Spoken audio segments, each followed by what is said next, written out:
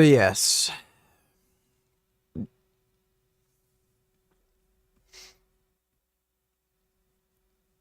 I value straight-talking people, and Daniel Pekic is surely one of them. He says what he thinks, and that's refreshing.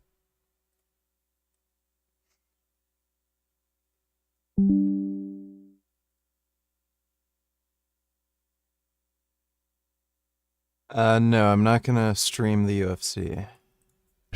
When he watched my video collaboration with Lyle McDonald critiquing Mike Israetel's fitness advice, he expressed his disapproval with full candor. Did I watch the Lyle McDonald podcast with Solomon Nelson, which was critiquing Dr. Mike Israetel's fitness advice?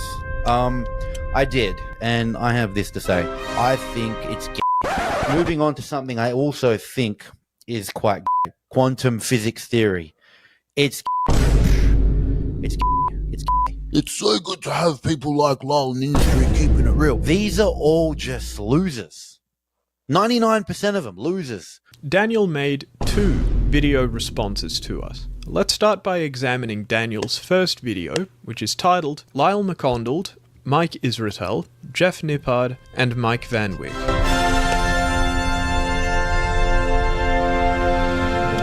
When people nerd out to the point where it just becomes about those two personalities, I think it's I think that needs to stop. I'm not into that, honestly. It's 1,000 years ago.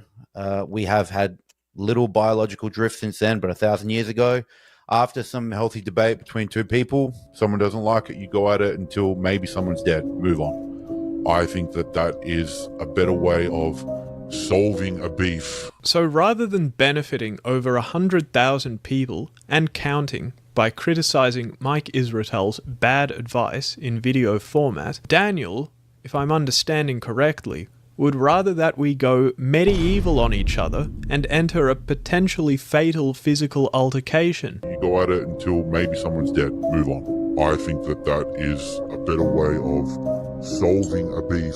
Interesting. Daniel will give his explanation for why this is a better way.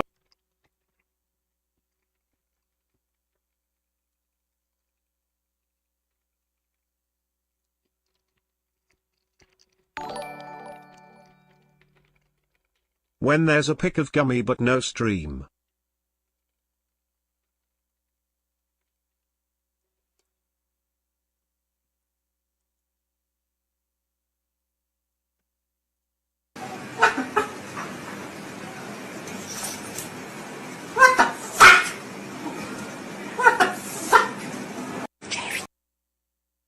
Because yes, I'm quitting competitive. I can understand that. Thanks for the donation, Wandering Mason. The same people who want gladiator battles for minor disagreements will also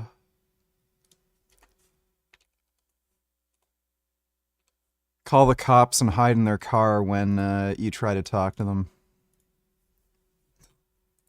Way of solving a beef later on, so we'll examine his reasons when we get there. Pierce thinks Trump is going to win a Nobel Peace Prize. Well, the Nobel Peace Prize is just a load of horseshit, so literally anybody could get it. Like Hitler could have won the Nobel Peace Prize. There's no objective standard for giving somebody the Nobel Peace Prize. I think that is a better way of solving a beef rather than going back and forth, chopping up little film clips of he said, she said for a decade. I've been using the word since I was 8. I should define what I mean by I mean, we are in that woke of a society still, hopefully less post-Trump, but it's GHEY we're calling it, because GAE is a homosexual reference. Lex Friedman be like. The following is a conversation with Satan, acclaimed CEO, entrepreneur, dear friend, and author of the recent best-selling memoirs, From the Depths I Shall Tempt Your Soul. Formerly known as Lucifer, Satan and I have become good friends, bonding over our shared love of literature, quantum physics, and creative methods of torture like this podcast. As always, I hope to approach this discussion with empathy, to bridge the gap, promote open dialogue, and let love triumph over all, so that I can secure more AG1 partnerships. I'm Lex, and this is my podcast that I made.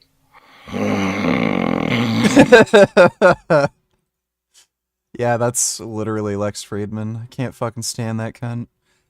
Thanks for the donation, Lex Friedman. Be like, When I say I mean lame. The way Daniel is trying to justify his use of the word here with these silly language games reminds me of our ridiculous Australian Greens Senator Lydia Thorpe, who claimed that she didn't breach her oath of allegiance because she swore allegiance to the Queen's heirs, not heirs. Senator Thorpe told the ABC she never actually swore allegiance to the Queen's heirs. And I swore allegiance to the Queen's heirs. This is pure sophistry.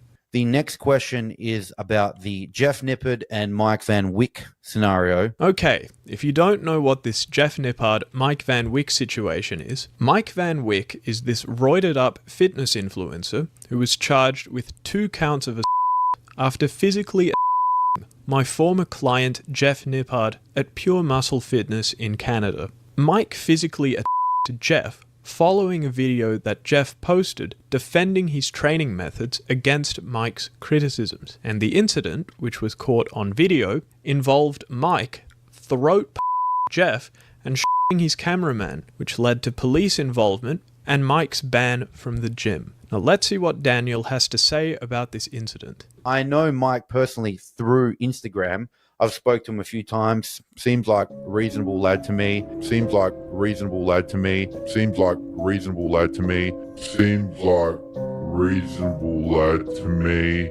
When I saw the footage, Jeff Nippard coming up to Mike with the camera crew, again, 1,000 years ago, you do that to someone much larger than you. You risk getting your head chopped off. So I think because authorities are in the mix, especially in Canada or where I'm from in Australia, it's given the confidence to smaller, weaker, less skilled or less ballsy. yeah, dude, every phone is going to shut off if it gets sufficiently cold. So that's why I had to get a GPS for my motorcycle, because if I used my phone for navigation, it would just shut off immediately in the cold. That's normal. The phones are very thin, and so are the lithium batteries, and they freeze. Characters to come up to people like that. It's not natural. I do want to spend a bit of time addressing this "it's not natural" remark, because it seems to be the main thrust behind Daniel's earlier argument against our Mike Israetel critique. I think what Daniel is trying to say here is that because it's not natural for a smaller guy to criticize or confront a bigger guy, it's not good for a smaller guy to criticize or confront a bigger guy. In Daniel's view, this dynamic wouldn't have happened in nature. Therefore, it's bad. 2 things to comment on. First of all, Daniel is wrong that in nature, bigger humans don't get challenged or usurped by smaller ones. Humans are clever. They don't just rely on physical bulk and strength to dominate others. Historically, the most powerful humans have relied primarily on weapons, words, connections, cunning. Not fisticuffs, nor pistols at dawn, nor however Daniel thinks our human ancestors fought. Second, even if human nature worked the way Daniel claims it does, his argument relies on the appeal to nature fallacy, which is the claim that just because something is natural, it's good, right, or superior, ignoring the fact that not all natural things are beneficial and not all artificial things are harmful. Indeed, I think Daniel implicitly recognizes that some unnatural or artificial things are good when he injects synthetic hormones up his arse cheeks, which is a practice that Daniel has many videos extolling the benefits of. For Daniel, it seems that unnatural things are only bad when they don't suit him, such as when a bigger guy is critiqued by a smaller guy. it's more natural to keep your mouth shut and to be feared getting a spear in the side so that you can practice good manners. I think we are losing manners in the generations to come because there is less threat, at least in developed Western societies where, you know, policing is No. So if you normalize just attacking somebody because you simply disagree with them, that doesn't make society more pleasant. Like, people don't have better manners because of it. What happens is you start benefiting people who are the most violent and aggressive. So that leads to more violence, people being bigger assholes and dickheads. Why do you think areas like, Compton, California are so fucking dangerous and everyone's shooting each other? Like, if this were true, if, like, people killed each other over being a dickhead, wouldn't everybody in, like, Compton, California, if you go into the hood, like, wouldn't everybody be super nice and respectful? No, everyone's a complete fucking cunt dickhead, and people are constantly shooting at each other. This guy's an idiot. rampant. We're losing our manners. I mean, this is bizarre. Daniel has an interesting definition of manners. He seems to believe that there's a natural order where smaller guys respect bigger guys, presumably to avoid being beaten up, and he thinks of this natural order as manners. It seems that Daniel missed the memo that the word manners has a common use definition which is about politeness to all people, regardless of whether they're tougher or weaker than you. Moreover, I find it ironic that Daniel rails against wokeness and language policing when it comes to his use of the word but he clutches his pearls when people are impolite to him. This is rules for thee, but not for me. Because to be honest with you, if that little kid, I mean, I know he's not a little kid, but he looks like one. If he come up to me and I could get away with it, I'd probably do the same thing. I'd probably do the same thing. I'd probably do the same thing. I'd probably do the same thing. Daniel, you can't be saying Oh, by the way, this is another guy who takes steroids and has face tattoos. I wonder if there's a connection. that. Look, if you were The betrayal. Let me take a look. Oh.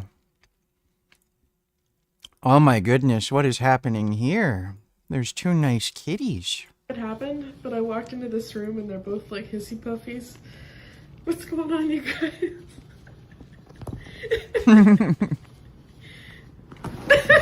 Oh no. I don't.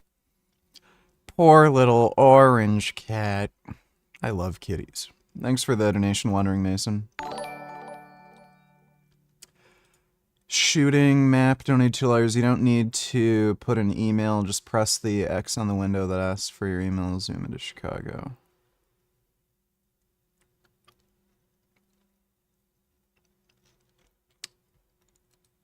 What is this? Oh. Okay.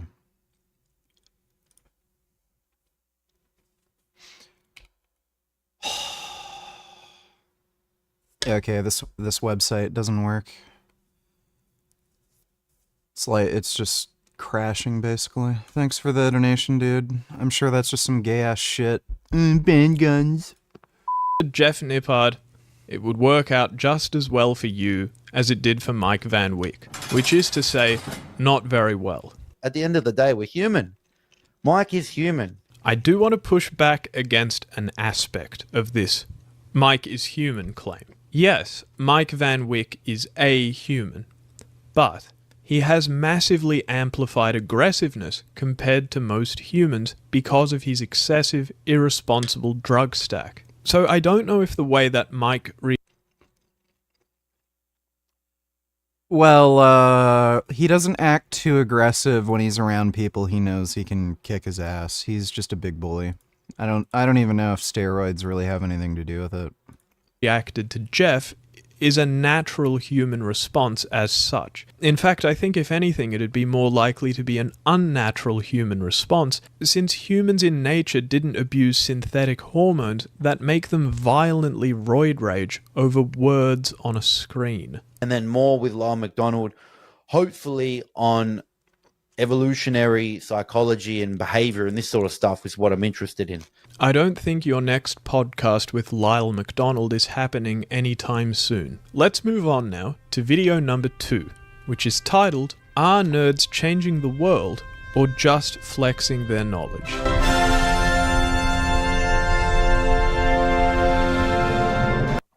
Nerds. The most intelligent people on the planet. They have the highest IQ. Yet, they are lower on the social ladder. They tend to be ridiculed. And they aren't leaders of society. The last I checked, there were no nerd presidents. Are there really no nerd presidents? I think you can see nerds in positions of power everywhere. Think Kevin Rudd, Lee Kuan Yew. In fact, there's a great comment on Daniel's video pointing out that the majority of people who run the world is made up of nerds. Think Bezos, Gates, Zuckerberg, bankers, politicians, etc. And I argue that the majority of nerds do not spend the majority of their life on productive endeavors. Rather, they spend the majority of their life nerding out, oftentimes against other nerd. It's a nerdathon, if you will. Let me give you an example. I saw this on Twitter the other day. There was a nerd, this is so gay, that argued against 2 + 2 = 4. Daniel's argument here that nerds are generally more focused on being right than helping people isn't supported with any evidence besides this Twitter debate anecdote, so I'm inclined to dismiss it. Well, actually, when you weigh up left and when you weigh it right, I can consider this, but you can consider that. You're just not giving any strong guidance, which is one of the reasons why the most popular fitness coaches in the world are not nerds. They're people that people that have a strong opinion, and people that just go, rather than constantly interpreting research left and right over the last 20 years without any pragmatic answers. Now, you know, I actually agree with Daniel here. I prefer... Just random vids donate $2. Let me see.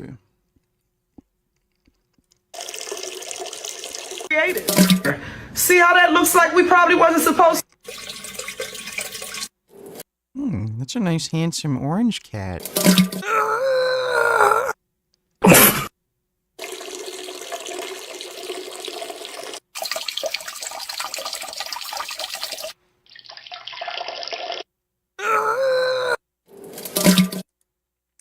Well, those are cats using the toilet.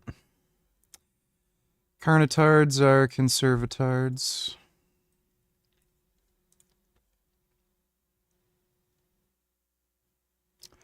How being on a strict carnivore diet for over a month may have affected my heart. That looks a little serious.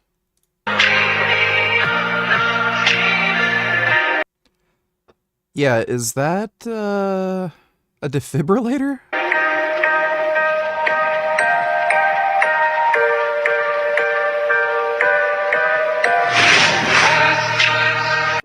Thank you for sharing that with us, and I hope you're okay. I understand that during your time doing the carnivore diet, you were experiencing heart palpitations.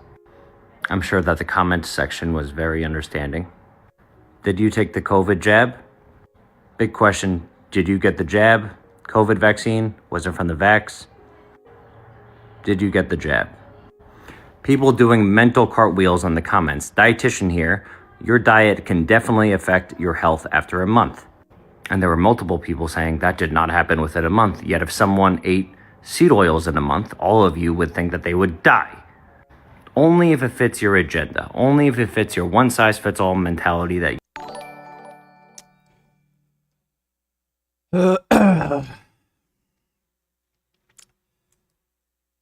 There are so many retards, dude. Like, just so many. It's insane how many dumbasses there are. White femtard saviors. Your fault we have so much crime in this country, and it's your fault we have so much violence in this country.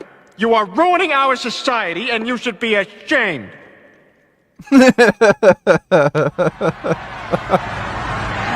It's you. That's hilarious. Thanks for the donation, just random bids. Wheelchair girl hypergamy donated $2. I'm not watching that, it's fucking gross. Hallo, ik ben Nelly. Hallo, ik ben Liva. Neve and Nelly are craniopagus conjoined twins. Yeah, fuck that, dude. I was born without arms. I am getting ready for a blind date. The outfit that I'm wearing shows my shoulders so that my date will know that I don't have arms. Meeting someone that like uses their feet for everything, it can... I was born... There was a lot of questions. That's why I have arms. Then I'm in med school. Yeah. I'm 20. Oh my god, thank you. Oh my god, look. Growing up without arms is a different thing. It's just... I mean, it's a lot of that we like it when you smile. Yeah. And sometimes I feel So much like... hats on a smile. I hope It's of... Yeah, that's unfortunate. Hopefully we get like, Metal Gear Solid type technology where you can just very easily give somebody prosthetic limbs. College students reject each other on the button. I couldn't care less. Thanks for the donation, wheelchair hypergamy. W donate $2. Did you even finish the video from this chick I sent you last time? Anyway, this one is much shorter. She's live now if you want to debate her. Since we're all gonna die, there's one more secret I feel I have to share with you. I did not care for The Godfather. What? Did not care for The Godfather. How can you even say that, Dad? Didn't like it. Peter, it's so good.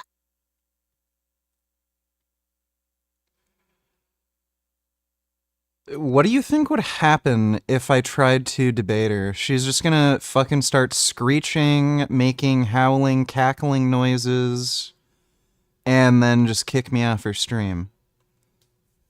Like, what's the point? I don't fucking care. I don't even know how serious she is. I don't know if she's, like, rage baiting people or if she's actually a genuine, misandrous dumbass. Thanks for the donation, though, W.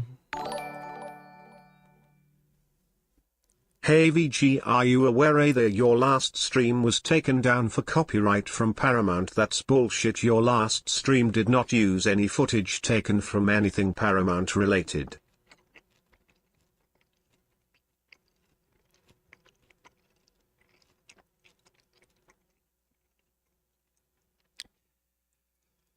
Yeah, that happens sometimes. Thanks for the donation, Dodo. When people, especially public fitness educators, give strong guidance and straight answers when... The podcast between Lyle McDonald and Solomon Nelson. He, to me, is wasting his time refuting Dr. Mike Israetel because of this beef that they have. It's all about, well, he said that over there, and then he shouldn't say that over there. It's like, bro, if you have content, just say it. Educate people, and they can make their own decisions. That's exactly what we did. And the overwhelming response was, "Thank you for helping me see through Mike's bad advice, businessman. But how is that relevant to our critique of his information?" If it was a little nerd, anom, keyboard warrior group, these are all just losers. 99% of them, losers. Low on the social ladder, probably have terrible physiques. No, I don't think my audience comprises losers with bad physiques. My video's been well received by elite naturals and IFBB pros alike. Consider IFBB pro Greg Doucette, IFBB pro, WNBF pro Jeffrey Verity Schofield, Atlas Power Shrugged, Chris Jones, Vegan Gains, who benched 410 as a natty vegan. You gotta hand it to him. The list goes on. This is just a baseless assertion on Daniel's part. Which is another thing we can talk about. Is it ironic or not that a lot of these... Sadie N-word donated $2. Let me see.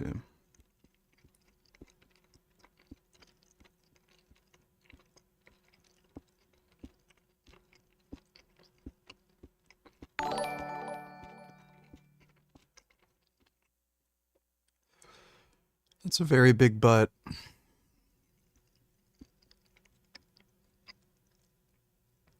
Why in the hell is this chick a cop? I don't know what the hell this is, but that is not a natural butt. There's something in there. Imagine her running after, like, a suspect. Imagine all that shit bouncing around.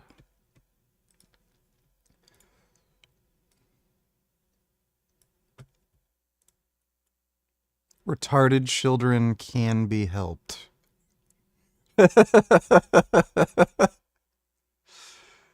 Oh my goodness. The crazy thing is, at that time, that would have been considered very progressive. Yes, yeah, for sure. But now it's just like, can somebody put that on a stamp? That's funny.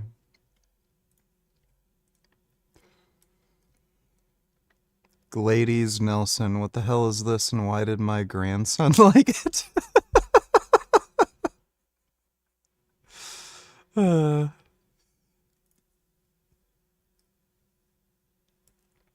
Old pussy is better than no pussy. True.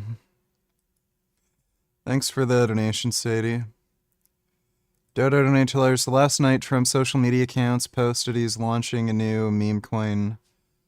Strump. Everyone thought he was hacked because one wallet owns 80% of the tokens. Look like scam, but it's real. A real scam. So I was right.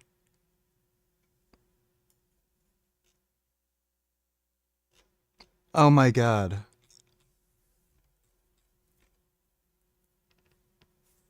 So, yeah, people, you sent me this like last night, and people were saying there's no way Trump would do it, and I said, I wouldn't be that charitable. He would do something like that.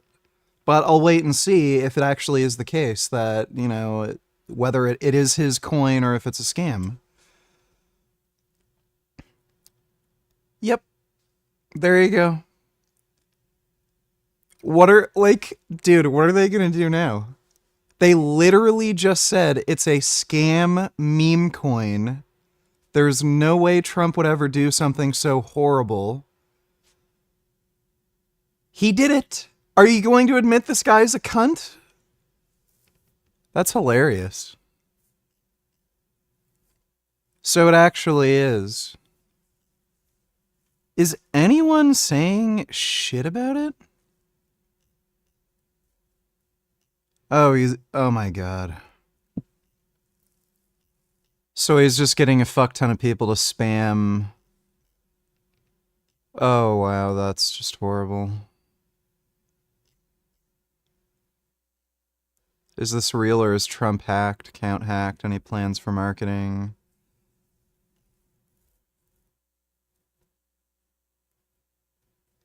Horrified, soon to be POTUS is cheap in the office of the president. Welcome to the bull market, ladies and gentlemen. Yeah, so wasn't this only on his Truth Social app? So the fact that this is getting posted to Twitter, doesn't it prove?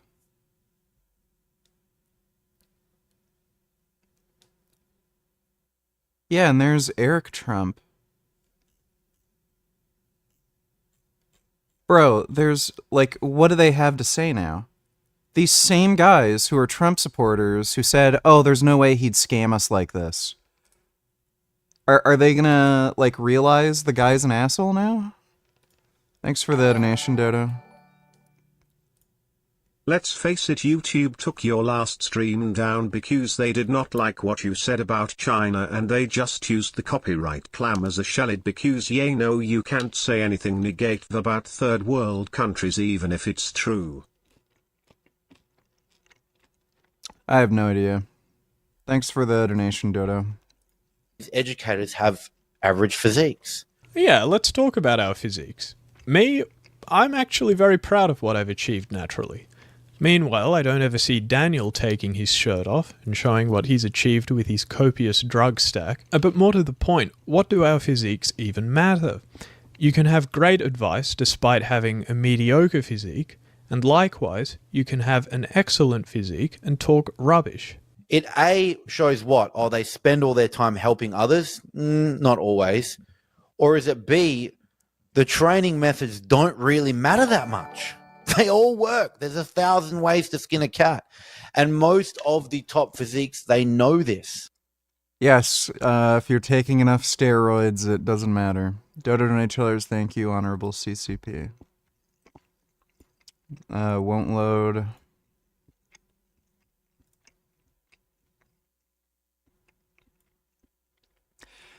People from China and the US talking on Red Note. The United States loves war too much. If there is no enemy, they will create one. As a former US soldier, that is 100% true.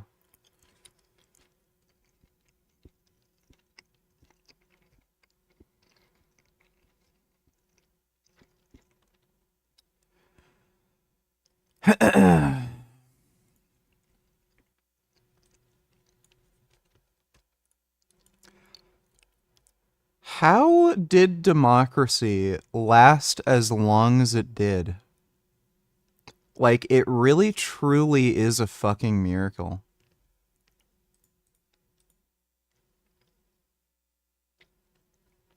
You know, we may literally have to start using eugenics. Like, we may desperately need it. Like, the retards are fucking everything up again.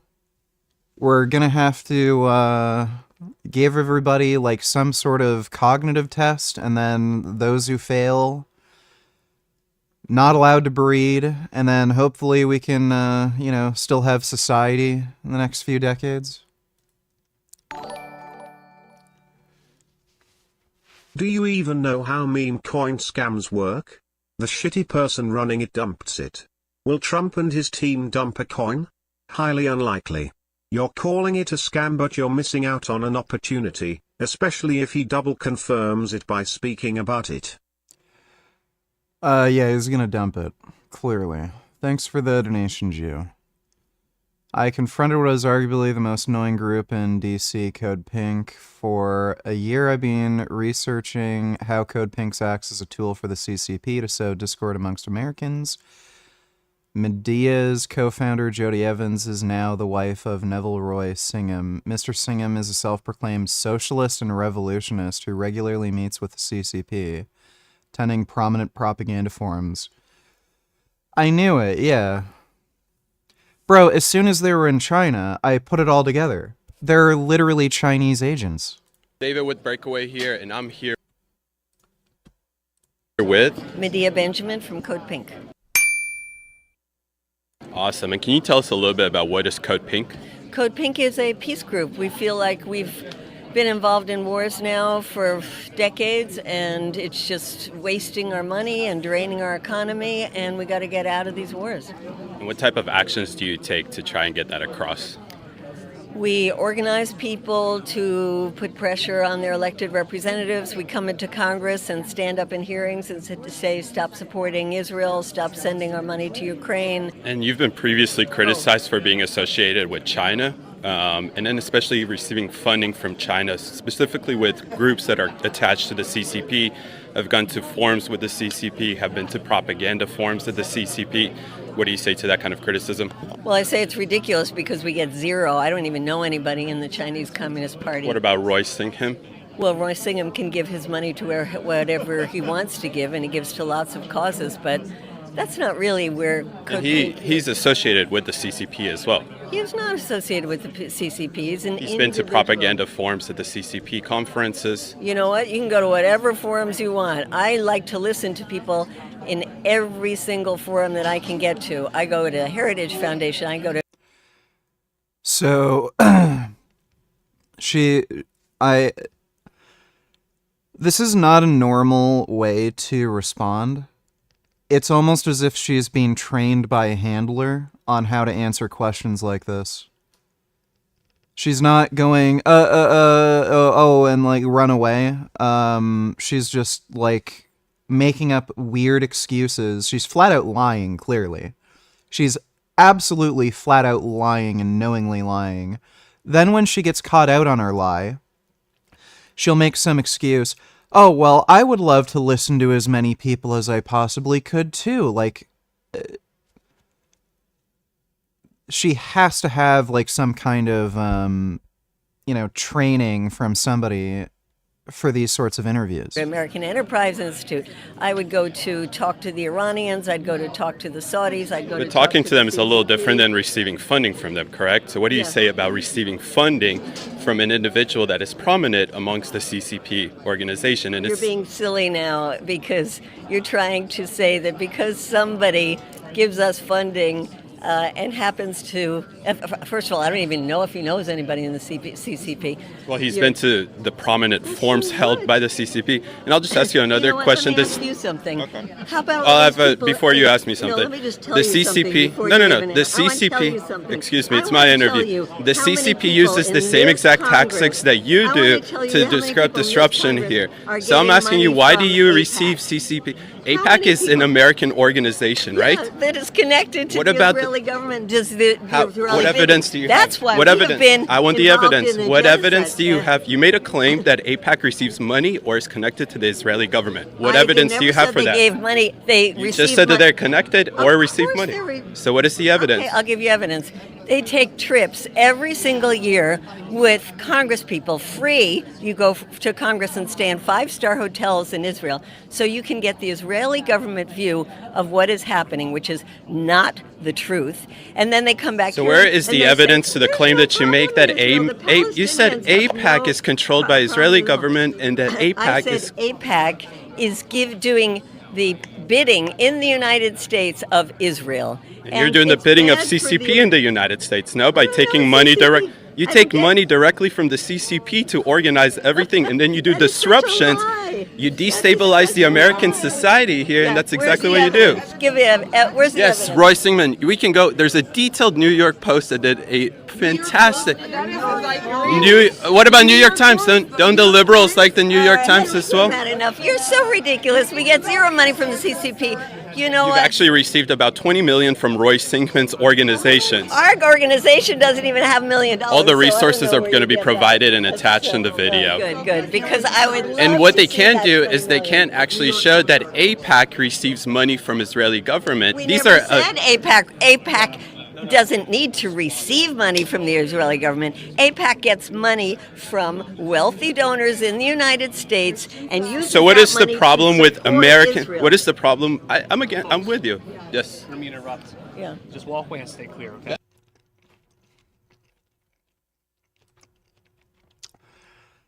Glad somebody finally took her down hard. What a fucking asshole, dude.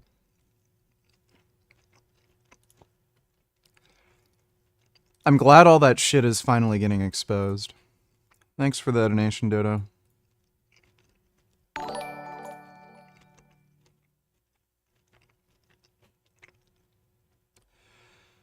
Why, Stony $2? Can you react to my argument I sent you on Instagram?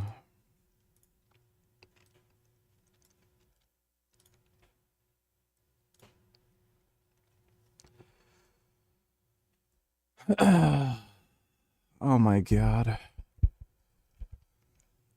If you believe that an advanced society has the right to colonize a primitive society like the Sentinelese because they do not contribute to modern advancement, this suggests you valid productivity or contribution as justification for interference. However, you also claim to believe in nihilism, which rejects the idea that life has inherent meaning and views the search for meaning as a source of suffering. If that's the case, why should the Sentinelese not be left to live on their own non-productive and meaningless lives if they are content their lack of contribution should be irrelevant of having a... I don't know what nihilism has anything to do with anything.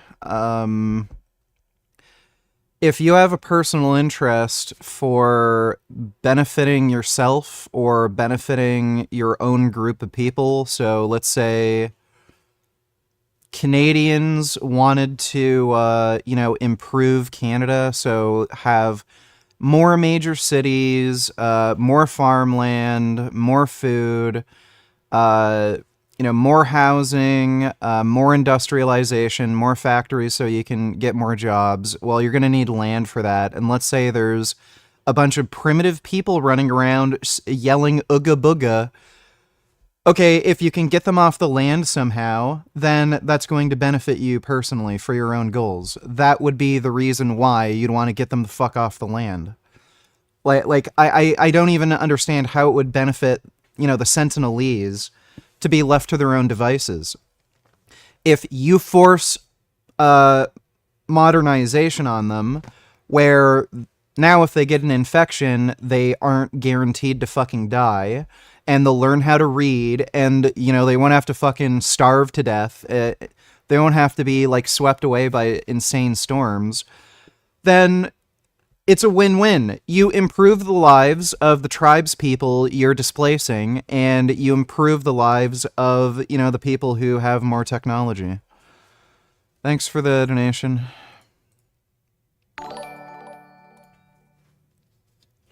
Man, this website is a disgrace. They're defending China just so they can promote Kremlin propaganda. It's honestly a shame. This is the only platform where you can make money off videos.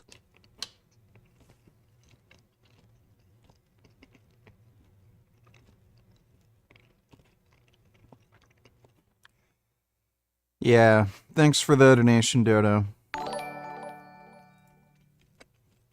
Wandering Mason donated $3. Let me see.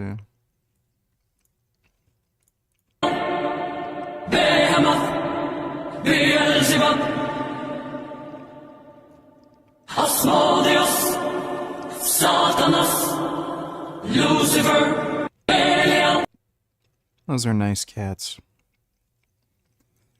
Thanks for the donation, Wandering Mason. Oh, that old bitch is lying and she knows it. Yeah. She should really be locked in jail.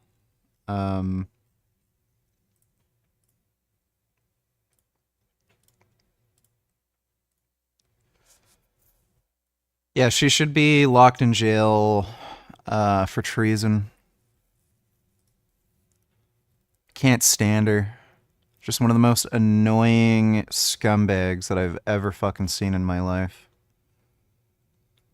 Thanks for the donation, though, Dodo. They know this. They know that the training means diddly. The training only means diddly when you're blasting gear like Daniel or Mike Van Wyck or Mike Israel, because gear covers up mistakes in training and lets you grow no matter what you do in the weight room.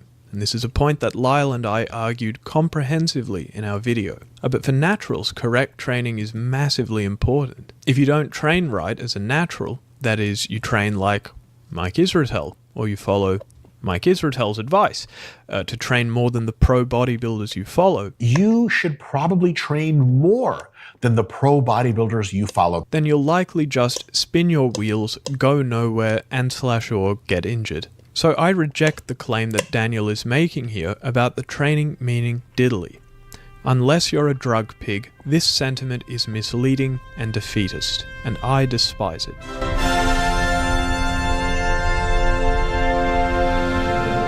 There was a nerd. This is so gay. For all Daniel's talk about his problem with nerds, I think he lacks insight into what his real problem is. The deeper problem with nerds for Daniel is that they destabilize his fantasy world order, where in virtue of his physical bulk, he imagines himself to be superior, a bit like a king. This is folly, and nerds... Anthony Mantello, hundreds of thousands of followers. Loved by everyone. Grey Knight Donate Tillers, these people really don't know the difference between the US government having your data plus foreign enemy country having your data. But you have to know what I said in order to make it to the news. So it's on a video. Yeah, whatever. I've seen it all before. They're just dumb. Thanks for the donation, Grey Knight. Or since it's treason, we are taking about sentenced to death.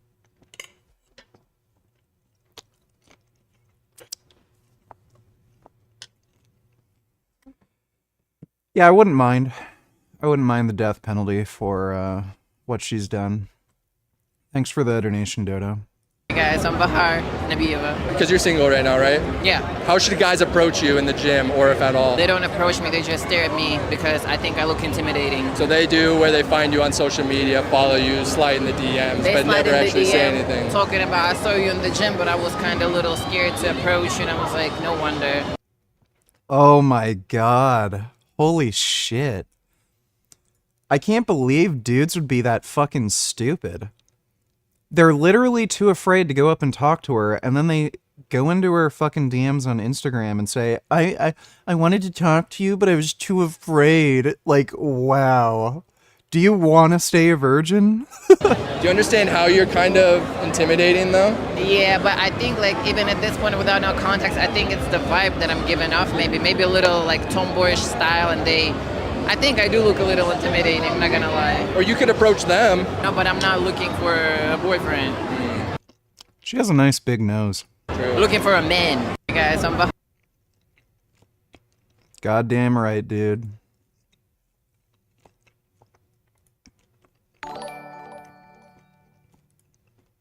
Remember this movie, nigga? Why does that tattoo guy's head look like the pill? Why does he sound like he's getting his prostate tickled? Queer? Mayhaps a little gay? A little thunder for down under? Suck me? A deadly virus. A city at risk. Two unlikely heroes.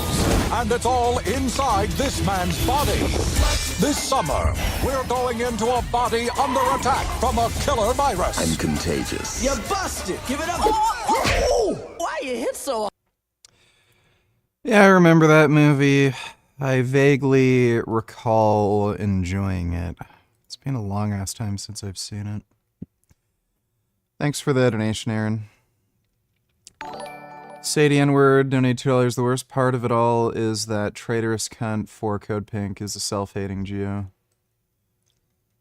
Don't think that's the worst part. That face you make when you know you ain't been on Epstein's Island. Ugh.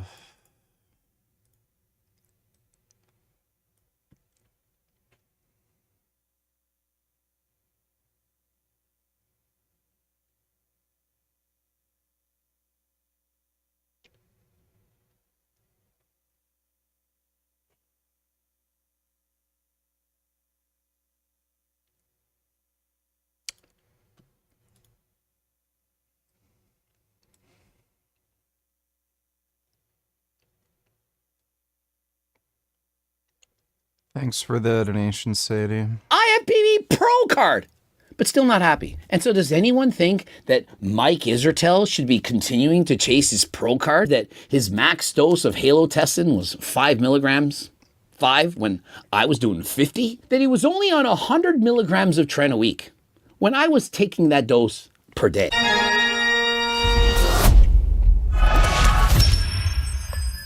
Coach Greg, in today's video, breaking news. Anthony Mettello has decided to quit abusing steroids and give up his dream of being an IFBB pro. Because yes, I'm quitting competitive bodybuilding. This guy, he started competing at a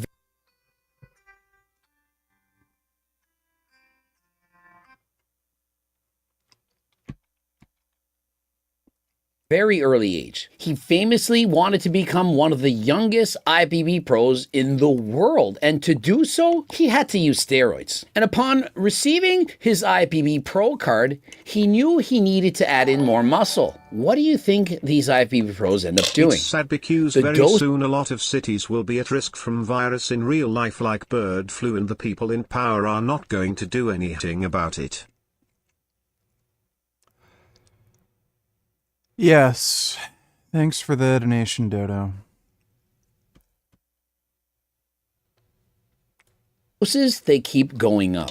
And with higher doses come negative side effects. Anthony Mettello, who's in his early 20s, has already decided to hang up the towel. But Mike Israetel, on the other hand, who has a higher fluid IQ than almost anyone in the world. I'm both on a raw IQ scale smarter than almost every coach, maybe every coach. I haven't met a whole lot of people in the bodybuilding industry with whose raw intellect I was blown away. I'd say the smartest person I know so far in bodybuilding on raw ability to process information and derive deep meaning is Greg. And so let's see why he decided to stop. You don't post, you're not consistent, you're confused. You're not wrong. I was genuinely confused too. Didn't know what I was doing with myself. I was 240 fucking pounds. He's 240 pounds, and I've talked to him. He described this to me in detail, and he's actually 5'10". Despite the fact that he's 240, it wasn't enough. Let's go see how much I weigh right now. 217.6. I've lost 23 pounds. Now remember, although he's off steroids, he's still on what's referred to as HRT. Just because you're on HRT, it doesn't mean that it's actually healthy. And I asked him what his dose was. He said, no problem. I don't know why everybody does this. HRT is steroids. 250 milligrams a week. And so although he's off steroids, he's still on what's known, in my opinion, is as a small cycle. But compared to being on grams of gear to lower the dose to 250, of course you're going to lose muscle. Over 20 pounds in a matter of months. And so although it's not healthy to be at 250 milligrams, he perhaps slowly will titrate down. Once his body gets used to only Thanks for the membership in Kindu. being on 250 milligrams, maybe he'll lower to 200. Perhaps then he'll be at 140, just like Coach Greg. What happened? Did you come off? You come off gear? Slightly. And so notice, did you come off gear? Slightly. Now, Noel Diesel, on the other hand, someone asked him, hey, what kind of muscles would you have without steroids? He flexes and said, I'm only on HRT. Oh my God! Yeah, and isn't he on like... I'm pretty sure his HRT is like extremely high too. HRT is still steroids. He's 260 pounds. And so if Anthony Mantello loses 25 pounds in 2 months by lowering his doses to 250, then what do you think Noel Diesel's on? Did anyone think Noel Diesel's on 100 milligrams a week, 140? Of course not. And notice how he doesn't say his doses, which means he's not being transparent. What are your thoughts on that as a girlfriend who's still competing for a blue card? Well, I'm happy for you because it was taking over your life. Like, in a bad way. She's thinking, thank God, finally, enough of this bullshit. It's taking over your life. It's changing your personality. Is it hard for you to build, let's say, a piece of furniture? It sounds pathetic, I'm aware. Or just like keep your attention at simple tasks of like work. And everyone's like, yeah, it's really hard. We don't. What soy protein brand do you use? Second question, can I take multivitamin with iron, zinc, vitamin A, iodine, B12, D3 etc. is taking all at once okay? Are there problems with absorption? Thanks in advance bro, appreciate it. Yes, it's fine to take a bunch of vitamins all at one time. Doesn't matter.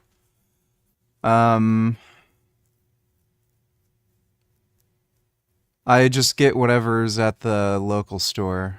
So, I usually get the cheaper President's Choice pea protein blend. And if they don't have that, then I'll, what's the brand?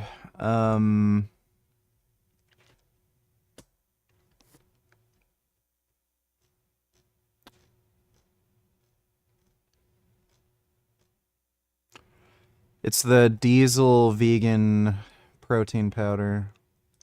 So I usually just get one of those. Like whatever's in stock. Thanks for the donation, Edward.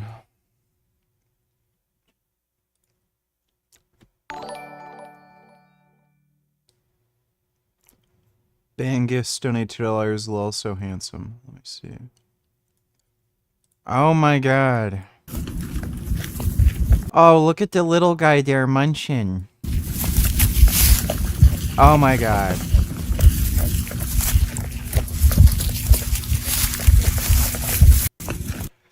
Those are good goats. Oh. Little chicken.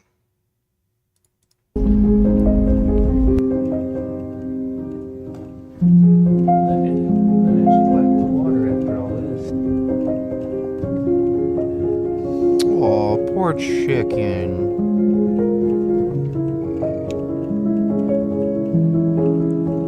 Oh, what a lovely chicken. Aww.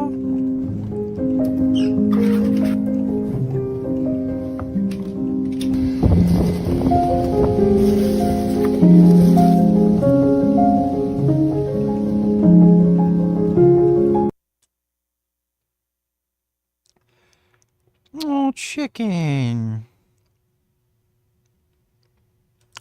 I love chickens. Restricted video.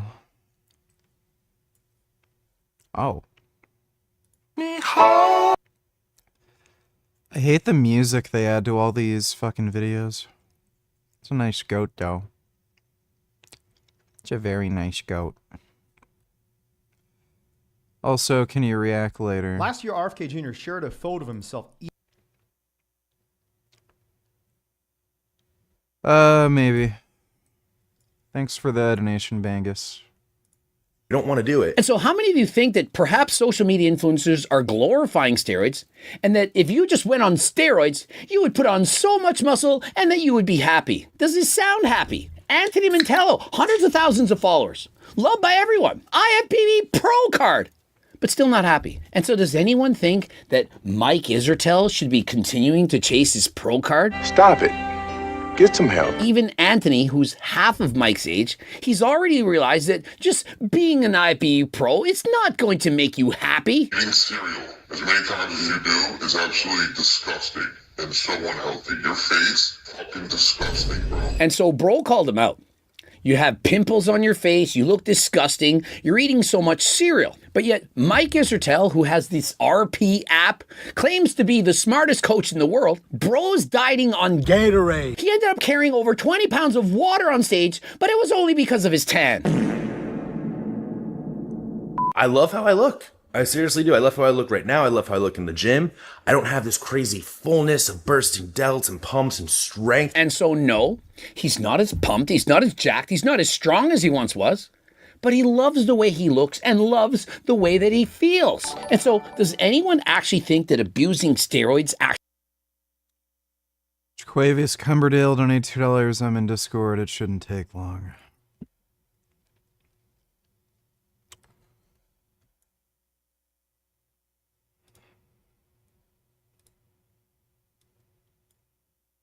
Hey. You there?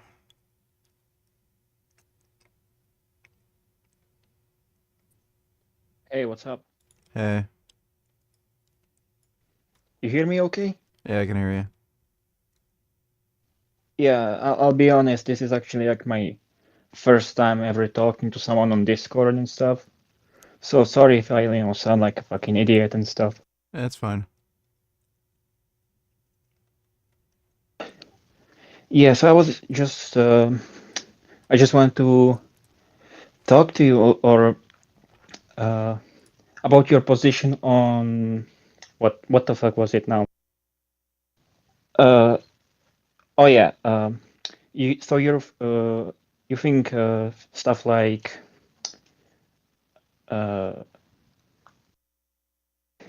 shit, I'm sorry.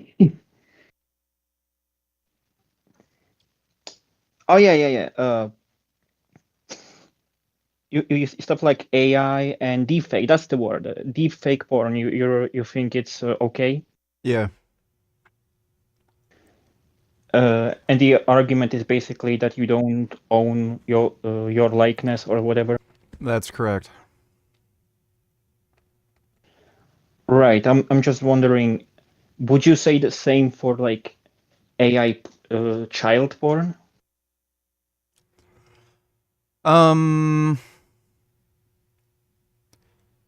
Probably not.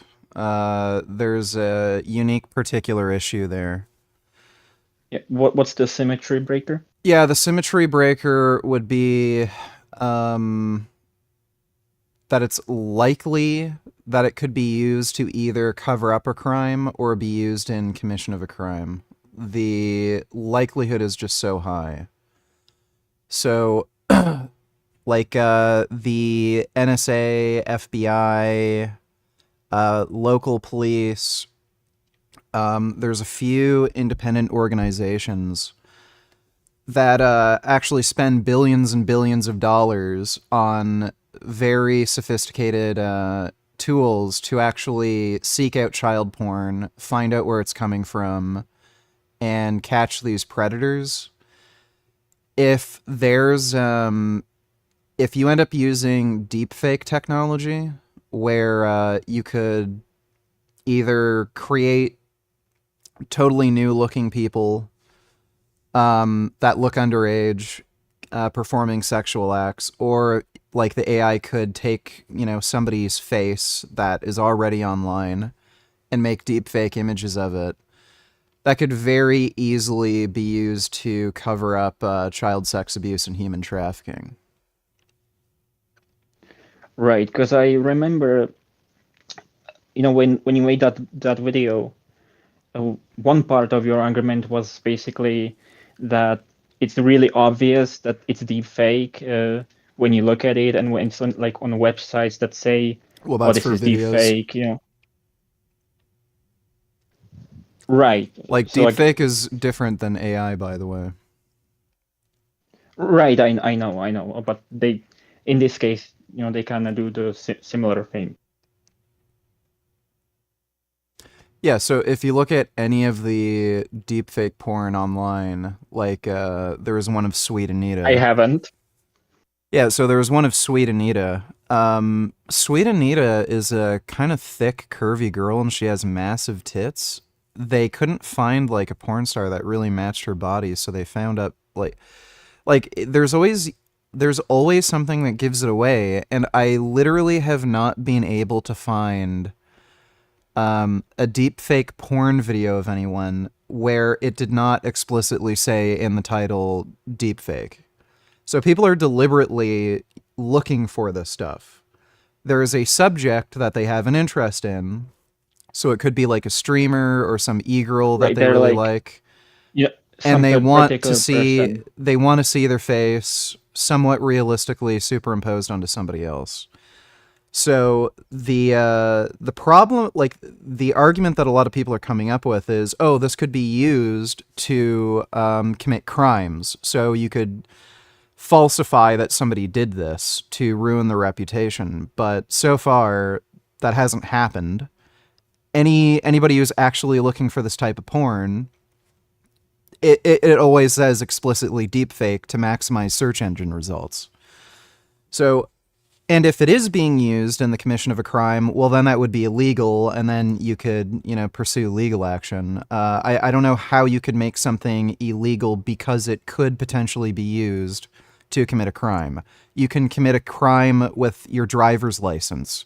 You could commit a crime with a gun. Like, are we going to ban cars and guns because you could potentially commit a crime with them? Right. I guess that, that makes sense. Right. So I mostly agree with you on the deep fake and I guess AI stuff. I was just wondering, about this, if it is different, or if you would say that AI child porn is actually fine, or deepfake child porn is fine. Yeah, the issue is I can guarantee you child sex traffickers would use that to cover up crimes. So if there was say a Telegram group, a lot of these child sex predators, they have Telegram networks. So they could create a Telegram network that says AI child porn, only AI child porn allowed.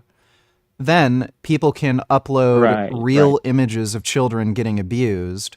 And because there's such a sea of AI generated images, that would cover it up.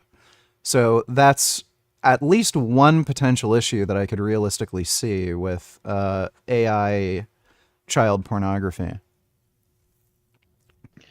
Have you also heard the argument that I've heard?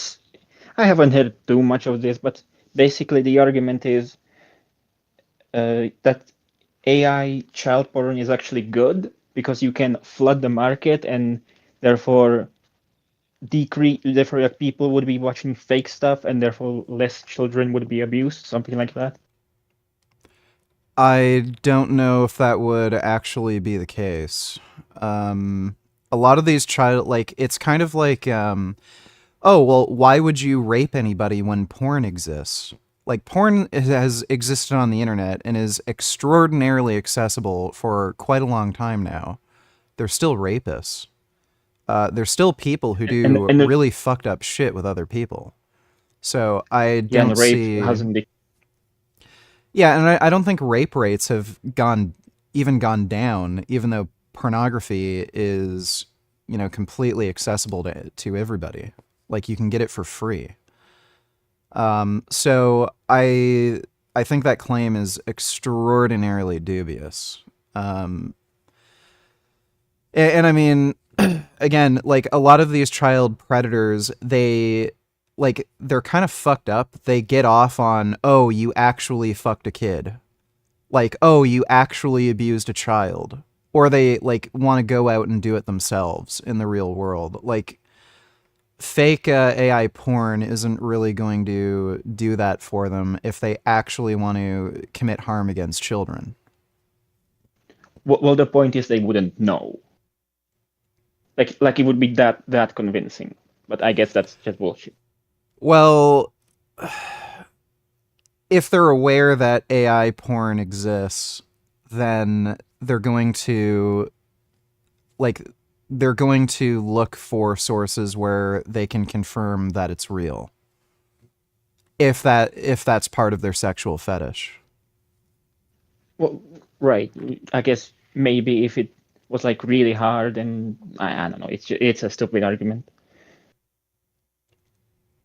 Yeah, I just don't see I don't see it actually reducing the risk of child victimization, and it massively increases the risk of covering up these crimes. So it would make it harder for these kids to actually get seen, get help, and track down these people. So even if it had any kind of benefit, I think it would end up being negated by the actual risk. Right. All right. Yeah, that makes sense. Can I ask you one more thing? Yeah, sure. You still take nicotine, right? Yep. Why, if you're not depressed anymore? It really helps with focus and concentration. I might have ADHD. I have a short attention span, but it just makes it way easier to just sit down, watch stuff for very long periods of time. And you don't feel like you're addicted in any way or getting addicted? No, when I'm not streaming, when I have days off, I usually don't take any. And like when I wake up in the morning, like I'll just do my daily routine. Have a snack, maybe go out, get groceries, work out, stuff like that. And then I don't start taking nicotine until I start streaming, and I don't have like any kind of craving for it. So I just take it kind of as needed when I can just tell my mental focus is like kind of going away. And how much do you take, like in terms of like how many cigarettes would it be? I don't know how much nicotine is contained in a typical cigarette, but I take 2 milligram lozenges.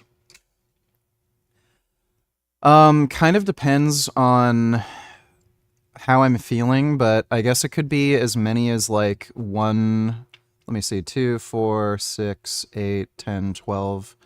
Yeah, it could be as many as like 12 in a day of 2 milligram lozenges, depending on how long I'm streaming and shit. Okay, I googled. It says a cigarette can have like between 8 and 20 milligrams. That's a lot. Okay, yeah, that's a lot.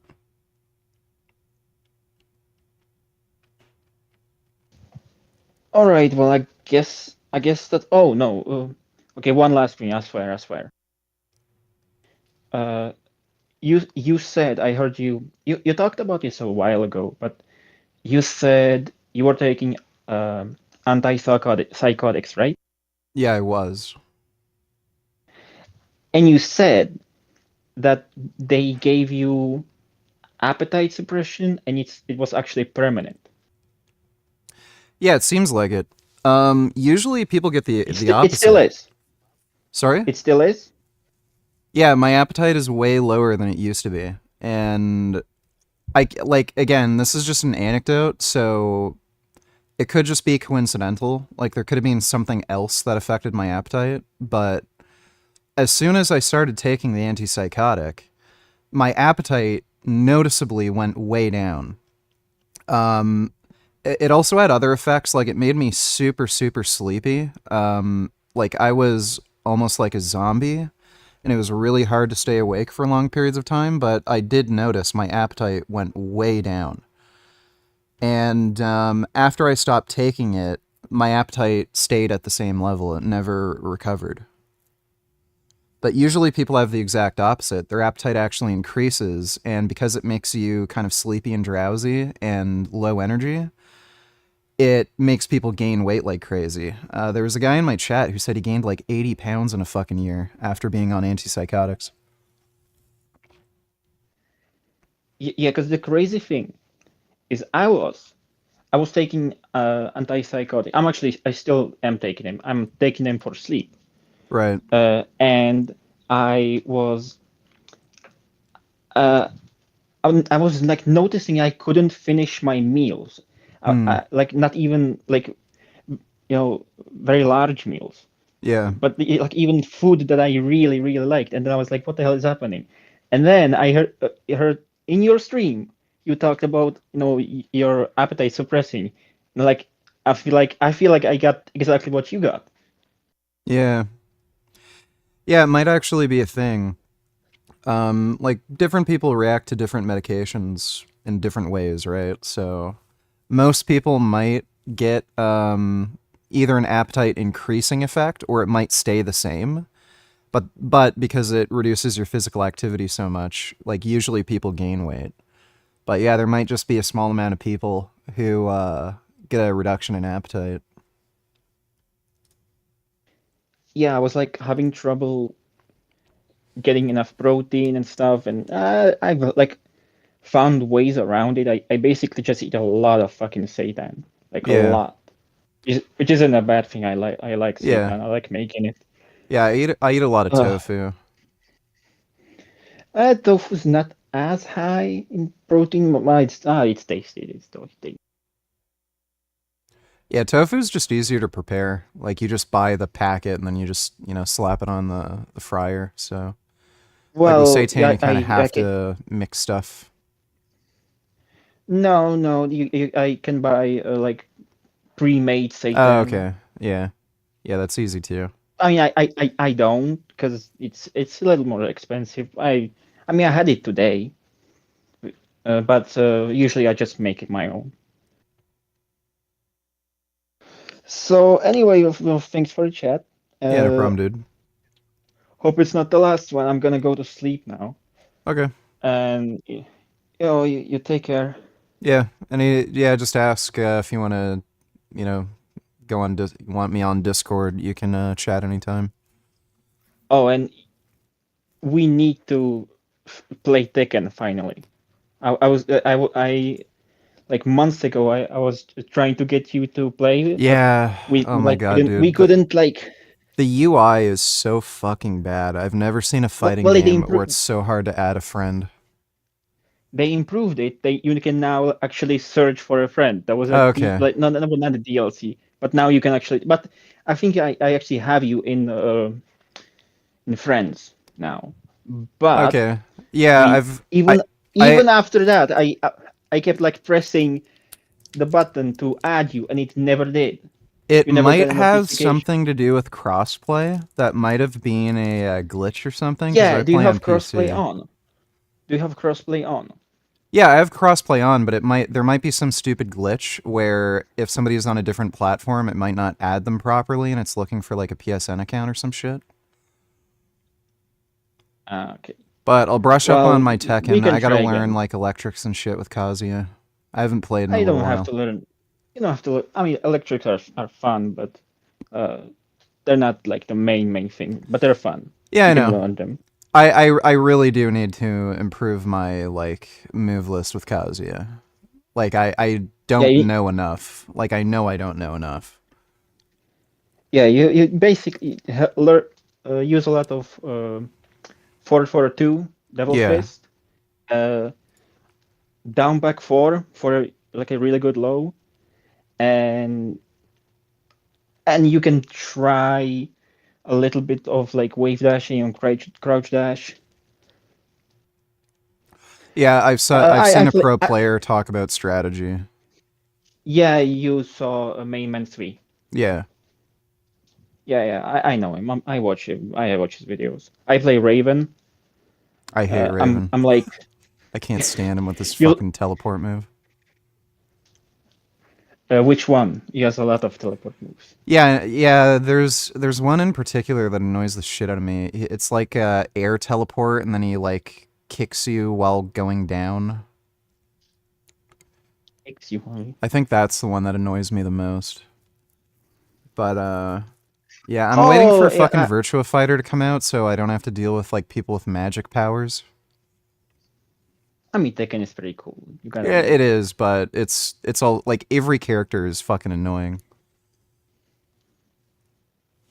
I mean, it gets better when you like learn how to deal with it. Yeah. Like if you don't know how to deal with like Victor. Yeah, Victor's annoying too. I fucking hate that character. You need to duck. You need to duck his fucking gun. Yeah. And then he dies. Oh. I promise I play honest Raven. Okay, I'm not gonna cheese you. Well, you can play whatever way you need to win. I'm not one of those people like, you can't fucking do that. It's a cheap move. No throwing. No, I'm a. What rank am I now? I'm purple. So intermediate. So nothing crazy. All right, yeah, man, we can thanks. play sometime. Okay, so take care. All right, take care, dude.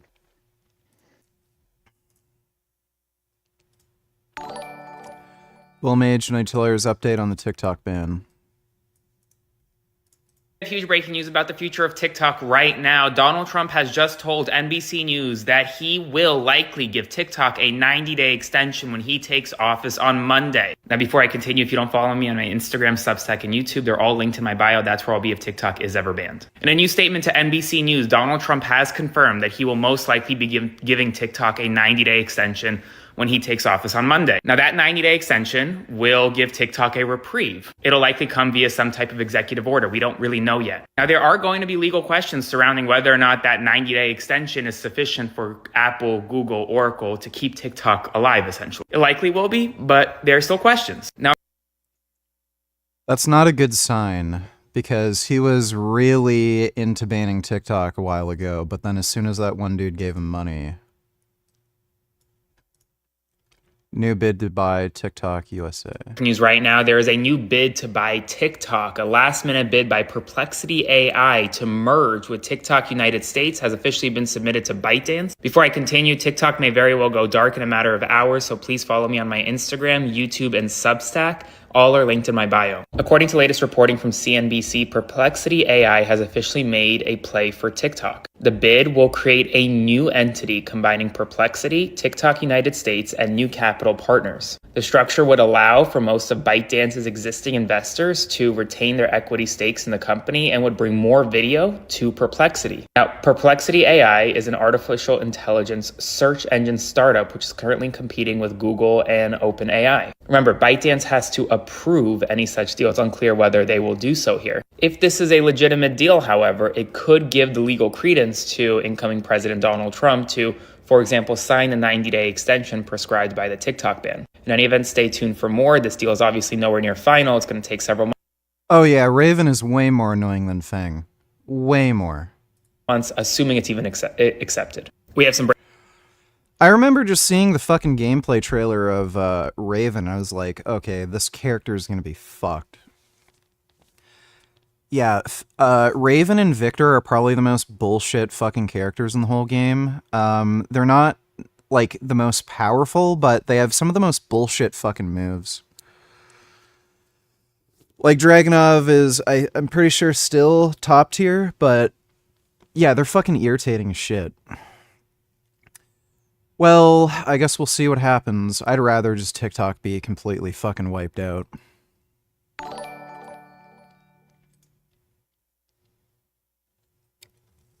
I eat a healthy whole foods plant-based diet, but I seem to be getting a lot of dark moles that my dermatologist frequently removes because he said they could turn into melanomas. Am I doing something wrong? Could it be the lead in pea protein powders? I've never heard of diet affecting dark moles. You might want to try, like, upping your carotenoid intake. So, like, carrots, sweet potatoes, kale, broccoli, and have some vitamin E. So, like, sunflower seeds, olive oil. Those things are very good for your skin. And if you're frequently exposed to sunlight, definitely wear sunscreen, or just avoid going out in the bright sun, you know, wearing a sun hat, covering up.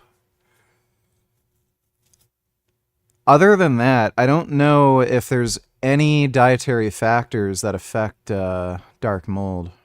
Thanks for the donation, though, Edward.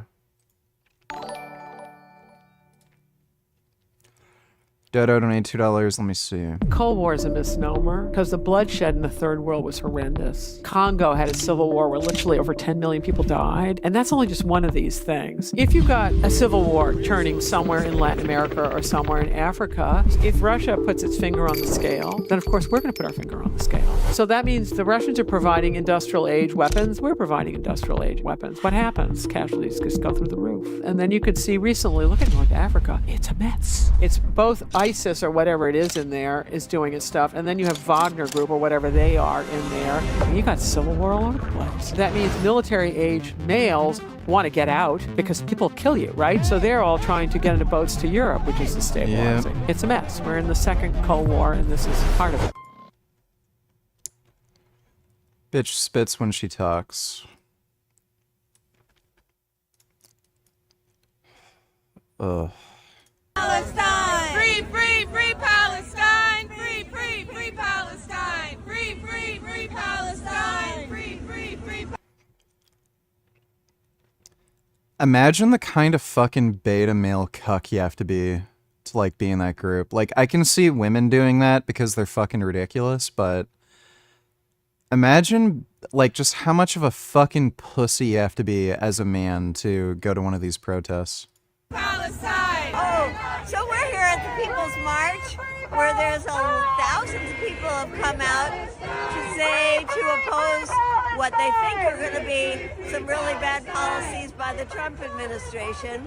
And we're in the anti-war contingent to say free, free Palestine and to save money for people's needs in the planet and not for militarism. We're here as a Code Pink contingent because it's not enough to say we're against one president or another. We're here to dismantle the imperialist state, to stop the endless wars that the U.S. is committed to starting all over the world. And we're here to say that you cannot be bombing women in other countries and Fuck. Beta. You know, I really wonder if they were doing this in Canada, if they'd end up getting their organization shut down. I know Samadoun, they got shut down in Canada because they had ties to the Iranian regime, and their leading members were also just straight up promoting anti-Semitism. I think that chick Samadoun and her Iranian fucking fascist Muslim husband ended up getting arrested. They're not nearly as extreme with their rhetoric, but you know exactly what they're doing. Like, they're no different than Samadin. They have Trump now.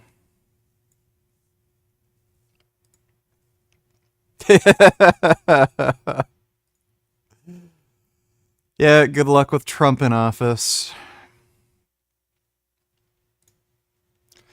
Like, it just shows you, dude. These are the same people who say, like, oh, don't vote for fucking the Democrats. They promote genocide. Then they got Trump in office. What is this? TikTok ban. Can the internet wage peace? Code ping. TikTok ban. Da-da-da.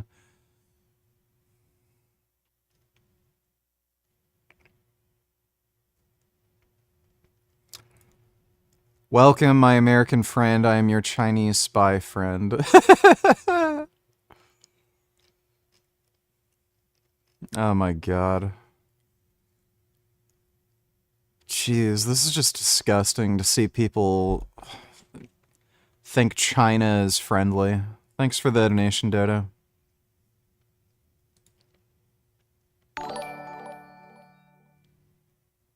Is this what good game looks like?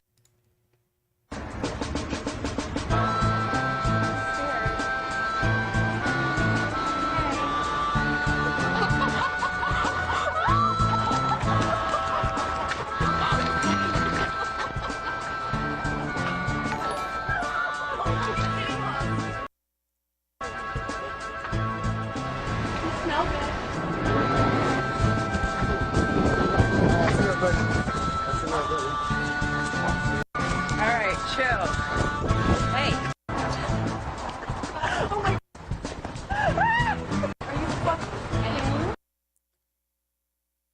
Yes, that's good game. Thanks for the donation, Wandering Mason. Edward donated $3. A man in Waterloo is sharing a video he took this week, hoping it'll give people a glimpse of what he calls the Too many Indians in Canada. A man shares video of disturbing encounter. hate that he experiences in the community. He says it all started when a woman made a gesture at him on the street, and he tried to understand why, but he adds that these experiences are becoming all too common. CTV's Colton Weens reports. I'm being aggressive to you because too many Indians are in Canada, and I want you to go back. This is a video of what Ashwin Anomalai experienced while walking in Waterloo. I grew up in Scarborough. Everyone is fucking Indian there. Like, everybody. Never had a problem. Like, Indian people just do not really cause any issues.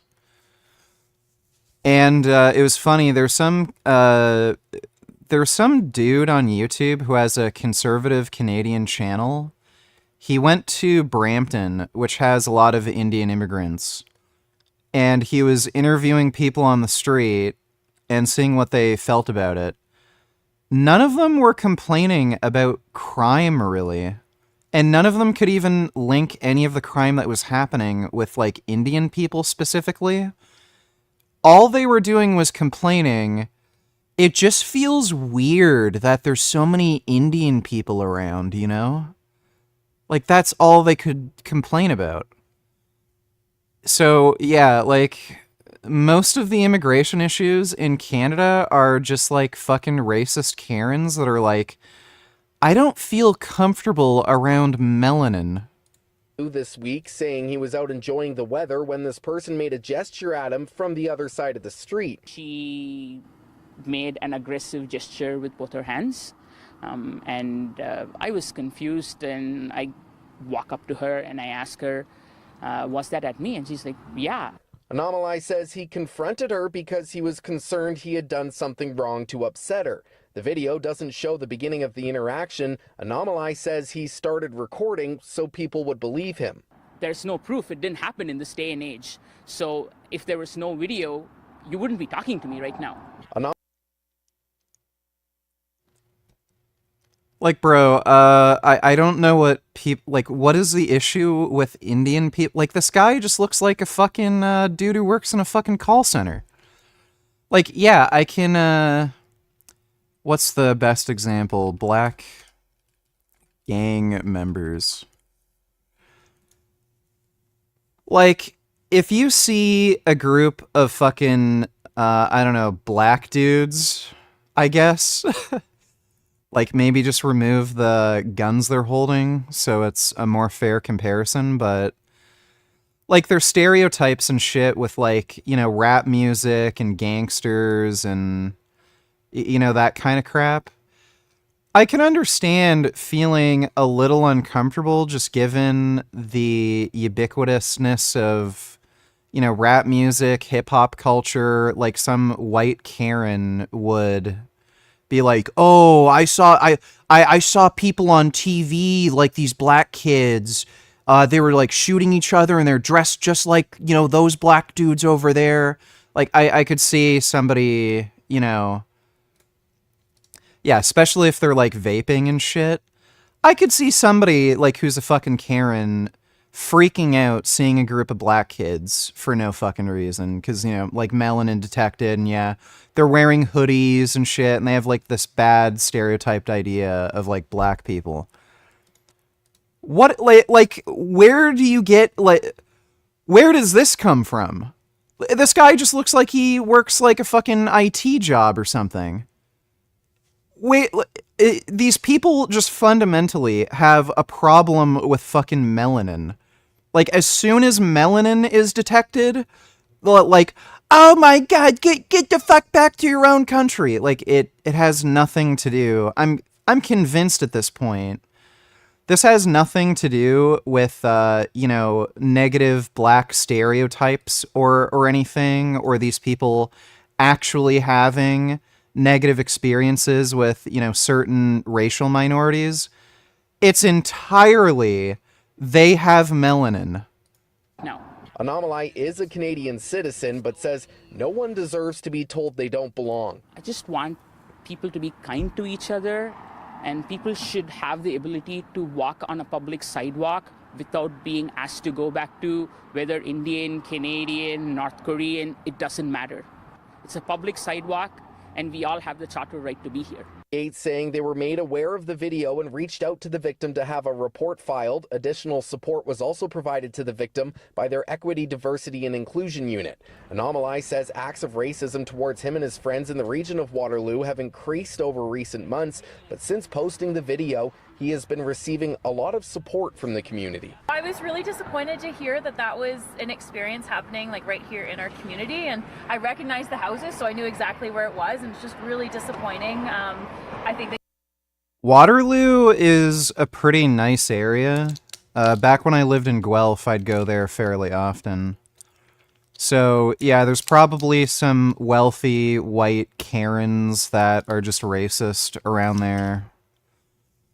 Yeah, it is what it is. you were so well spoken and you handled the situation with grace, and I'm really ashamed that that's our community and that's people's lived experiences here. You make Canada home. You are home. To show everyone else some compassion.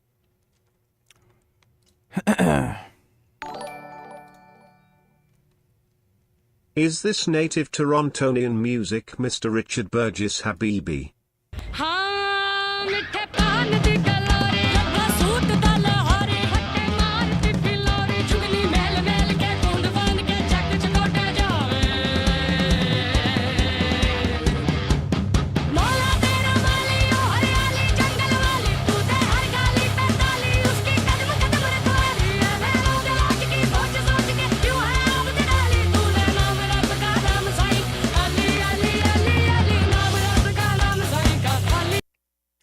You know, metal just makes everything better. Literally everything is better when there's a metal version of it.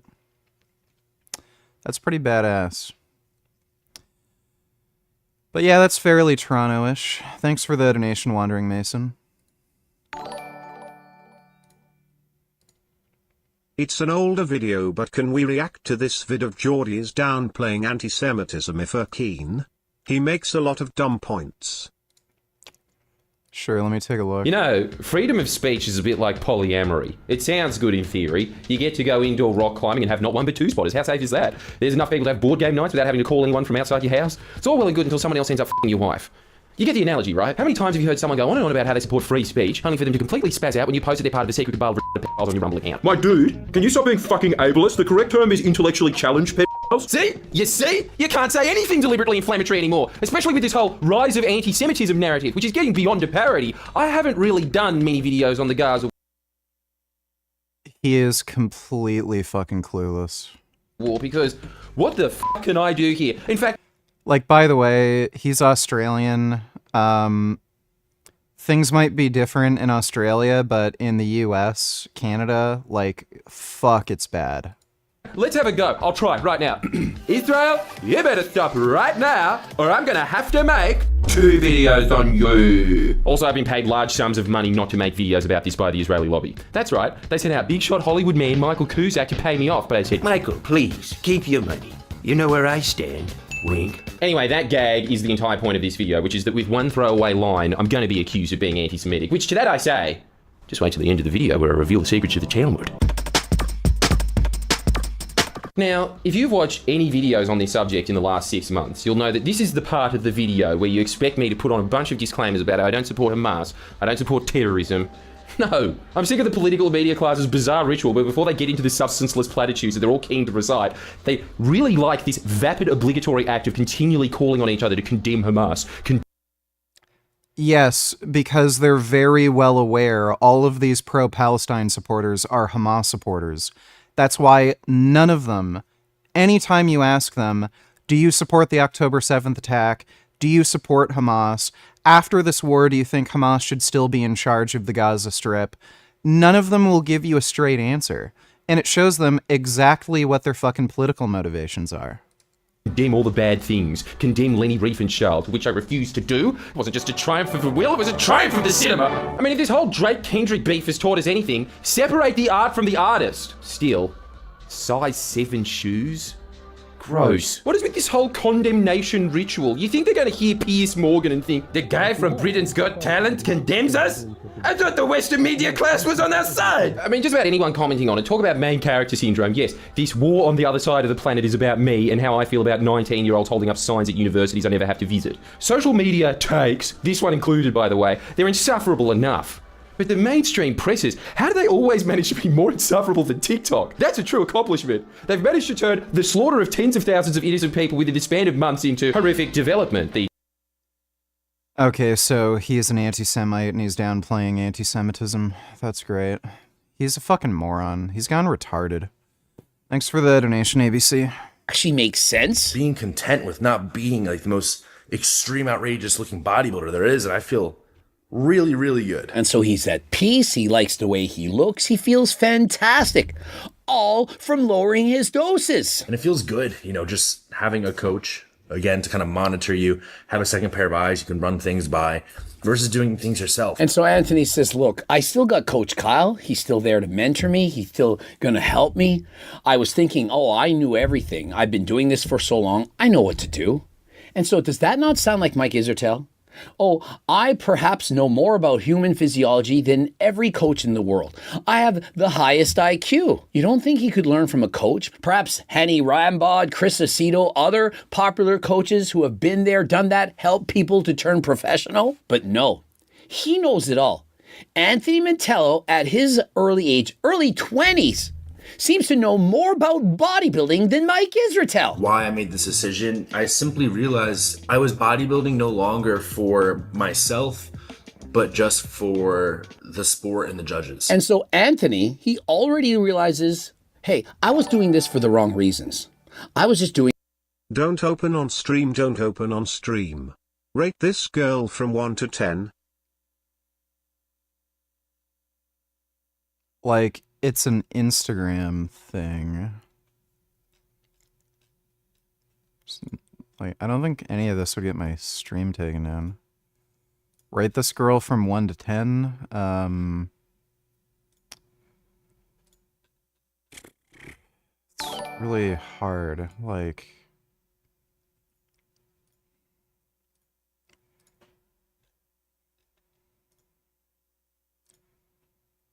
I don't find her attractive at all. Like, that's basically 0 for me. The cosmetic surgery and shit, I'm just not into. Yeah, I just don't find her attractive. Not my thing. Thanks for the donation, Yusuf. $882, let me see. If you've been watching this channel for any amounts of time, you will know that I'm not the biggest fan of people like Nick's Not Green. Is this the guy who promoted that chick who lied about, like, false rape accusations or something? Noah Samsung, and Ethernet Online. These are what I consider to be the trilogy of horrible, dumb YouTubers. And on top of everything, taking all of that aside, their content is just boring. Almost 2 months to the day, I made a video about Nick's Not Green, and I talked about the super terrible YouTubers. He's not a good amigo, if you will. But I was afraid that bringing it up would cause even more harassment against myself and the people around me and others in this situation. But because of just how bad it has really gotten, I want to publicly and fully explain my perspective. I don't think it's a coincidence that a big video with almost 1 million views by Turkey Tom gets a job, and then 2 to 3 days later, Nick's Not Green comes out and says this when it's been 2 months, and for the last month-ish, people have been switching sides. This is not because he felt bad. The reason why he came out. Yeah, I know about this whole story. That guy was promoting some chick who made false accusations against some dude. And then it was pretty clear she was lying, and he supported her anyway. It's probably just some bitch simp. Like, again, pencil neck bitch who clearly can't get fucking laid, and then this is the guy who's white knighting and, like, trying to amplify this chick's lies against some other dude. Thanks for the donation, though. Doing it for the judges, because I wanted to win a competition and so on. Mike Isertel, he just wants to compete to prove that his methods at RP Strength are better than other coaches. He's used his own methods, he's done his own coaching, and how did it turn out? So when I first got into the gym, I got in at 14. I liked the aesthetic look. I wanted to be, handsome, young. And so his favorite time of bodybuilding when he was 16 and 17 while he was 100% natural, chasing the aesthetics, making slow but consistent gains. Remember, he's a young guy, and he loved it. He had true passion for the sport. And then at 17, I decided to do a show because it was on my mind. I thought I had the look for it. And I did. I did a show, and I won. And so he decided to enter a competition, and dude, he looked exquisite. So much so, I was making videos on him. After winning his first show and the overall, the judges told him, "You got it. You got that look. Perhaps one day you'll be like Sebum." What do you think the temptation was to do? He had to use steroids. He had the aesthetics, but he didn't have enough size. How was he going to get that size? Well, of course, he eventually uses steroids. But you know what he could have done? He could have said, yeah, I know I could get a pro card. I know that I need more muscle, but I'm still going to do it natural. I love competing. That would be a waste of time. A complete waste of time. I'm having fun, and I'm going to continue to be natural.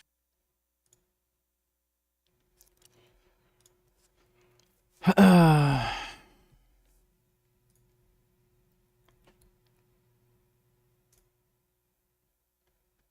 my god.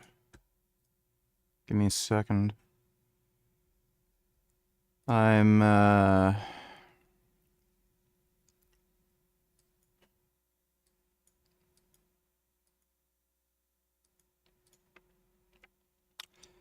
Fuck. Just a second, I gotta work something out.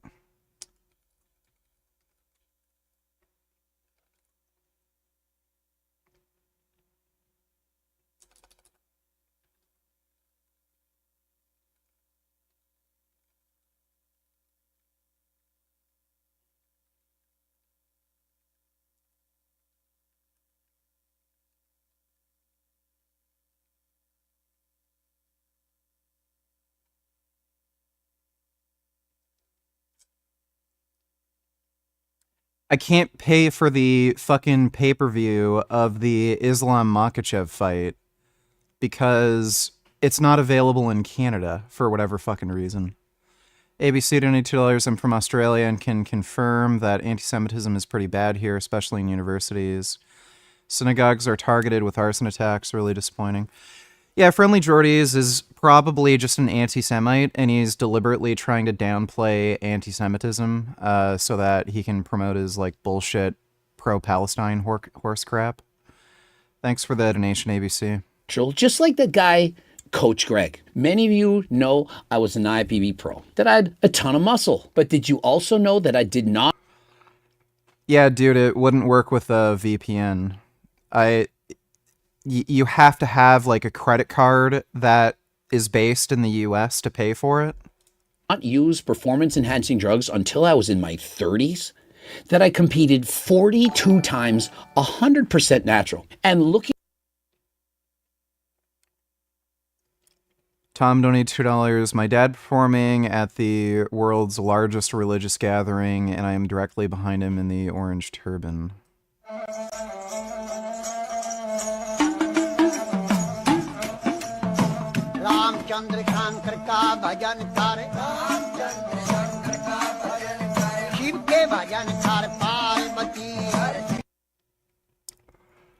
Well, that looks kind of cool. Thanks for the donation, Tom. Looking at my old photos, my physique, is there something wrong with this physique? Is it somehow not large enough, impressive enough that you would need to use steroids to... In your previous stream you said that social credits are a real thing in China. Well, I hate to break it to you, but you're wrong. My girlfriend is from China and lived there her entire life, and she says you're full of shit. You're brainwashed by propaganda. Yeah, your girlfriend's either a lying dumb bitch, or she just never ended up getting impacted by the social credit system because she lived in a very specific area in China. So she may have, I don't know exactly where she lived, but if she was in a very wealthy, kind of freer part of China that has like kind of more elite, wealthy oligarch class, or in a very poor sort of area where they can't really implement any of that sort of tracking data, then yeah, it may not have affected her, but there is, in fact, a social credit system in China. You fucking idiot. Thanks for the donation, dumbass. Bro, like, imagine believing a fucking chick you're dating from China. Wow, simp. Dude bro, I'm on some take what's mine and cry bitch mood. Want to fly away from this shithole not so Great Britain nitty spacker land. Do or die, probably the other. Take care Tatty by Chuck.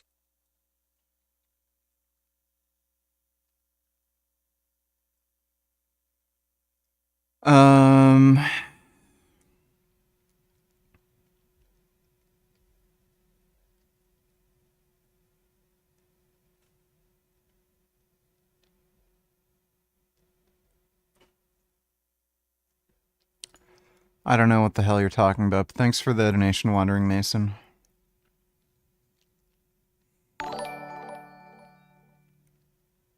Yet Antheresian to ban TikTok. It's time for another story about a narcissistic mommy blogger. When I first saw videos of this TikToker and heard the rumors swirling around her, I assumed there was no way it could be true because the rumors were so sick and so twisted. But then I remembered the likes of Ruby Frankie, the now imprisoned YouTube mommy vlogger, or Dee Dee Blanchard, the infamous mother of Gypsy Rose Blanchard. And their stories reminded me of mothers who really are just that evil. Evil enough, perhaps, to allegedly poison their baby and document the entire process to their 1 million TikTok followers. And for a while, no one knew a thing. Social media can be a very scary place. This particular Australian mommy vlogger predominantly documented her life and the lives of her children on TikTok. Here's an example of the type of content that she posted. I pulled this one in particular because this is while she was pregnant, and I think it's very fitting to go along with how the story progresses. It's her documenting her pregnancy stages. I feel like I would look so sexy pregnant. This video just disgusts me because I know what's coming in the story, and specifically with this pregnancy.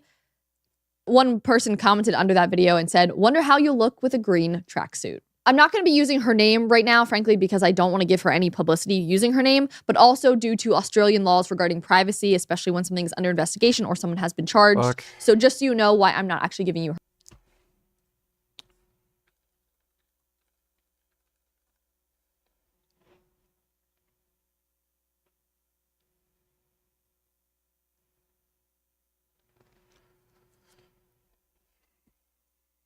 her name. Apparently, Gypsy all over again. Alright, well. Don't know if that's unique to TikTok, but thanks for the donation, Dodo. Somehow make it better. Bigger is not always better. That's what she said. Genetically, I have the look where I look pretty on stage, but genetically, I'm not able to hold the muscle. Nice cope. My girlfriend must be a Chinese agent, and Richard Burgess, living in Canada, influenced by Western media, definitely knows more. Bring a Chinese person on stream who can confirm the social credit system, or are all Chinese people in on it? Retard. Thanks for the donation, dumbass. That they're looking for. How often have I told the IFBB they should have a new category for the men? Classic physique light, if you will. The categories should be 20 pounds smaller so that less or fewer people are encouraged to use and abuse performance-enhancing drugs. Think of it. Alex Eubank, he's on HRT. He's currently weighing about 187 pounds. His weight cap is 202. And that's an amateur. Imagine if they lowered this weight cap by 20 pounds, 182 pounds. Alex Eubank at 187 would have to diet down. Damn it. Fuck, what did I do? Also, Dark Sovina D fans red note.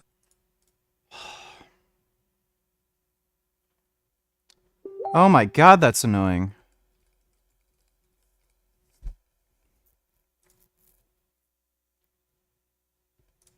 Diet down. Give me a second, I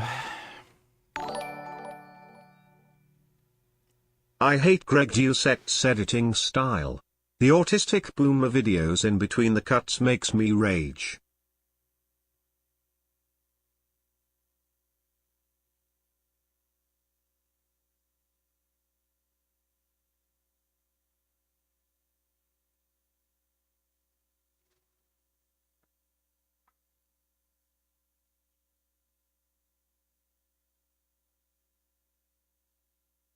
Oh, crap.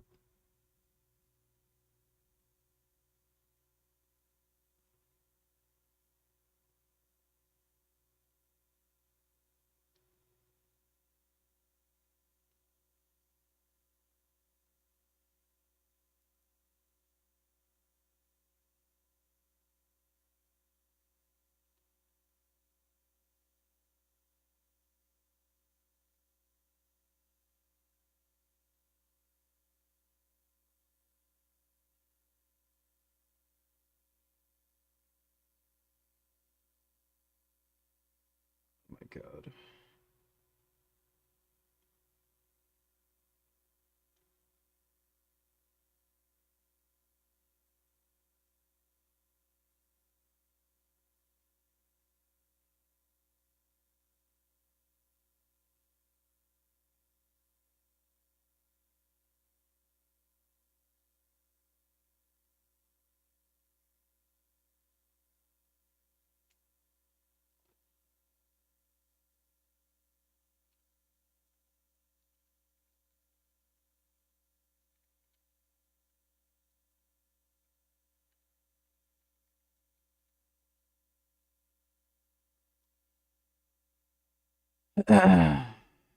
It's time for another story. Okay,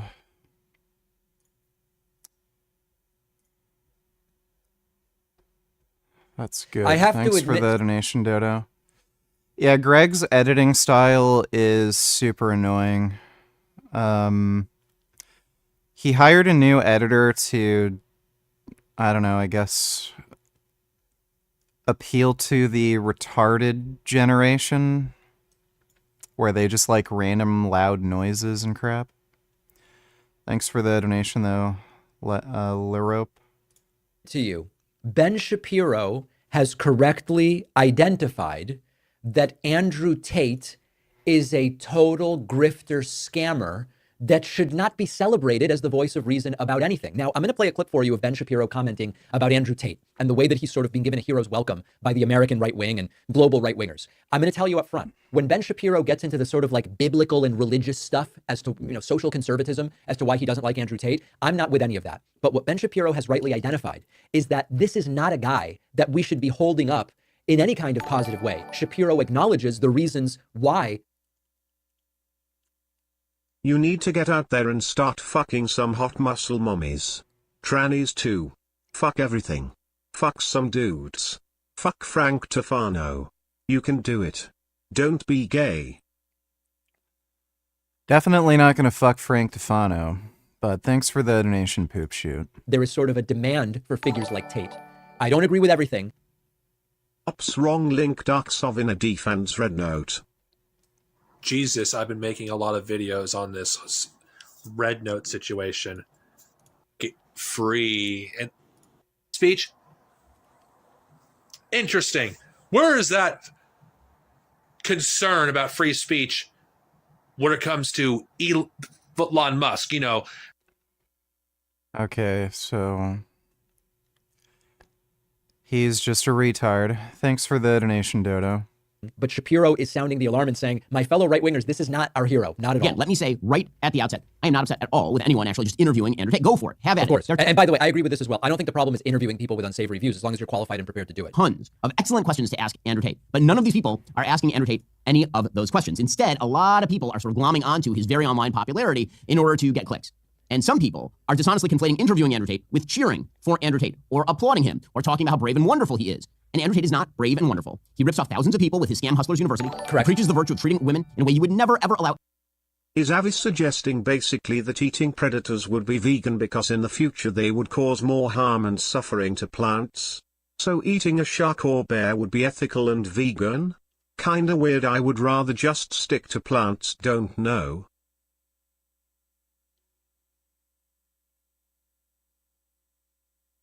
The fuck are you talking about? He's in favor of killing predators so that they don't kill other animals, not plants. Did you make a typo? Thanks for the donation, LaRope.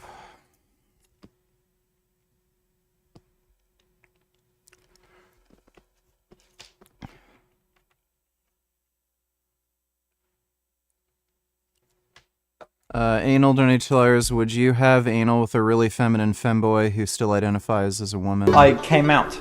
Hold on. Final request. Finn, do your girl voice. Pretty please. No! Think I've seen her Instagram before, or his. I don't know how they identify.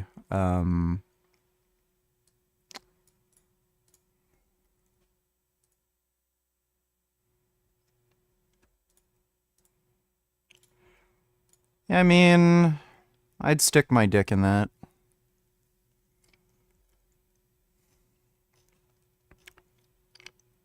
Yeah, I'd do it. Thanks for the donation, Anal. Anyone to treat your wife or your daughter. Correct. No one is saying you can't have Andrew Tate on your show. It's a free country. You should do what you want. What I'm saying is that if you say you're conservative, and then you have someone who truly is disgusting on, and you proceed to tout them, praise them, not along to everything they say, cheer them, you're doing more than platforming, which again is fine. Platforming, the idea that you can never have a conversation. You can have a conversation with whomever you want, but there's a difference between having a conversation with a person and becoming a propagandist for that person. If you're a person, for example, who purports to stand for biblical values or American values or traditional values, this is where I'm kind of like, yeah, whatever. You probably have a moral obligation, you certainly have a moral obligation to ask Andrew Tate, who is a self-stated bad man, hard questions about his actions and his beliefs and his past, not to, as so many on the right have, help him falsely rewrite his legal record or ignore all of the things he's actually said while nodding enthusiastically. See, here's the thing, Andrew Tate now he's trying to play. Incel Gains, how are you doing today? Is the shark immoral for eating a fish? Incel Gains? Are you really in favor of killing animals who eat other animals? Do you know how many millions of animals would have to be killed? Incel Gains?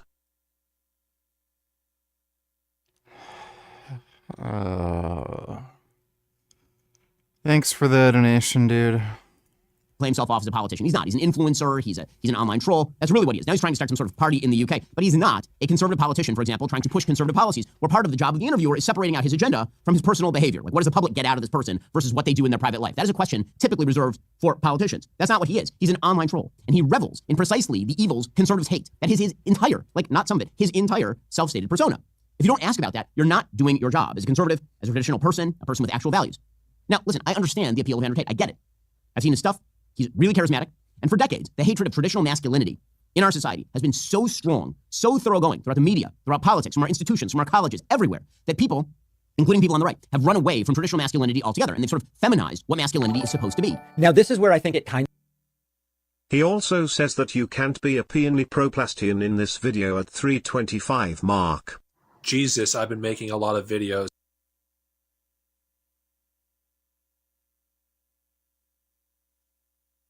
That restricts what they can do or what they can say. You can't even be openly pro-Palestinian on fucking Twitter without getting banned. You can't be open pro-Palestine. That is completely false. You can't support the October 7th attacks. Which I guess goes hand in hand with being pro-Palestinian, because the only reason somebody would be pro-Palestinian is because they want to kill Jews. Guys, dickhead. Let's get incredibly sad together. Let's join hands in sadness. In the wake of all this new news, a Nintendo Switch, new Mortal Kombat character, everything, there was an article and a note coming out about a couple of recently canceled PlayStation games. Let's get big sad together. Breaking news from some, relatively notable people that wouldn't just be lying about this. PlayStation canceling more live service games from the Jim Ryan era from some of their subsidiaries, Bend Studios and... Live service God of War game? Okay, well that sounds like a good thing, honestly. Based on Tinder experiments, black men seem to be getting the most matches from all races. So is the white men getting breed out of existence meme kinda true? No. Thanks for the donation, Edward. Kind of gets off the rails, but you all know that I have also explained that the left has not done a good job of providing a sort of affirmative vision of masculinity. There's been a lot of critiques of toxic masculinity and this sort of thing. I've already done that commentary. This is where Ben Shapiro and I certainly diverge. He is pointing out to a degree that it's the right's vision of masculinity that should be sort of supported and whatever the case may be, and is uniquely critical of the left. I've been critical of the left on this issue of presenting a sort of healthy but affirmative version of masculinity, while acknowledging why the left has also pushed away to a degree, some of the male figures that could be pretty useful. So we diverge to a degree here. I don't think it's the right that's giving us this beautiful vision. I think it's only the left hasn't given us a good enough alternative. But Ben Shapiro has figured it out. And when you look at the way that Andrew Tate, I said I'm not going to mispronounce names, so I'm not saying Andrew Taint, but it's very hard. It's very, very difficult. On the one hand, the environment, as Ben Shapiro points out, is one that is responsible for the rise of Andrew Tate. But just like there are some voices on the right that recognize Trump's a doofus, and he's in power. I mean, what choice do I have? But he's basically a doofus. There are people on the right recognizing the same thing about Andrew Tate. Now, I don't think he's serious about this whole UK thing. But what I mean, he may be serious, but I don't think it has obviously any shot of getting off the ground, running for prime minister or whatever he's doing. But there is a real possibility that if the left doesn't get it together and provide an alternative to this just whacked out manosphere of which Tate is a part, he will probably only gain popularity, as terrifying and wacky as that is. Tell me what you think of Ben Shapiro's critique of Tate. Where do you agree? Where do you disagree? Probably close to 170. How many people think that he just doesn't look good enough to compete, even with 10 extra pounds of muscle? And so by adding this extra category, would it not encourage more people to stay natty? I won't be pushing crazy PED cycles. I won't be pushing crazy amounts of food. I'm sure I'll be gaining maybe 2-3 pounds of muscle a year, which is amazing. If he's gaining 3 pounds of muscle a year, how is his weight going to go from 217 to 205? And I'm telling you, this is what's actually going to happen. He's going to be losing 3 to 5 pounds of muscle a year. Once you're on very high doses of performance-enhancing drugs, you slowly begin to lose those gains. It's only been a couple of months. He's nowhere near as he's low as going to be. Now remember, Mike Isertel, he competed at 217 pounds. He said, I'm taking a break, couple of years. I'm not going to be competing. I'm going to go on very low doses. I'm going to drop my body weight to perhaps 190 pounds. He said this, it's his words, not mine. His current weight is over 235. And so how many people think that he dramatically lowered his doses? Mike Isertel, he yaps a lot. He's a yapmeister, a yapaholic. He speaks Japanese. But yet at the same time, he's on multiple drugs to lower his blood pressure. And so does anyone believe that his max dose of halotestin was 5 mil? In cell gains, the position is indefensible. Killing animals who eat other animals would include cats, in cell gains. Cats have a biological instinct to kill other animals. You are not God, in cell gains. The ecosystem cannot be remade in your image, in cell guy. Yes it can. Thanks for the donation, Majin Buu. Dodo donated $2. He also says that porn is rape at the 409 mark. And is okay with Red Note banning taking about drugs so much for free speech. Jesus, I've been making a lot of videos on this Red Note situation and the existence of porn. Porn is fucking rape. Oh, they don't want the topics of freaking. I'm not gay, I just have SSA, same-sex attraction. Well, thank you for clearing that up. Appreciate the donation, Frank Tufano. Drugs. So? Or guns. This is not our fucking app. Okay, well, he's cucked. Thanks for the donation, Dodo. Usopp donated $3. Let me see.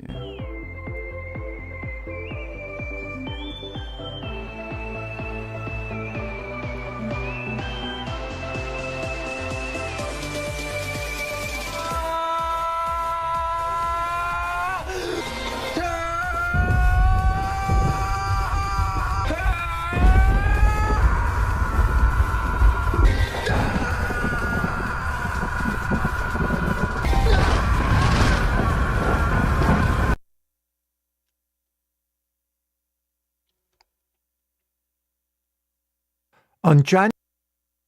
All right, thanks for the donation, Usopp. Milligrams, 5 when I was doing 50, that he was only on 100 milligrams of Tren a week when I was taking that dose per day. You know, I just didn't like what it was doing to my life. I didn't like how I was looking. Hate that. I didn't like breathing heavy, having heart palpitation. I didn't like any of this. And so if Anthony Mantello at 22 is having heart palpitations and getting out of breath, and he's only 240 pounds at 5'10", how many think that Mike Isertel is healthy when he was over 240 at 5'6"? And let's not forget, when Mike was 100% natural, he was 270 at what he claims was 30% body fat, of which it's over 40. I really thought, like, is it worth it? I had a talk with my girlfriend. I was like, I love life. I love life with you. I love everything life has to offer. I love my cats. And I'm doing this all for muscles. Does this sound like somebody who should have been using performance-enhancing drugs at perhaps 18 years of age? Or does it not sound like somebody that should have made the most of the sport while being 100% natural, especially while he was young enough to enjoy newbie gains? Why use steroids when your brain has not fully developed? The longer you wait, the better, because many of you, you're passionate about right now. You think you love it. But remember, I'm 49, I'm pushing 50. 50 keys of turkesterone across the border from Uzbekistan. And so why not use natural supplements? Why are we resorting to HRT, SARMs, and so on when we can use natural supplements that are not even banned by WADA? In case you think it doesn't work, there's a money-back guarantee and a $20 gift card. I've seen the comments. Oh, it's snake oil. Listen, it's not my fault that out of the 10 companies that were randomly tested to see if they're actually selling turkesterone, that 9 of them failed. 9 out of 10, and guess who passed? By a lot. 140% more than label claim. The Turk Max Here we has Ajuga turkestanica in it. So when we look at all of these commercially available products that are labeled as Ajuga turkestanica, they don't match. Imagine how frustrating it is for me to be accused of selling snake oil when the others are selling snake oil. Don't believe me? Did you in fact look at the charts? Did you watch the videos? They've been outed. I've been vindicated. And so if you want actual turkesterone, the one that works, that even has a money-back guarantee and a $20 gift card, code Greg, 15% off. Anthony Mantello, I'm very happy to see that he's made this life-altering decision. He gets it. He's only 22. wise beyond his years. You can learn from this guy. I highly encourage you to go and follow him. 6 weeks out, 7 weeks out, you're eating just enough food, you're a little bit hungry, but you're lean and you feel good and you're motivated. That's where I want to be in life. I totally get this. Anthony and I, we see eye to eye. When I'm at sub 5% body fat, do you think I'm enjoying my life? I hate it. It's horrendous. I can't express how bad that it feels. Not many people can go there. It's similar to level 4. I had hardly the energy to get up out of the bathtub. I would sooner sit on the couch and hold in when I had to pee than get up and walk to the bathroom. I at some points had to get friends to drive me to the gym because I didn't trust myself on the road. That is the level of suffering that I went through to achieve my goals. And so why did I do it? Because I could. You all seen David Goggins? Stuff they are! Did you used to work for the police? No, never did.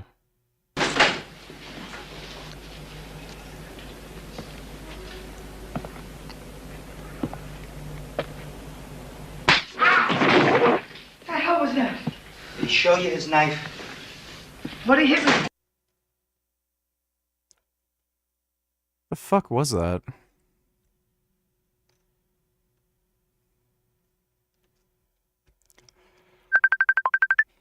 Give me a second. Fuck.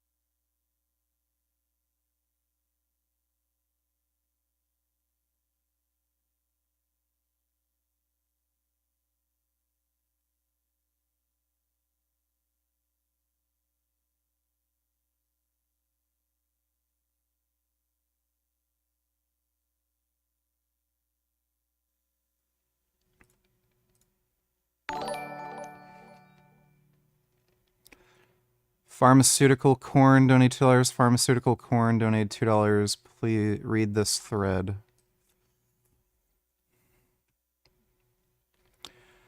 From what I can see on chain, Trump has sold 500 millions of token thus far. Trump team still controls 85% of the supply. Yep, this is a scam. They're going to pump and dump. Appears that every single token circulating was sold into the market or provided as single-sided liquidity.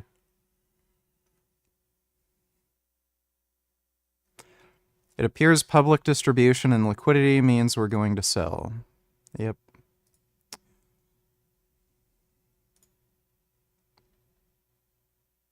We are selling to willing buyers at the current fair market price. Yep.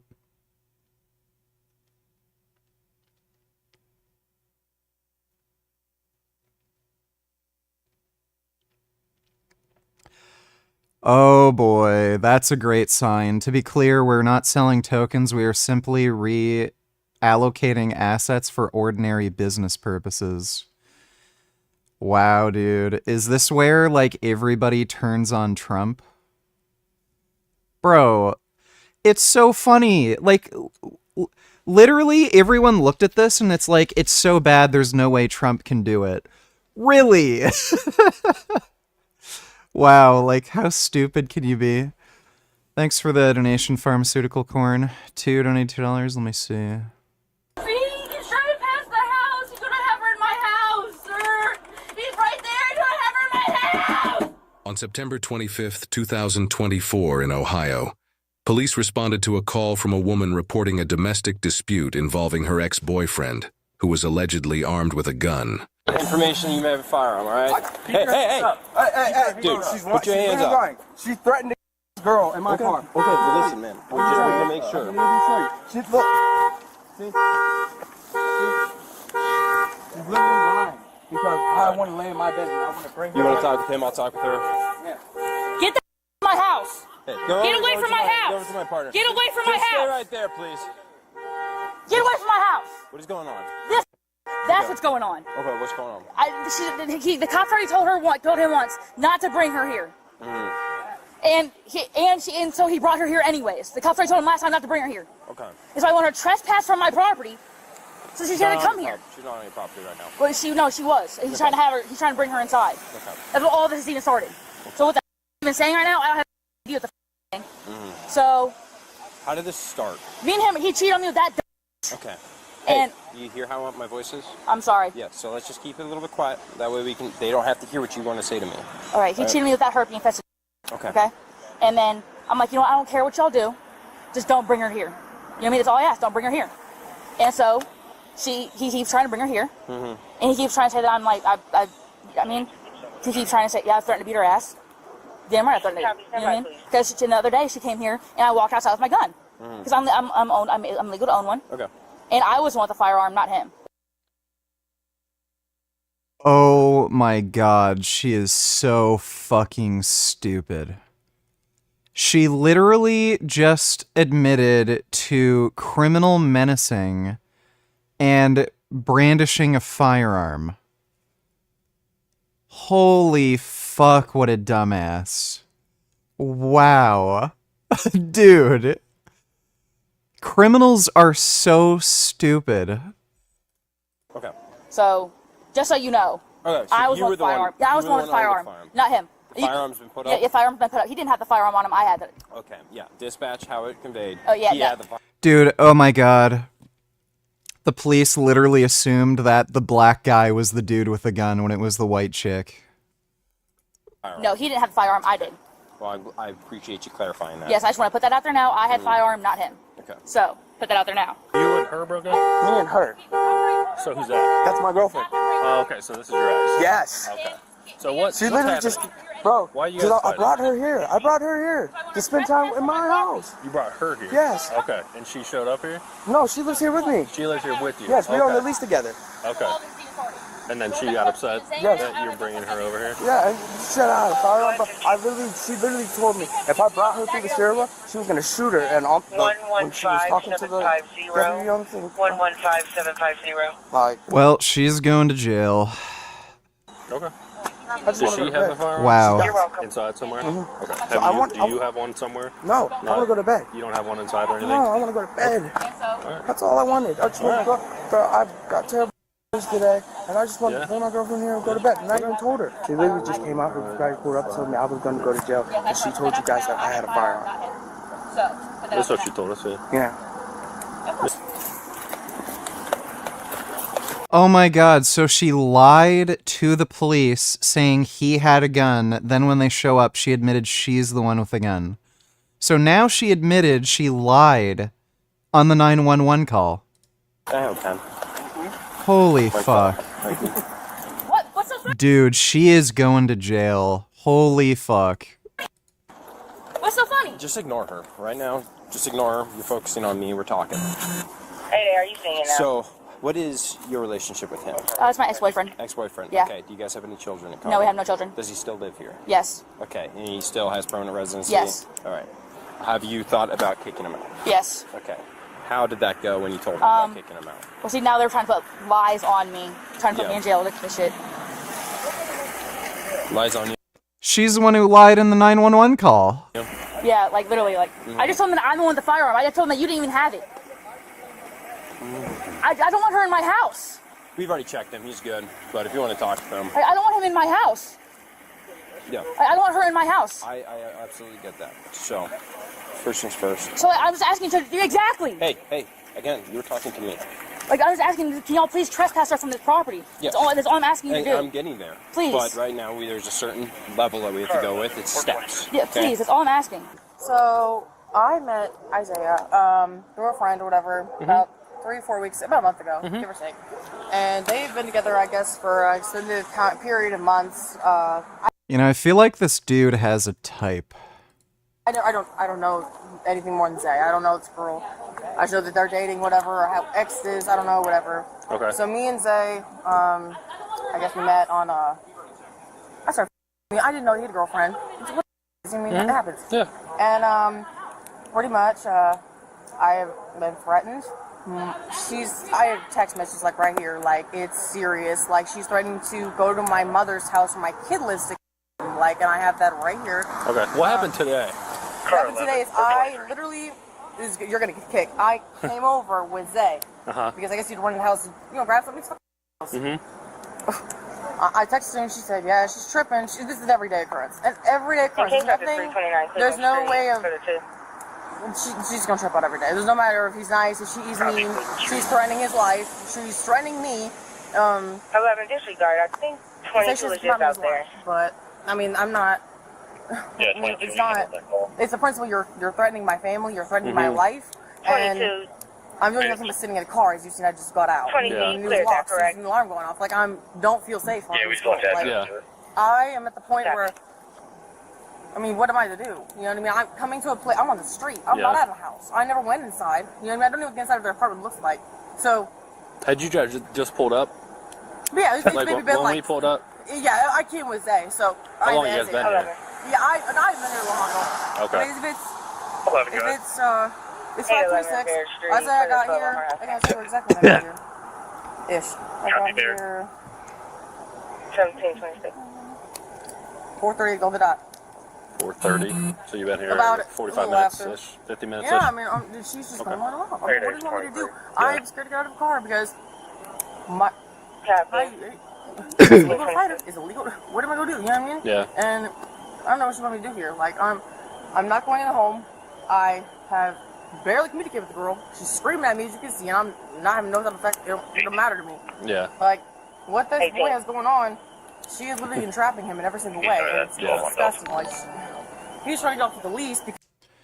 Sadie N-word donated $2. Let me see.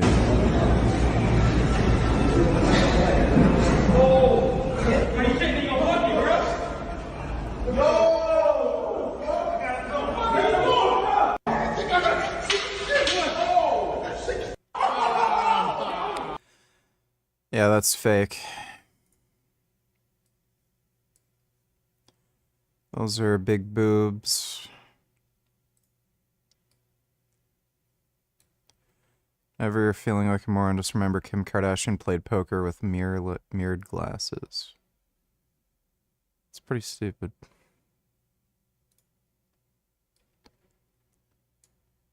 If if I stopped and thought about was flattering to the world each time I got dressed, I'd be miserable. Y'all hate I'm happy.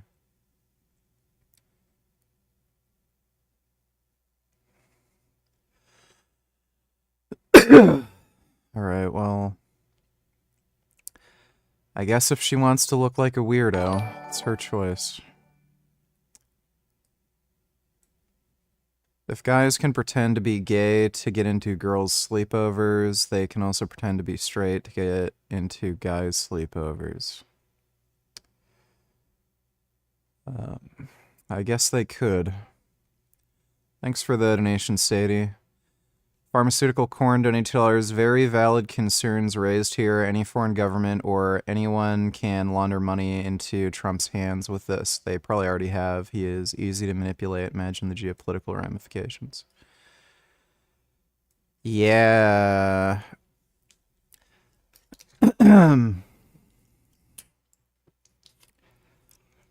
He said he'd lower my egg prices and reduce NAG prices by 50%, but instead launched his own Trump crypto coin and instantly made himself and friend $20 billion while opening up a channel for massive foreign money laundering to himself and his allies. Dude. I wonder when the Trump, if they're ever going to realize this guy was always a bad idea. Like, maybe this is when they finally realize, oh, we fucked up. That is so bad. It was so funny. All the conversations when the news initially broke, they were like, oh, somebody hacked his account. There's no way he could do this. And again, like, I was waiting. I was like, I'm not so sure. Trump could do that. It's Trump. And then sure enough. Thanks for the donation, Pharmaceutical Corn. Pharmaceutical Corn donators, we're also used to Trump doing this kind of scammy and stupid shit, so nobody cares. But imagine if Biden did this 2 days before he's getting sworn in. Imagine if Trudeau did this, or any other world leader. It would be the end of their political career now.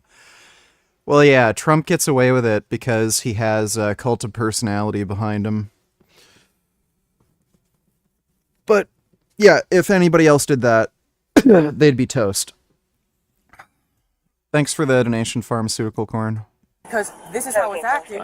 Here's a second call, correct? I don't blame him. Yeah, and so basically she has to consent to being on her own, the lease on her own, so he can dip out to another property within the leasing company or whatever. Yeah. And she said, no, you're stuck here. Like, just the little entrapment things. Like, it's not okay. Like, it's a crazy girlfriend situation. 845 careless. That's what you're saying, Yeah. Pretty much. So that's your girlfriend? All right, that's your mom? No, that's my ex-girlfriend. I was asking to do exactly. Whoa. Man, he's doing the big, dog.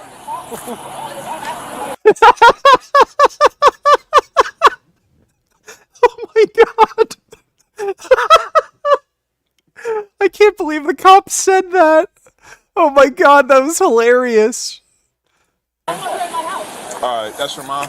No, that's my ex-girlfriend. I was asking to do exactly. Whoa.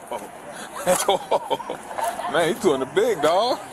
Now, she literally just called, said I had a firearm. Dude, that's hilarious. The cop fucking said, is that your mom? Whoa, you're doing it big, dog. Car 11, 423. Well, yeah, and I didn't have one. She had the firearm.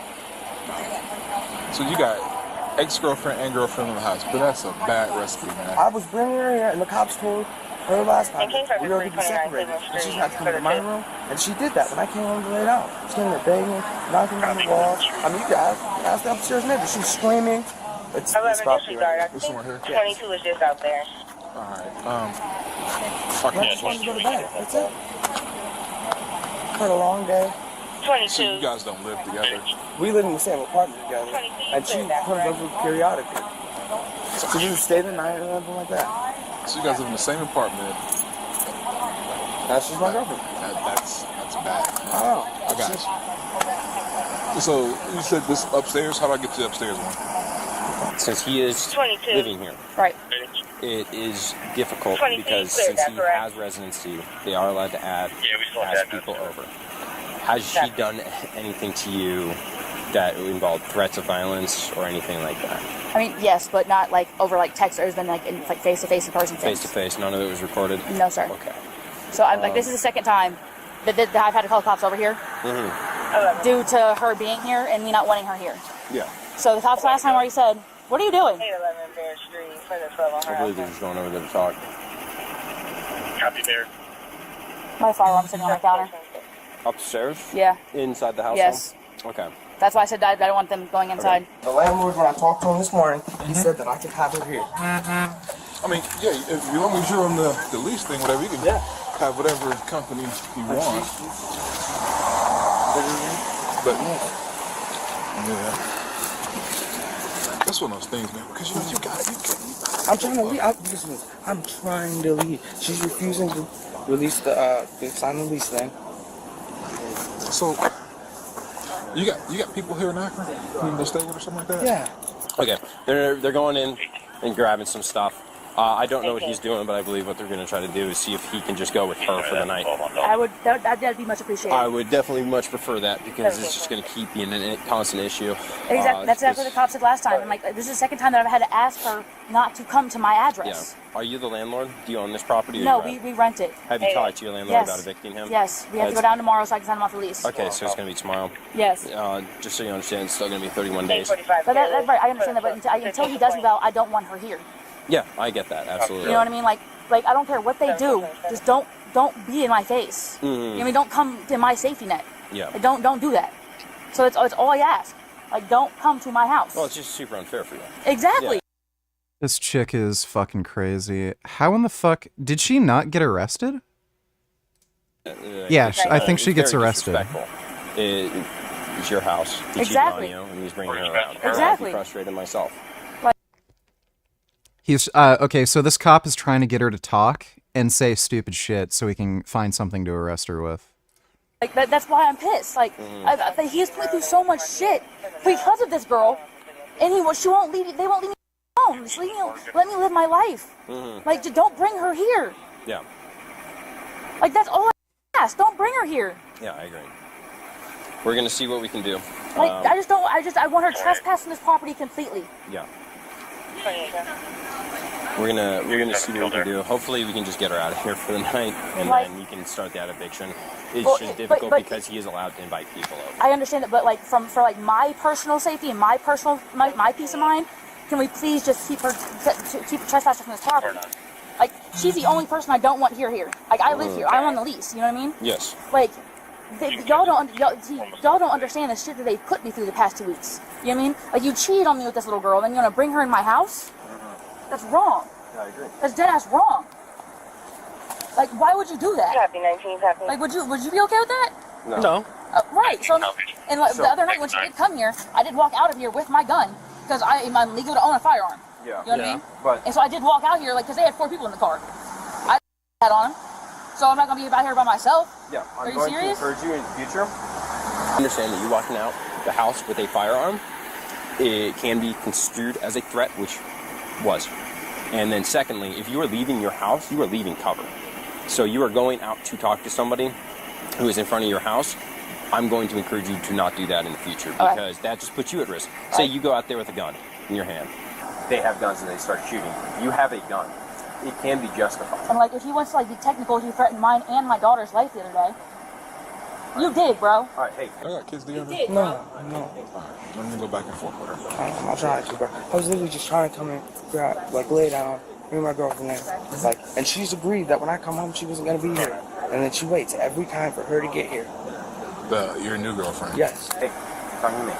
So, this is going to be hopefully our solution. Okay. So this is the number to victims assistance. Okay. What I'm going to ask you to do is you're going to give that number a call. It's 24-hour service. You're going to help them. They're really, really great people. All right. Tell them what's going on.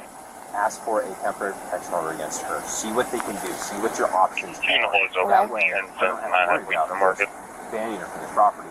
She can't come with anywhere near you. She can't contact you. She can't talk to you. Hell, I was trying to get it maybe on him. I'm about to. He's going to live.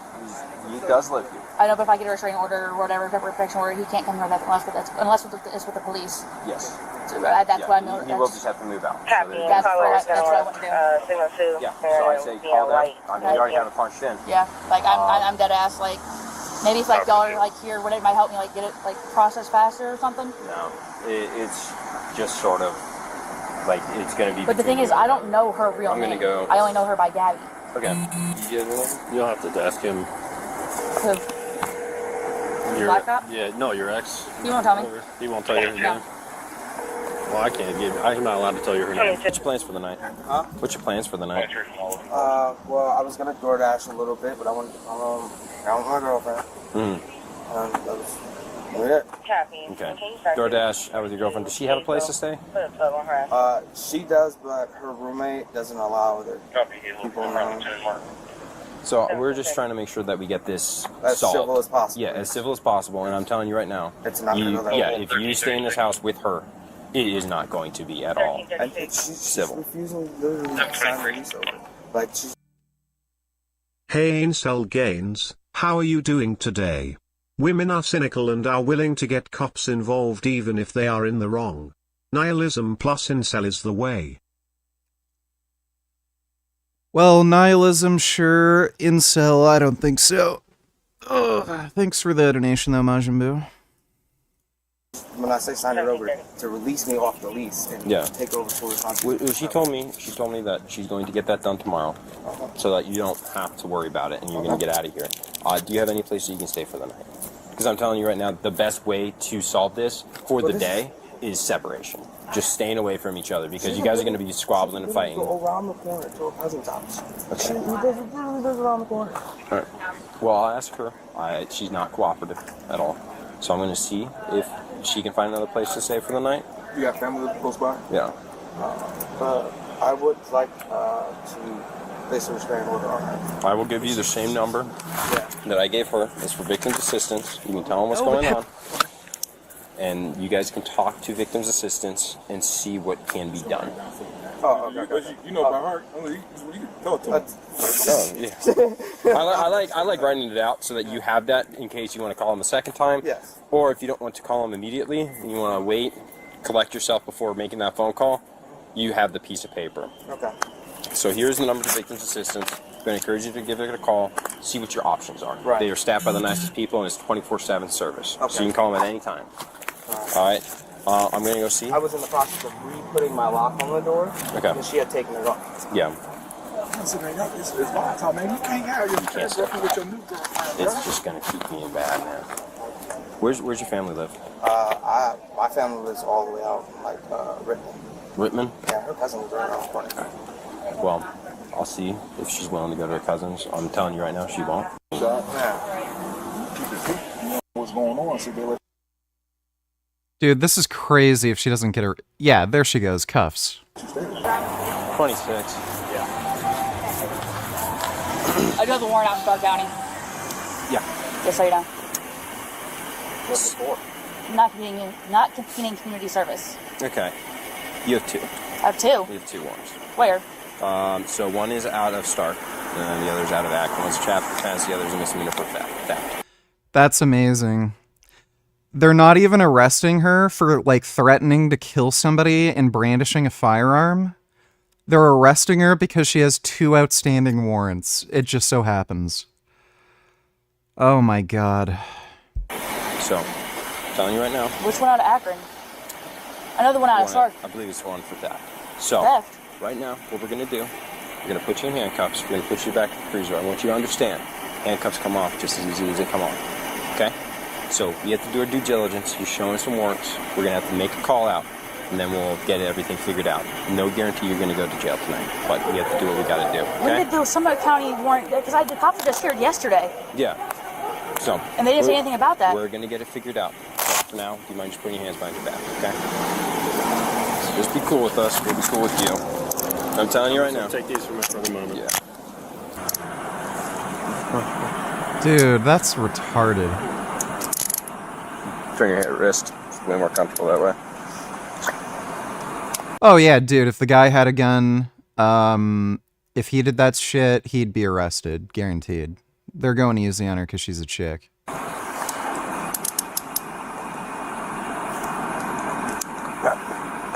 Theft? Dude, that's so insane. She has a warrant out, and she called the cops. Like, this chick is crazy. Yes. Well, So we're going to get it figured out. I just have to call down, okay? Do you have anything on you? Then I'll keep that.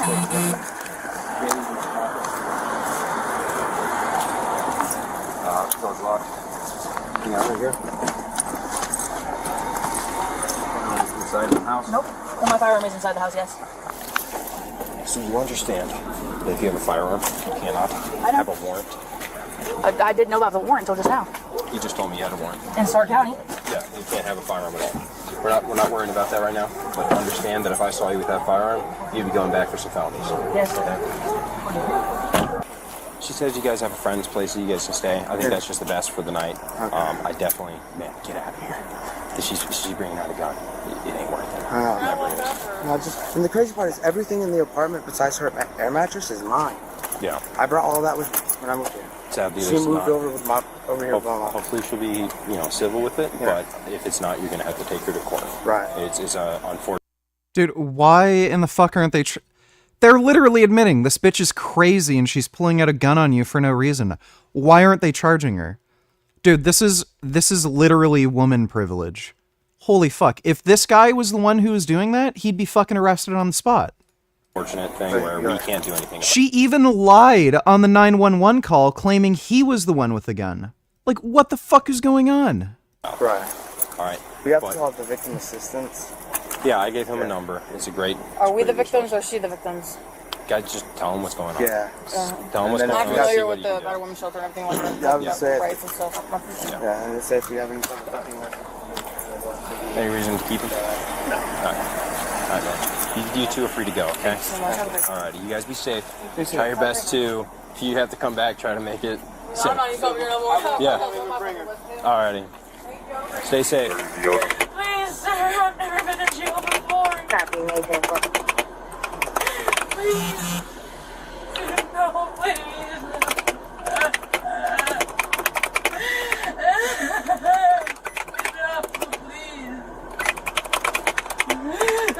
Please, no.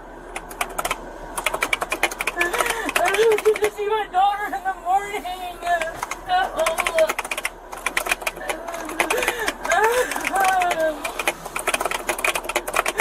Sir, please.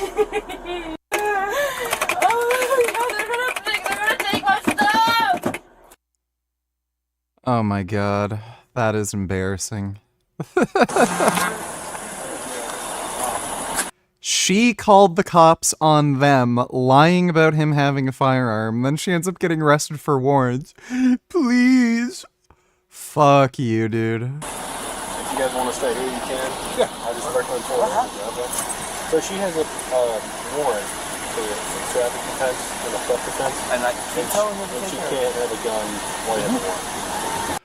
Oh, wow. So is she gonna get a charge for that? So that's true. So, if you guys want to pull ones out of there, if you guys want to take off, what do you guys want to do? All right. It works. We appreciate you guys. Appreciate it. Cooperative with us. Yep. Yep. Take care. You and I ain't cooperative to get this place nowhere. It'll get you far, actually. No, it won't. It will. Jail. Yes, you're going to go to jail For what? for having a weapon under disability. What do you mean with her disability? You have a warrant.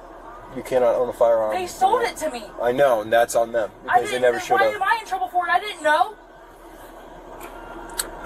I The didn't know. law will still apply to you even if you don't know. I didn't know though. They still sold it to me. They should never have. See, he's trying to pass the house. He's gonna have her in my house, sir. He's right there. He's gonna have her in my house.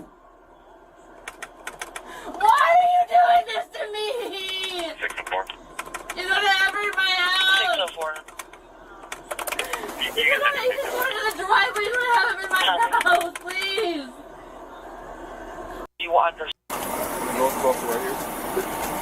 Stop up from the grass. We're gonna let you take a hit off that vape real quick.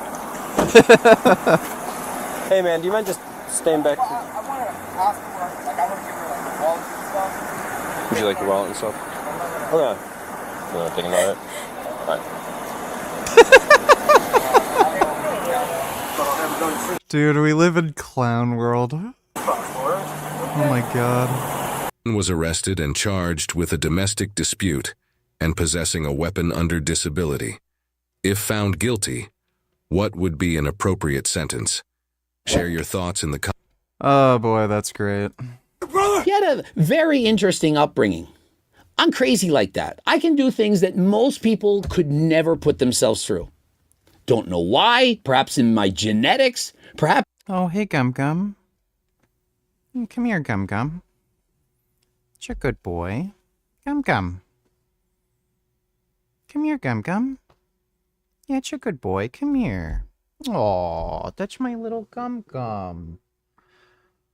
Aw, how's my Gum Gum? You know, you're beautiful and I love you. You're so soft and fuzzy. It's Num Num time, isn't it? Yeah, it's Gum Gum's Num Num time. Mwah.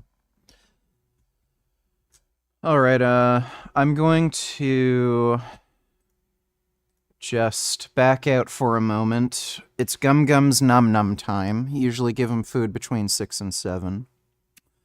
I'm sure you're hungry, aren't you? Yeah, Gum Gum is always hungry. He's never not hungry. Even after he eats, he's still hungry, still wants more Num Nums. So it's very important that Gum Gum gets his Num Num. Isn't that right, Gum Gum? Gum Gum wants his Num Num. Alright, let's go get your Num Num. I'll be right back.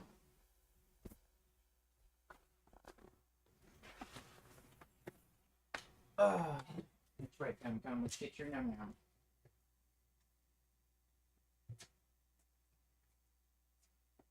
Gum Gum is Num Num.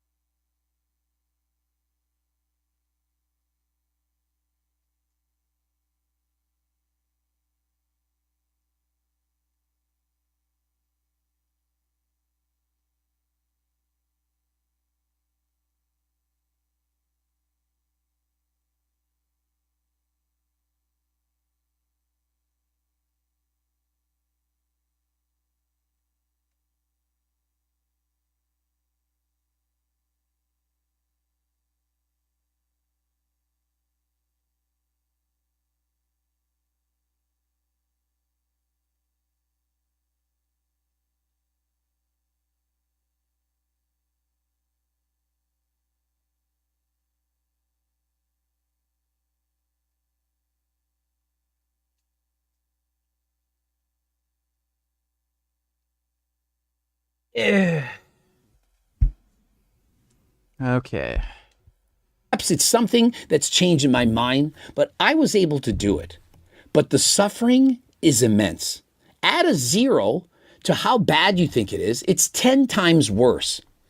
And so, like Anthony Mantello, he's saying, you know, rather than being at that crazy shredded physique, show lean, I like being 6 to 8 weeks out. I can function. I'm a little bit hungry, but I'm okay.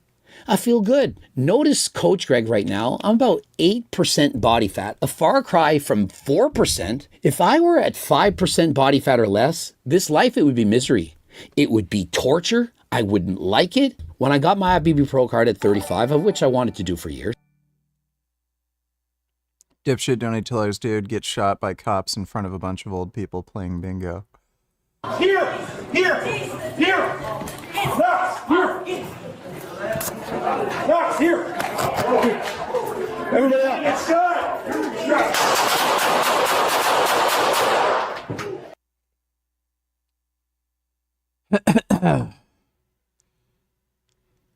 Is this guy like an Andrew Tate wannabe? Well, yeah, he looks like he's pretty dead.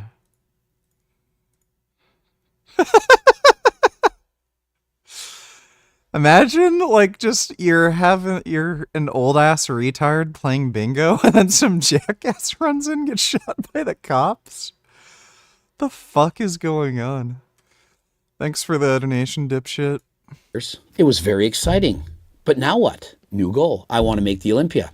I now have to win an IBB Pro show. And how am I going to do that? Probably up the doses again. But there's only so high you can go. And so the sooner you realize this, the better. You need to stop, bro. Literally, I don't eat rice because it's boring and cereal's fun. I can understand entertainment, bro, but like you mean that shit. Like you're dead serious, man. And so notice how I did the same thing to Mike Isertel. Bro, you didn't lose because of your tan. You weren't lean enough. You don't have... Can you react? Well, think about this, dude. Think about it like this. Stop crying. Stop crying. Hey, these boys are over there fighting wars every day, living off of that. You appreciate what they do? Do you appreciate people who have to eat these? You know what? I had to eat those my first 3 days down in Florida. I ate them. Do you appreciate that? You ever gonna... What is this kid crying about? MREs taste good. Ask me to crack one open again? No. 2 big bites. Wide open, baby. It's so nasty. I don't care. Stop crying. It's so nasty. Stop crying. It's so... Yeah, that kid's a fucking whiny baby. MREs don't taste bad. Thanks for the donation, Speed Racer. Have the ideal genetics. You should in fact retire. You've accomplished enough. I've in fact written him in private and I said, what else do you need? You're making millions of dollars. You're the most popular social media influencer in the world. Why do you have to keep chasing that IBB Pro card? Now, Mike Isertel, he didn't want to talk on the phone. And so notice how Anthony Mantello had somebody who reached out to him, told him these things, and he disguised his voice on the phone. But what did that ultimately do? It changed his mind. He's now stopped abusing steroids. He realized the errors of his ways. But when I did the exact same thing to Mike Isertel, what did Mike do? Oh, I'm going to be lowering my doses. I'm going to be svelte 190 pounds. His words, 190 pounds.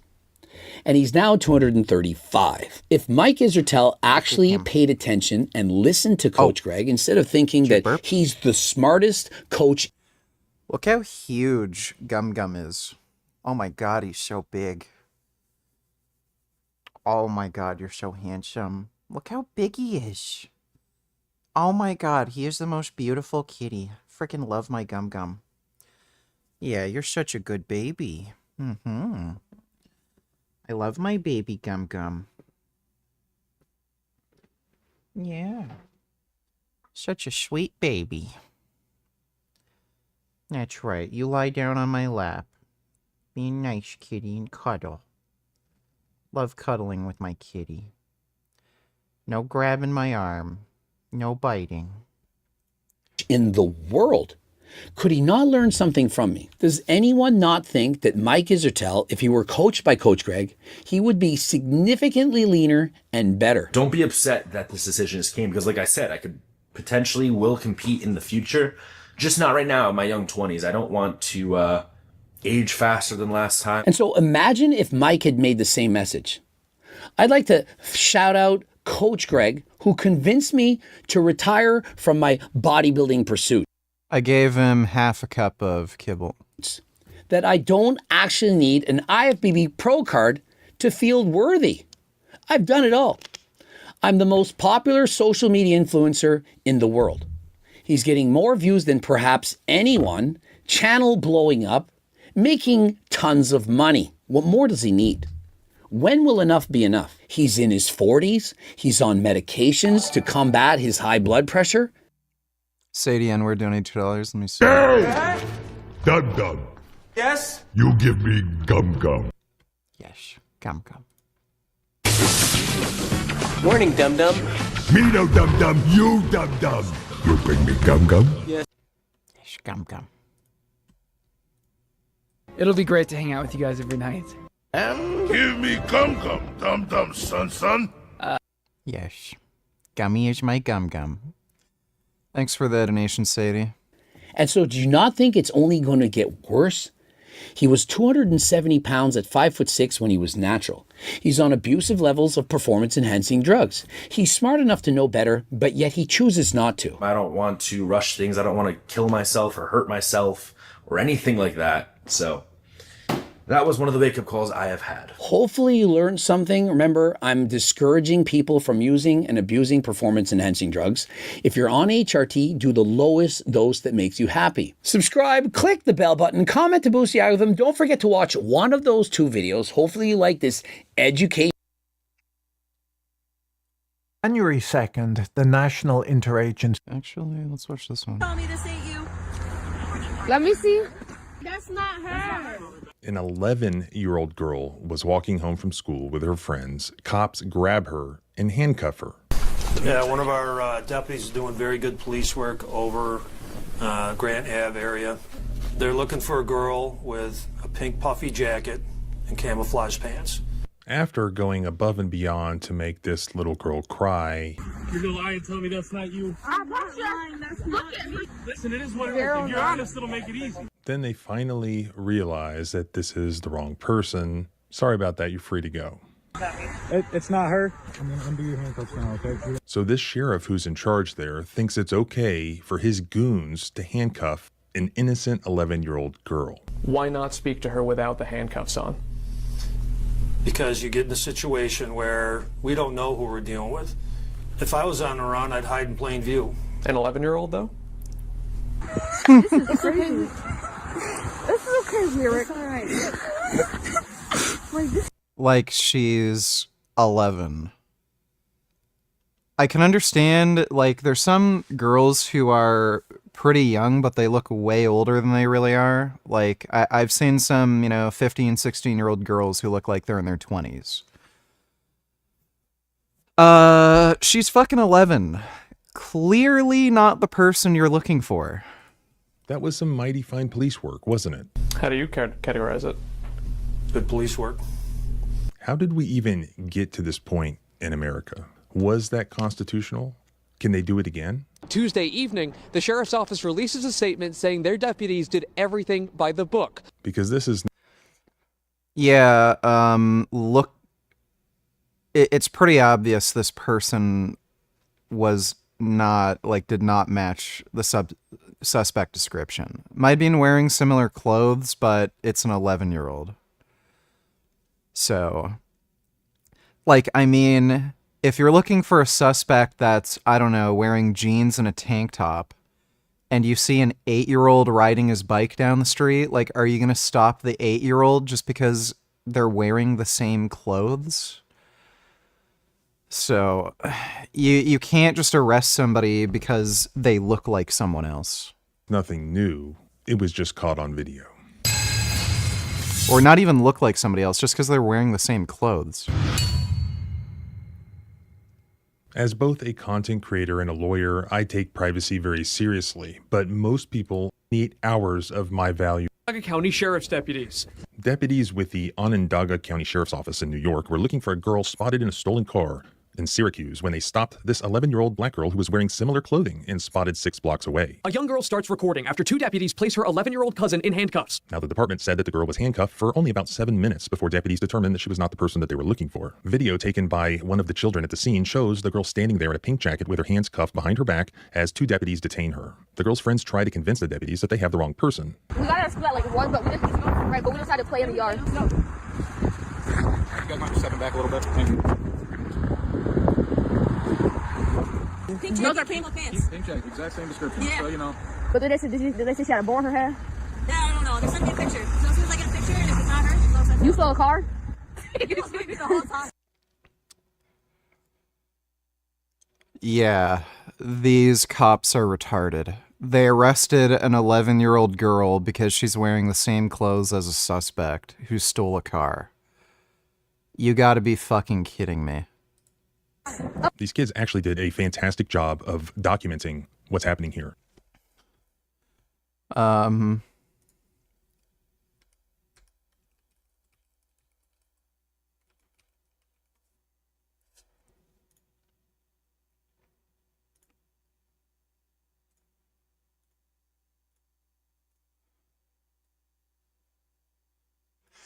Yes, excuse me, son. We're gonna have to stop you. Could you place your hands behind your back? We gotta cuff you, gotta verify your identity. We got word that, there's a suspect matching your description, wearing a yellow t-shirt and, beige, shorts, who apparently stole a vehicle. Now, would you know anything about that, son? Like, it's... What are the fucking cops doing? Sadie donated $2. Let me see. Authentic Italian pizza, real American pizza, Domino's.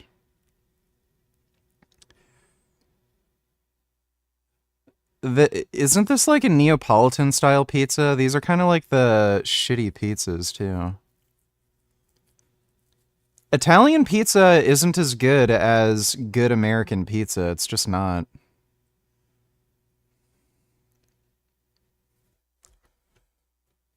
Let me see.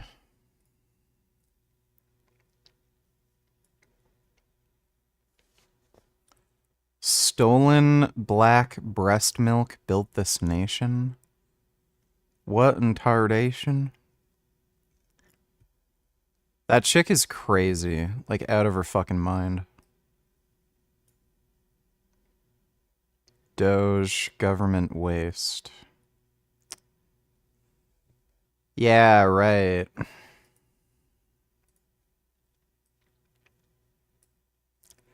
Crazy how literally every polyamorous relationship looks like this with no exceptions. Pretty much. Yeah, pretty much. It's all ugly people. Thanks for that donation, Sadie. It's just the physical description that was called over the radio. They don't even have a photo yet. I don't know. They sent me a picture. So as soon as I get a picture, and if it's not her, she's also... Their colleagues were chasing a fugitive fleeing from a stolen car, a police chase essentially. They found some little kids playing, one of whom is wearing the same color pants and jacket. That's all they've got. And as the seconds pass by, these kids are giving the officers many more reasons why they should realize that this is not the person they're looking for. Okay, but we went on a whole field trip. How could we steal a car? How long have you guys been walking around together? Like, as soon as we got out of school, we all just come in and hang out, and like we'll play in the fields. Like, if you go around the corner, like right over there, you can see where we were playing in the snow at. You'll see like footsteps and snowmen and stuff. Then, when the picture finally comes through, the female officer on the scene automatically is convinced, aha, it is you. Girl, you gonna tell me this ain't you? Let me see. I ain't got the same shoes on that thing. That's not her. That's not her. Let me see. And she light skinned it. Let me light skin. Let me see her. That's really not her. It's not her. I promise we have that's not her. And once again, Do black people all look alike to cops? Is it like how we see Asians, like Asians all look alike? Like black people all look the same to police? the little kids on the scene are the actual voice of reason here. Here is the actual photo, taking more than 1 second. Wow. Yeah. Right. They're just cracked. Like, my God, police are so stupid. And to look at it reveals differences Holy between shit. the suspect and the 11-year-old. The pink jacket. Now, girls like pink, right? It's a different shade of pink, though. I was in that store Hollister with my 14-year-old daughter just the other day, and she really wanted these camouflage pants. And for some reason, girls are into wearing camouflage these days. Look at the shoes, different. Look at the hair, different. Let's combine that with the fact that this 11-year-old girl was playing in the snow, making snowmen with her friends on their way home from school, and not in the middle of a police chase. But I guess that's asking just a little too much from our public servants. Wait, can I get her phone this time? Everything's gonna be okay. I know, let me get her phone. What's her password? Here, we're gonna keep it with her so she can call up there. You're gonna lie and tell me that's not you? I'm not lying, that's not her shoes don't wait. Her shoes do not have no kick around it. You can't see, listen. Listen, it is what it is. If you're honest, it'll make it easy. After going above and beyond to make this little girl cry, They think an 11-year-old girl stole a car, and they literally have a photo of the suspect. That's clearly not the same person. You're gonna lie and tell me that's not you? then they finally realize that this is the wrong person. Sorry about that. Like, again...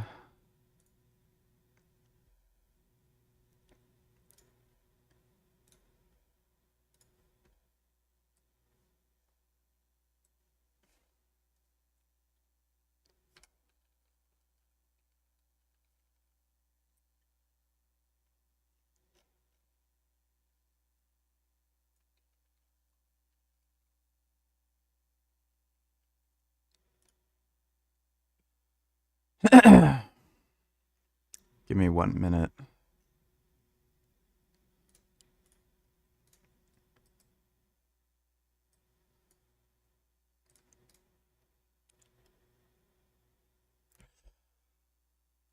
Yeah, so we got the photo of the suspect, and he perfectly matches your description.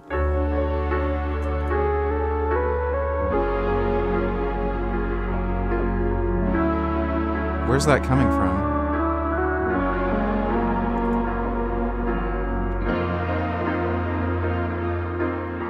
In today's episode, we're in the Cleveland suburb of Lyndhurst to explore an incredible corporate headquarters built in the middle of the 1980s.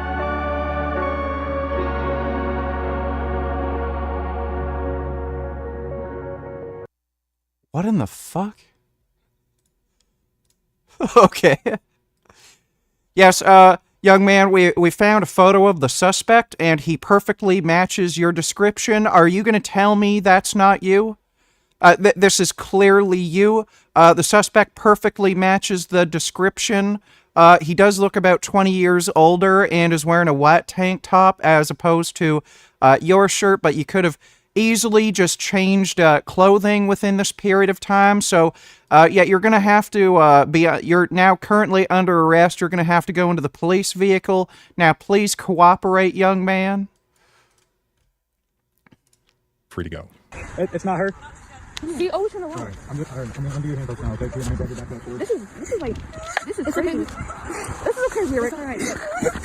Like, this is really, like, crazy. So they take the handcuffs off, and then laughably, they try to sort of gaslight the kids. Like, you see how this could happen, right? But these kids are smart. They're not having any of it. I mean, I'm sorry. You can see how they could match that. Just like, I don't. The bank for way longer. That's two different. Hey, y'all can see that she has pink shoes. The other girl had white shoes on, which were they were probably Air Forces. Come here. Oh, you want to call your mom? Here. Let's go.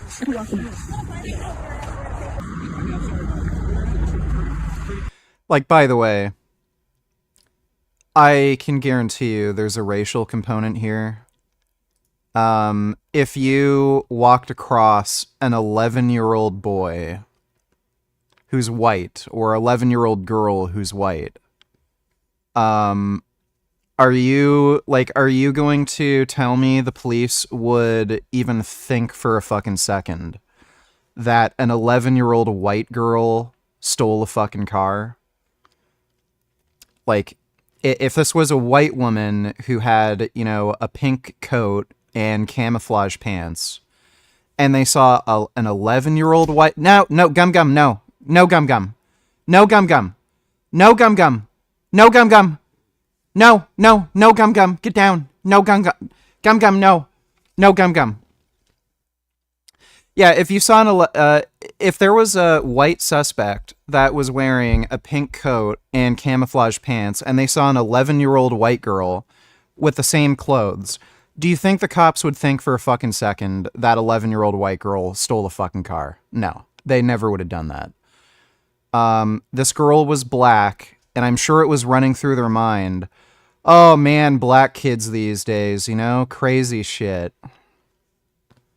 So, yeah, they're just fucking racist. Okay, let's go, guys. And then as the kids walk away, they start to analyze what had just happened. And they discuss the possibility that maybe this happened because we were being profiled. Yeah. That's racism. They don't get the shit, but that's you can obviously snatch at her. Come here. That's racism because the obviously that we just put out matching that match that did not match her picture. No, she was by Kurt. I would just report that whole thing. That's racism. We just in the picture. Go on, Sarah, this please. She no longer wants to walk to and from school anymore. That was the only freedom she had, and it's now gone. The little girl's mother was interviewed by the TV news, and going back to, like, how did we get to this place? She feels that it's necessary, while explaining the effect, the negative effect that this has had on her daughter, she feels it necessary to hide her face, to hide her identity. I can't make sense of it. I couldn't even finish watching the video. Even if it wasn't my child, I wouldn't be able to finish watching the video because that's not how you handle children. And how could you blame her, given the public response from the leadership of that sheriff's department to the media, basically saying that it was perfectly okay for these officers to handcuff and detain this completely innocent little girl. Tuesday evening, the sheriff's office releases a statement saying their deputies did everything by the book. But what's really most concerning here is the outrageous interview that the sheriff gave to the news media. I can hardly believe some of the things that this guy said. Oh yeah, this is crazy. Almost doing the meme. He says several times that this was mighty fine police work. Yeah, one of our deputies is doing very good police work over Grant Ave area. How do you categorize it? Good police work. Yeah, that was mighty fine police work. Whenever you see black children running around, you always know they're up to trouble. And our fine officers, you know, their melanin detectors went off, and they quickly apprehended that dangerous 11-year-old girl. You never know what these melanated children are up to. Good police work. The deputy initiates the pursuit, takes a picture on his cell phone, and he sends that to where they have this girl detained, handcuffed. And the deputies there look at that on their phones. They compare it to the girl. It's not the girl. They literally tried to arrest an 11-year-old girl, and they had to be convinced by fucking school children that that's not her. They're actually fucking retarded. They cannot tell the difference between somebody who's between 25 and 30 to somebody who's fucking 11. And who's wearing clearly different clothes, different hair, different skin color, different everything. And then they tried to fucking say, no, that's clearly the same person. And then other 11-year-old children had to explain to them, no, I know you're like an adult and you've actually graduated school and you've actually been trained, you know, to become a police officer, but we're smarter than you, and let us explain in detail why you're fucking retarded. And then they're like, oh yeah, I guess you're right. Okay, you can go right on ahead. Like, that is fucking embarrassing. 11-year-old children are smarter than cops and can tell that is not the same person in the fucking photograph. Like that is just shocking. This guy needs to be fired. Those other cops need to be fucking fired, and they should never be allowed to join the force. 11-year-old children are better at their fucking job. Dior Dasher arrested? Thank you, Miss Dior Dasher. Oh my God! Why are you? Get away from me!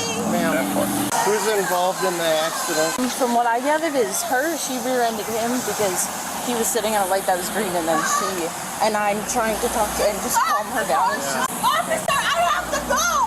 You can't leave yet. Don't leave! I'm in the middle of an order! I have food in my car! I have food in my car! You need to calm down. Food.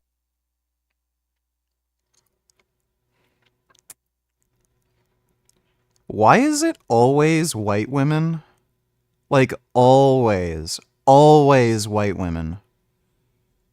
It's gotta be It's got to be a thing where they're just able to get away with that behavior and they're never corrected from childhood. And this sort of shit, like, they get their way all the time until they become an adult. And then something finally happens. Food in my car! Ma'am, you need to calm down. Food in my car! Stand over here. Leave me alone. Babe, you need to get here. You need to get here. You can go. Thank you. Here now! So what happened? The leg turned, there was a car in front of me, and all of a sudden I got hit from behind. Okay. And then I pulled over here. All right. What's your information here? Kayla. I'm in front of Pick and Save. Kayla, what Get happened? here now! These cops are pissing me the f*** off! Kayla, you're not going anywhere. You're not going anywhere. No!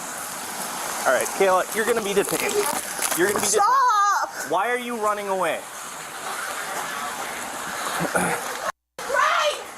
He wouldn't f***ing let... Hey. There was a green light! There's and he didn't go! an accident. Why are you yelling? Wow.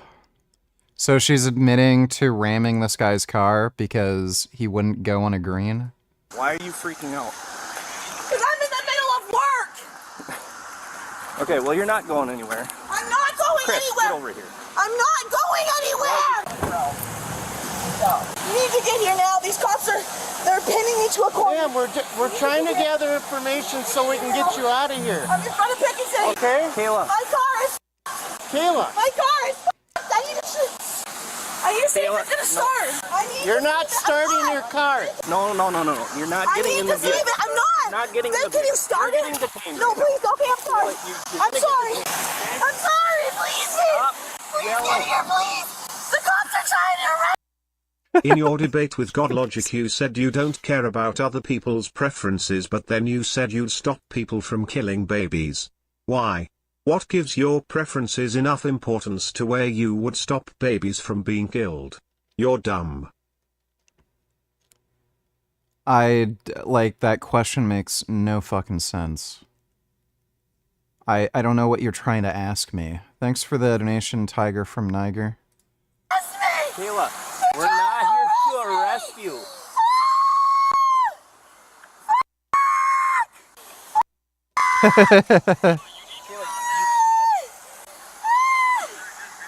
Kayla, can we sit over here, please? Please, no. Yeah, this is somebody who's never mentally matured past, like, the age of 6.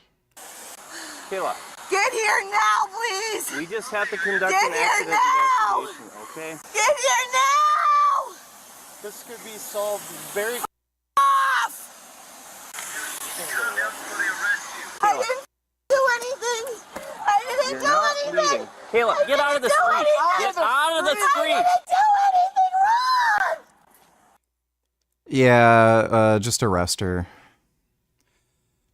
Like, they already have the information they need. She intentionally rammed this guy from behind. She admitted it. Just fucking arrest her.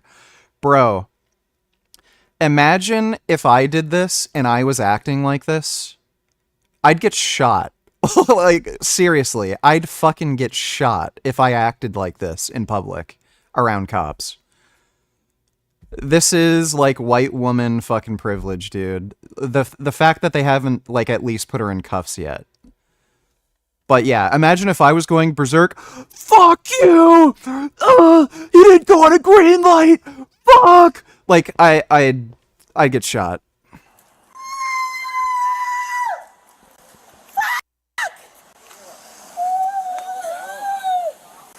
I'm in front of my car. My life is over.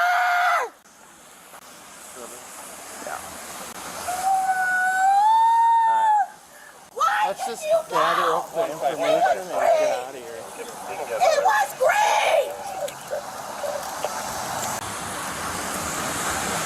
Kayla, we have to do an accident investigation. Field 111, are you able to handle this? Oh no! Kayla, Oh no! calm down. Oh no! Oh no! Please, can you see if it starts for me? Kayla, Please, we can see if it see if starts. it starts. Yeah, we can do that. Mom,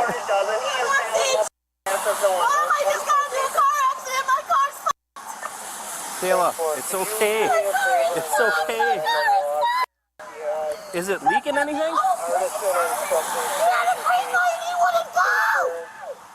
Hey, Kayla, do you have insurance? Okay. My car is fucked. I'm fucked. Oh my god!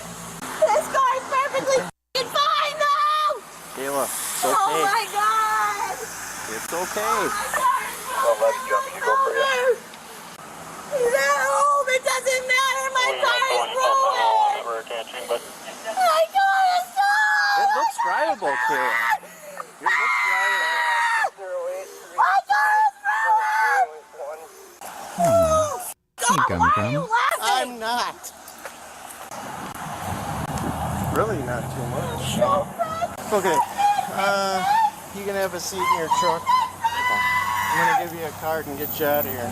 Oh god, this is insane!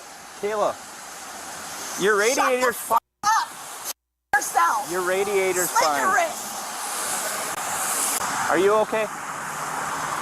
Are you okay? Oh my god. Your radiator's not Shut pressured. You should be able to drive it. So you're not leaving. The light was green! It was green! We just gotta get some pictures. As a moral relativist, I was recently asked if there's nothing morally wrong with suicide, should we then do nothing to lower increasing suicide rates? How should I respond?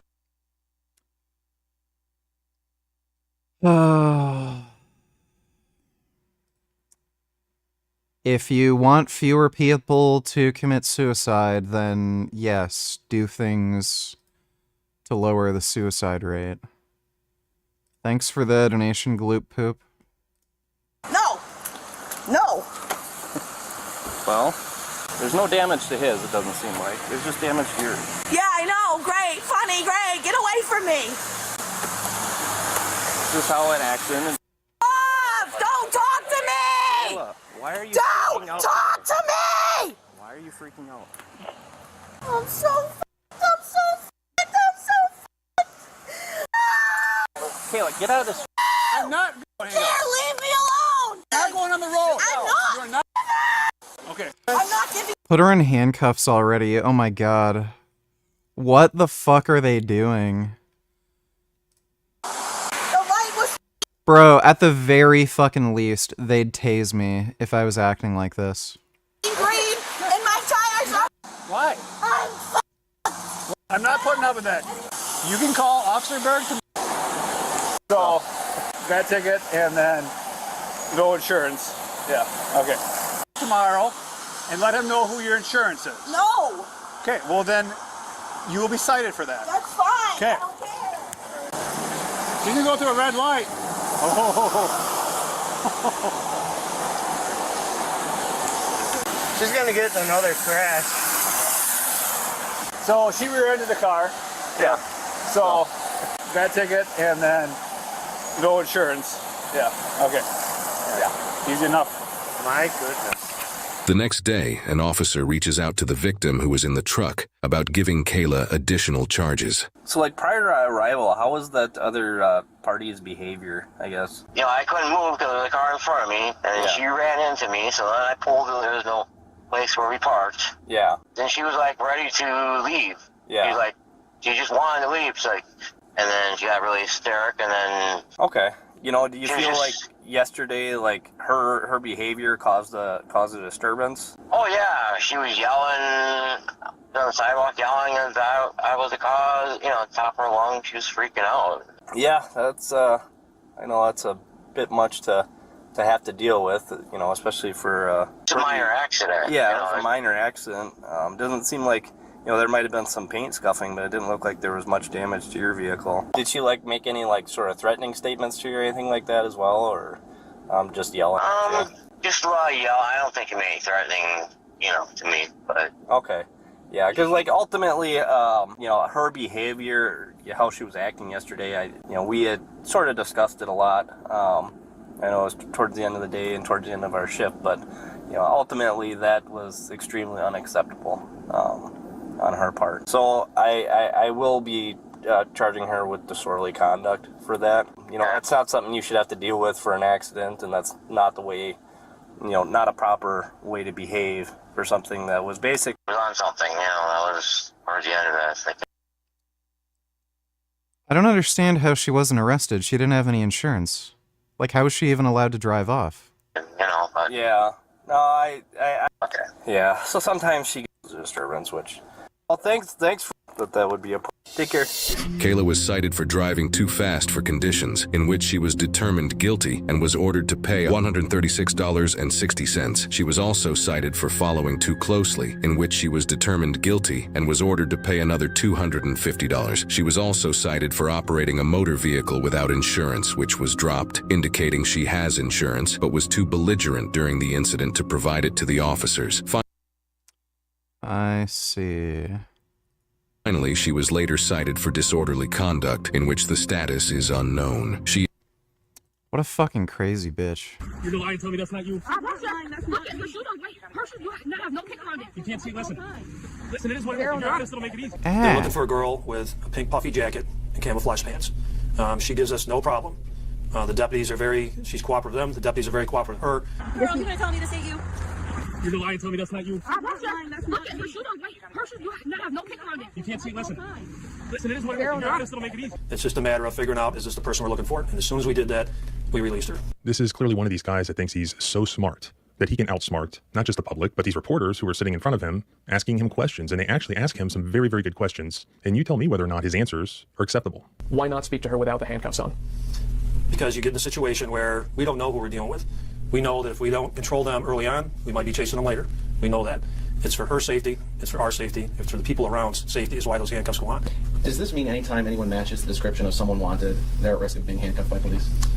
I can give you a personal example. This was a great question, but he completely evades it. He does not answer the question and instead gives a personal example of some guy that he handcuffed once, and he did a great job because it was the right guy. But he doesn't answer the question that's asked. In recent years, there have been several notable legal settlements across the U.S. involving incidents where police have handcuffed small children. Just recently in Aurora, Colorado, there was a $1.9 million settlement after 4 black girls were wrongfully forced out of their car, held at gunpoint, and handcuffed in 2020. There was a recent Ninth Circuit case from about 6 months ago. Raw milk drinkers say that bovine TB comes from cow dung coming into contact with milk that cows that are well kept will be safe to drink milk from. No, that is not true. Cows get tuberculosis. It's an infectious disease. It ends up in the milk that, they produce, and then when you drink it, you get the TB infection. That's how that works. Arising out of Honolulu, Hawaii, where the Ninth Circuit deprived qualified immunity from police officers after they handcuffed and arrested a 10-year-old black girl at her school in 2020. They noted that they had a case from 2014. Ban Neil Rigger, he is promoting bad things in your chat. There's a lot of misconceptions about Black Lives Matter. That's because the media sucks. I'm not an expert, but I am a black guy, and we're here at Viceland to clear all the noise. Peep this. When it comes to black on black crime, the media sensationalizes gang violence, drive-by shootings, drugs, but they don't cover grandmothers having candlelight vigils against murders. That's because that doesn't make any money. In 2011, a Pittsburgh study linked 86% of stories with black males to crime, and only 2.7% of stories were about education, leadership, or community. Study after study shows that the media is such a powerful tool that it can shape your perspective. In some ways, it diminishes black life and gives the excuse for the type of violence that are enacted in our communities in a day-to-day. That did not prove black people are no more violent. That only proved the media has a bias when it comes to reporting. Basis. So there you have it. I can't explain. That's like, why even make a video? I think our criminal justice system is working as intended. It is only broken to the extent that our society is broken.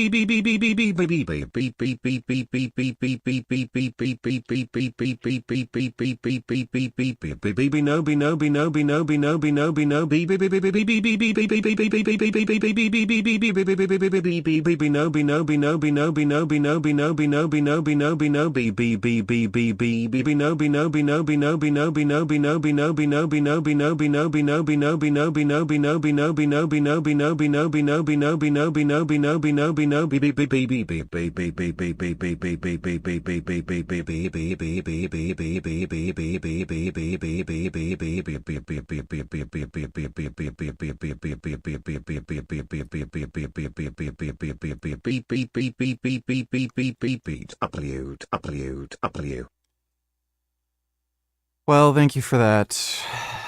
Oh, appreciate the donation. If your intention is to, jail massive numbers of people, if you believe that prison is an effective means of dealing with the myriad social needs of the African American community, then it's pretty effective. In fact, there's a long history in this country of dealing with problems in the African American community through criminal justice system, criminalizing social problems in a way that we don't do in other communities. For instance, if you looked at the research, you would find that somewhere around 60 to 70% of the people in prisons and in jails are suffering some sort of mental health problem. Upwards of 50%, go in there dealing with some sort of chemical dependency. Viewed from another lens, these are public health problems. One could look at, the massive number of African American men. There's no drug you can take that will cure somebody of being an insane fucktard. So, like, I don't know how else to deal with these people other than jail. And by the way, like, a mental health issue can be, like, psychopathy. You can't cure that. There's no drug that makes you not a psychopath. Who are out of work, and the intersection between that and prison. Well, one could look at where prisons are located. And, you would find that a lot of times. Like, by the way, that's also an insane cope. There's so many people who are drug addicts that aren't criminals. I would even go so far as to say most drug addicts are not criminals. So what the fuck does it matter if they're addicted to drugs? Like, you can do crystal meth and not steal shit from people, kill anybody, rob cars. Like, you can just do crystal meth. You can just do heroin. You can just do fentanyl. Like, so that is just an insane cope, saying, oh, well, the problem is they have mental health issues and they're addicted to drugs. That doesn't really mean anything. Like, they're committing crimes because they're just dickheads. Prisons are located in rural regions, where all other industries effectively shut down. And you might think of that as actually an employment problem and not a criminal justice problem. The enduring view of African Americans in this country is as a race of people who are prone to criminality. I mean, literally, we have the notion of black people as, criminals written into our Constitution. We have a fugitive slave clause, which effectively makes all the things that are normal for any other American in that period illegal for black people. To pursue your own freedom was illegal. Slavery, was enforced by the criminal justice system, the slave laws. It made, very, very ordinary things like learning to read effectively a criminal act. Frederick Douglass is an escaped slave. He's a criminal. I don't know what the fuck that has to do with anything. He's stolen his body, as he says it in one of his speeches. Harriet Tubman, is running a massive criminal conspiracy, stealing people. I know we all love Martin Luther King today, but in his time, by, the highest powers in the American justice system, Martin Luther King was viewed as a criminal, by J. Edgar Hoover. Arguably, perhaps by, the Kennedy administration and the Johnson administration. I say that because they signed off on the bugging, of his home and, wherever he was. The lens of criminal justice is the way this country has traditionally regarded black people. I don't know that anything is broken at all. The deeper question is, are we okay with something on the order of 4,000 African American males per 100,000 being in jail. Are we okay with that? Are we okay with, you know, there being a 1 in 3 chance for every, you know, African American male born in this generation of eventually doing some sort of time in prisons and in jails? Are we all right with that? The reason for the discrepancy is primarily organized crime. So now the police do target black people. You could maybe argue, like, you could shave off quite a few percentage points because black people are targeted and white people get away with more, but the primary discrepancy here is organized crime. And that goes to the deeper question of, are we all right with black people in the position that they are in our society? Or do we have some sort of, you know, long-term commitment to... Yeah, this guy's officer kind of didn't know. Just gay. Cuck Q donated $2. There's a lot of misconceptions about Black Lives Matter. Yeah, somebody already sent me that. There's a lot of misconceptions about Black Lives Matter. Oh. Wait, are these different videos? There's a lot of misconceptions about Black Lives Matter. Okay, they must have filmed this all in one go.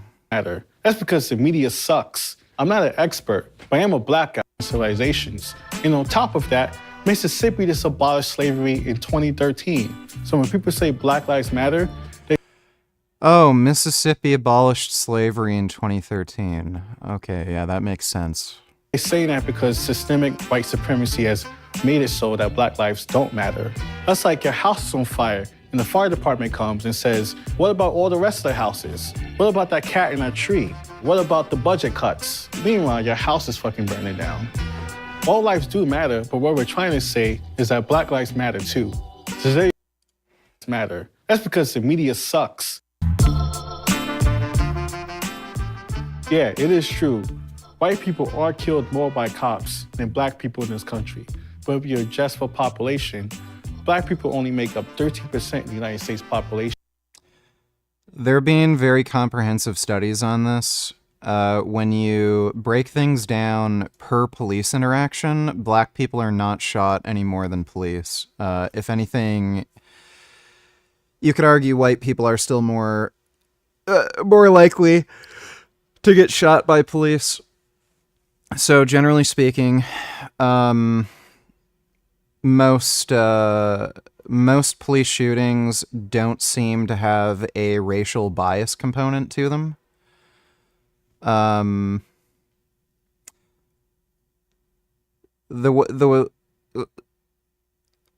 So just because, like, cops are, a lot of them are racist, like we just saw them pull over an 11-year-old and shit like that. So they might have those sorts of racial biases when it comes to police stops, investigations, shit like that. It doesn't mean they're so fucking racist, they're willing to just shoot black people for no reason, you know, generally speaking. So there just isn't any data supporting the idea that police will shoot you just because you're black. But twice as likely to be killed by cops than white people. Even with my hands up, yeah, that's not true. I'm 20% more likely to get my ass kicked than a white person by a cop. That's why we're scared of the police. So there you have it. I can't explain almost. Yeah, that's just not true. We're going to mall porque that mall is too much black people. Yes. Y no penitencia for Spanish people or white people. We get all the clothes and I sell it to the lady, to the mechera. Because she paid for the blue jeans for kids, $10. And for the shorts, $5. Lo hacemos porque la renta en Nueva York es muy cara. Todos los biles, seguro de carro, todo. Ah, no nervous. I love boosting. Fue nervioso, no voy a... Shut up, bájese entonces. We're gonna go in now with the bag, and you're gonna fill out the bags, and that's it. So let's go. Okay, vámonos. Okay.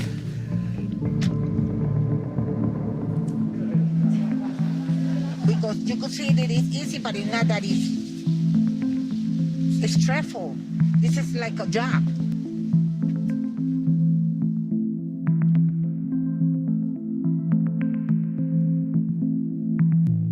Boosters like easy targets. and malls fit the profile perfectly. Brand name stores do not want the bad PR that comes from an aggressive confrontation with a booster. As these two walked out of stores with bags full of clothes, no one approached them, even when the alarm went off. You gotta love the game.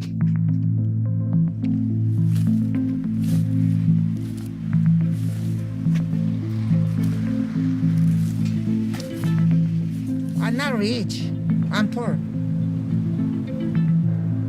I told you, if I had money, I'd never do this. Oh, okay. So I guess it's okay to do it if you're poor.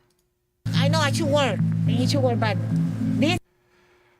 Like, yes, I make the money by invading people's home and holding them at gunpoint and asking them where the money, and then I ask where their car keys are, and then I steal their car, and I tell them if you call the police, I shoot and kill you so that they don't call the police. I only do this because I am poor. If I wasn't poor, I wouldn't be breaking into people's houses and stealing their money and their car and threatening to kill them. Yeah, okay. Well, yeah, I guess if you're poor, you can do whatever you want. It's never gonna stop because there's other people doing it every day and more people. Because it's money. It's money, yes. Easy not money. Easy. It's not easy. A lot of people are scared. A lot of people are scared. I bring somebody who goes to a store, I put something in buy, the people is like this. Why you do this? Why you do that? You're like, yo, shut up. That's what happened.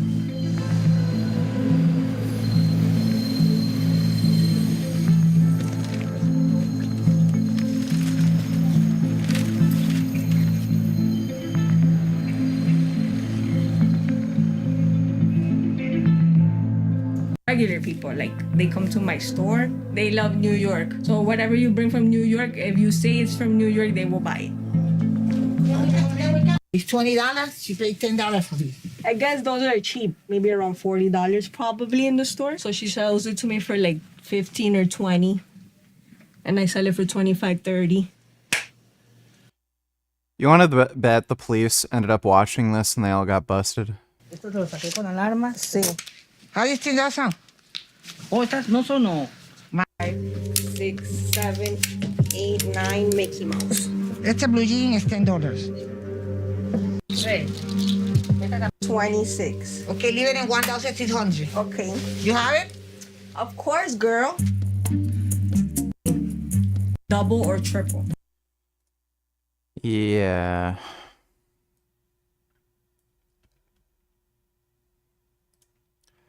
Humans are not equal. Dishonest history of race.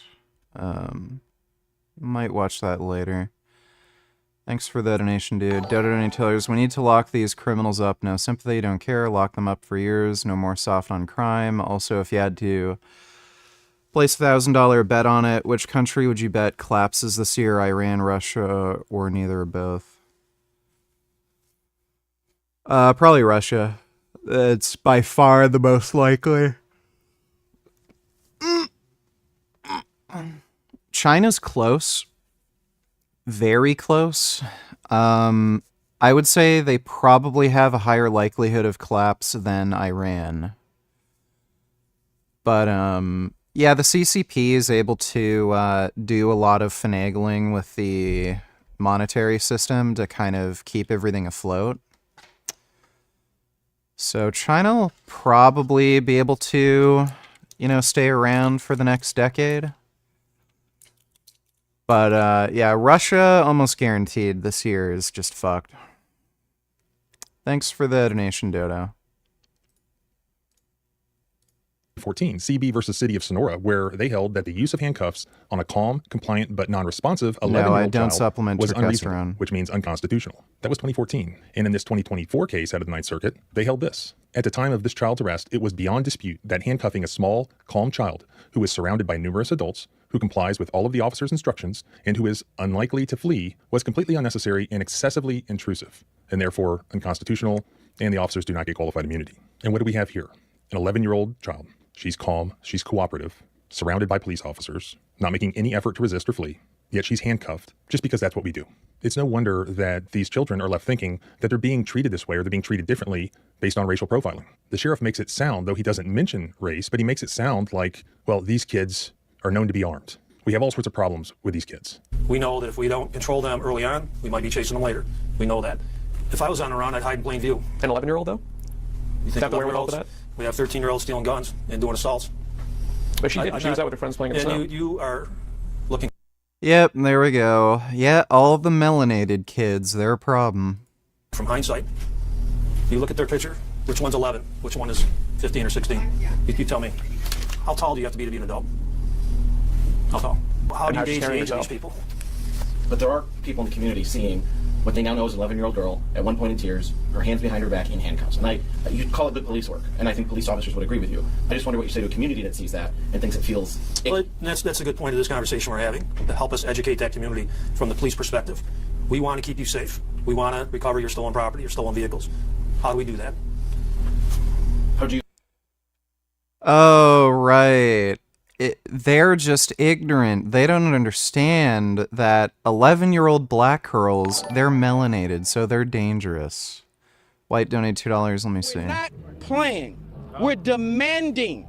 We're not requesting. We're demanding. We're not urging you. We're demanding you. And we want all the new supervisors to understand this can be a beautiful relationship or a sour relationship. Is this guy serious? Is this actually happening right now? Is a man out there doing a racially charged protest because a Safeway is closing because black people keep stealing from that same Safeway? Here's a crazy idea. Here's a radical idea. Instead of being out in the city of San Francisco, instead of going to the news cameras and saying, we could have a peaceful relationship or we could get dangerous, we could get... point out for everybody out there in the audience that one of the signs that is visible behind this man who is on the local news, who is supposed to be taken seriously due to a Fillmore Safeway that is closing, due to theft, due to the fact that these people keep stealing from the store, has a sign that says 1619 Holocaust. So we have the 1619 Project nonsense in the background of this, the ties to slavery, because apparently Safeway not letting black people steal from them forever is equivalent to a Holocaust and slavery put together times 20. And if you don't like it, want to support him, it will be linked in the top of the description. If you cannot afford to do so, or you don't like Devin, or don't do, let us get into this story. Activists from San Francisco's Fillmore district marched down to City Hall today. They're demanding the Board of Supervisors address the closure of the neighborhood's Safeway store. Their goal isn't to keep Safeway from leaving, rather to add a new grocery store, and they want to be included in these discussions. So I think one of the first things that I find incredibly off-putting about this protest, about this march down to City Hall, is how entitled these individuals are. Again, one of the main reasons why Safeway is closing is the same reason why Walgreens is closing, to my audience, that those safety measures, when they start locking merchandise up in order to deter theft, also deter customers. So the only solution is to actually enforce the laws in places like the city of San Francisco if you want these places to... Yeah, and they won't do it. They just let criminals do whatever they want. Dodo and Tellers think Iran would. Do you know right now in Iran there is no electricity for any household, and with Trump coming in, he will be happy to greenlight any attack Israel wants to do on Iran. Iran finna collapse first. Trump will relieve sanctions on Russia. It's looking like Trump probably won't relieve sanctions on Russia. Hey, Gum Gum. Oh, you've got some nice kitty paws. Oh my goodness. Oh, I love my kitty. Yeah, that's a good boy. Oh my god, I love you. But, yeah, maybe Iran will collapse first. Good riddance. Thanks for the donation, Dodo. Son Goku donate $2. Could he be natty? Do you think Ataturk was based? He pushed for secularism in Turkey and banned hijab while killing all lot of Muslim preachers in mosques. Pretty based. Turkish Muslim extremists still seethe for him. Too bad he didn't wipe Islam out completely. I don't know who that is, so I wouldn't be able to tell you, but,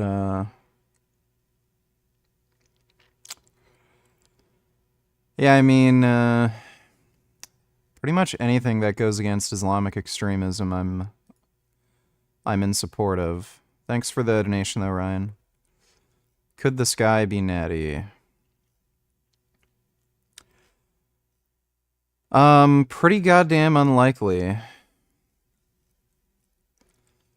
Like, there are genetic freaks out there. I mean, Ronnie Coleman was bigger than the sky when he was natural, but, you know, the likelihood of somebody having this physique while being natty is very, very low, so... Yeah, I'd say, probably goddamn not. Like, yeah, just practically no chance.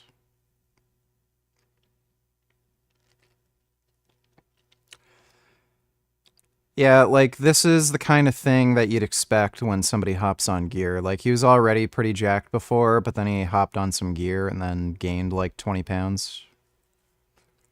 So...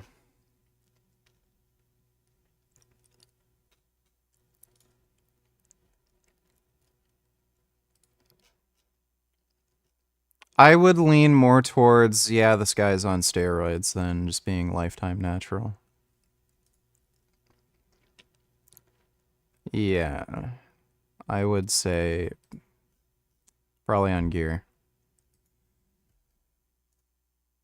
You just don't typically see physique improvements like that. Thanks for the donation, though, Dodo. To remain open, but of course you had London Breed, very soft on crime mayor. You had Chesa Boudin, who was recalled. At least British police are honest. I'm with the sergeant, we'll be state 5 in a couple of seconds. Right, I've got to go to quite a serious incident. The reason I stopped you is when you came out of the barns, no offence to you, but you're a black male, okay? I'm not going to lie to you. So it's racist when you stop me? I'm not saying that at all. The reason I've stopped you, I'll explain if you let me finish, alright? In this area, we have a number of drug dealers. I'm not saying you're a drug dealer. That come up from other areas that don't live anywhere around here. I live here. I know you. Yes, now let me explain why I stopped you, sir. Now, you see, you're a melanated individual, and we've had other melanated individuals who are doing things that aren't quite right, like selling drugs, and, you know, raping women and all this nonsense. And I noticed you being a melanated male and being associated with this group of melanated individuals that I had to go and stop you and have a right chat with you. Like... You might know that, but I don't, because I've never met you before, okay? So the reason I've stopped you is because I haven't seen you before, and I've been a local officer for a long, long time here. So I've turned round, and then when we came out to Kings Avenue, your car had disappeared. This guy had to have been fired. He had to have been fired. Like, holy fuck. I can't believe they'd be so stupid to say that. Team 3D Alpha keeps talking about myostatin inhibition through dark chocolate and quinoa to get massive gains. Is he bullshitting or what's going on with the myostatin hype? Brian Johnson also hypes follistatin up. Team 3D Alpha is one of the most pseudoscientific morons I've ever seen in my fucking life. If chocolate inhibited myostatin, white girls who just went through a breakup with their boyfriend would be the most jacked people on the fucking planet. So, yeah, chocolate does not inhibit myostatin. Again, every fucking chick on her period eats chocolate. Every fucking girl who just went through a bad breakup with her boyfriend eats fucking chocolate. You'd be seeing a lot more fucking jacked girls, you know, if chocolate did fucking shit. Myostatin inhibition in adults also probably doesn't do anything. Myostatin seems to only affect muscle mass when you're talking about people like... If you have a myostatin deficiency, it affects how muscles develop while you're, like, in the womb. So when you're not even, like, a human being yet, and you look like a fucking jelly bean, it'll affect how muscles develop when you're a growing fetus. And that myostatin inhibition just makes you develop way more muscle cells than a normal person. If you're an adult and you eliminate myostatin, it doesn't seem to do anything because the mechanism and how it affects muscle growth, it affects how you develop when you're a fetus. So, very low likelihood myostatin inhibition does anything for adults. And even if it did, it would be a very small effect. And chocolate, sure as fuck, is not going to inhibit myostatin. Again, it's chocolate. It's quinoa. Like, no. Just no. You would have to take some sort of special drug, to have any, substantial effect on myostatin. But, and again, Team 3D Alpha, if he's wearing a shirt, you wouldn't even think he lifts. He's not a particularly fit, in shape dude. If he knows all the secrets, chocolate inhibits myostatin, this and that, it makes you grow muscle and you get insane gains. Why is this guy not more jacked than everybody else if he knows all the secrets? Eat chocolate, quinoa, all this crap. It's because none of it does anything. So, and again, what do I promote? Just the basics, just make sure you get enough protein, eat a clean diet, make sensible training decisions, make sure you manage your volume and everything, add weight each week. I've gotten pretty big and jacked. I think a lot of people, find my physique impressive. I've been able to bench press 410 pounds. The basics are what works. I think my advice works, and I'm an example of my advice working. What has Team 3D Alpha done? He had visible abs once when he bothered to diet. None of his lifts are particularly impressive. He's just an average dude who goes to the gym who doesn't even really look like he lifts. Great. I guess eat chocolate bars and quinoa and watch you not make any gains. Yeah, and Brian Johnson did make that video about follistatin. I think he's kind of walked back his claims with hyping up follistatin. He was on More Plates, More Dates podcast talking about it, and he said really the only difference was he just slowed down his epigenetic rate of aging, and he's not really convinced it has any muscle building advantage. So it's so bizarre to me. We have steroids. You can just take steroids, and you're pretty much guaranteed to at least put on 10 pounds of extra muscle if you keep training while taking gear. You don't even have to take high doses. Just 200 milligrams of testosterone and entheate or cypionate per week. In a few months, you'll easily put on 10 pounds of muscle. And if you want more gains, you can take more testosterone, more compounds, and it comes with health risks, but that works. We have fucking dorks on the internet saying, yeah, chocolate inhibits myostatin and quinoa also inhibits myostatin, so yeah, make sure you have chocolate smoothies in the morning and also eat a cup of quinoa per day, and that'll unlock some, muscle gain. What the fuck is this stupid, dumb dork shit? So, if you want to build more muscle, take steroids. They work. But instead, chocolate, yeah, Hershey's chocolate bars, It's just unreal to me. It's so silly. Thanks for the donation, though, Ryan. I had to disagree because I saw you in the mirror actually, because you come out. We saw you go up Kings Avenue, and we went up Kings Avenue, and then we couldn't see your vehicle. So whether you went off us down the side street or not, I don't know. Okay. Sorry to interrupt. Have you got any ID on you? Just for your details on, just so I can yes. your ID, mate. That'd be brilliant. Did you hear? They literally stop this guy because he's black. And then they're asking for his ID.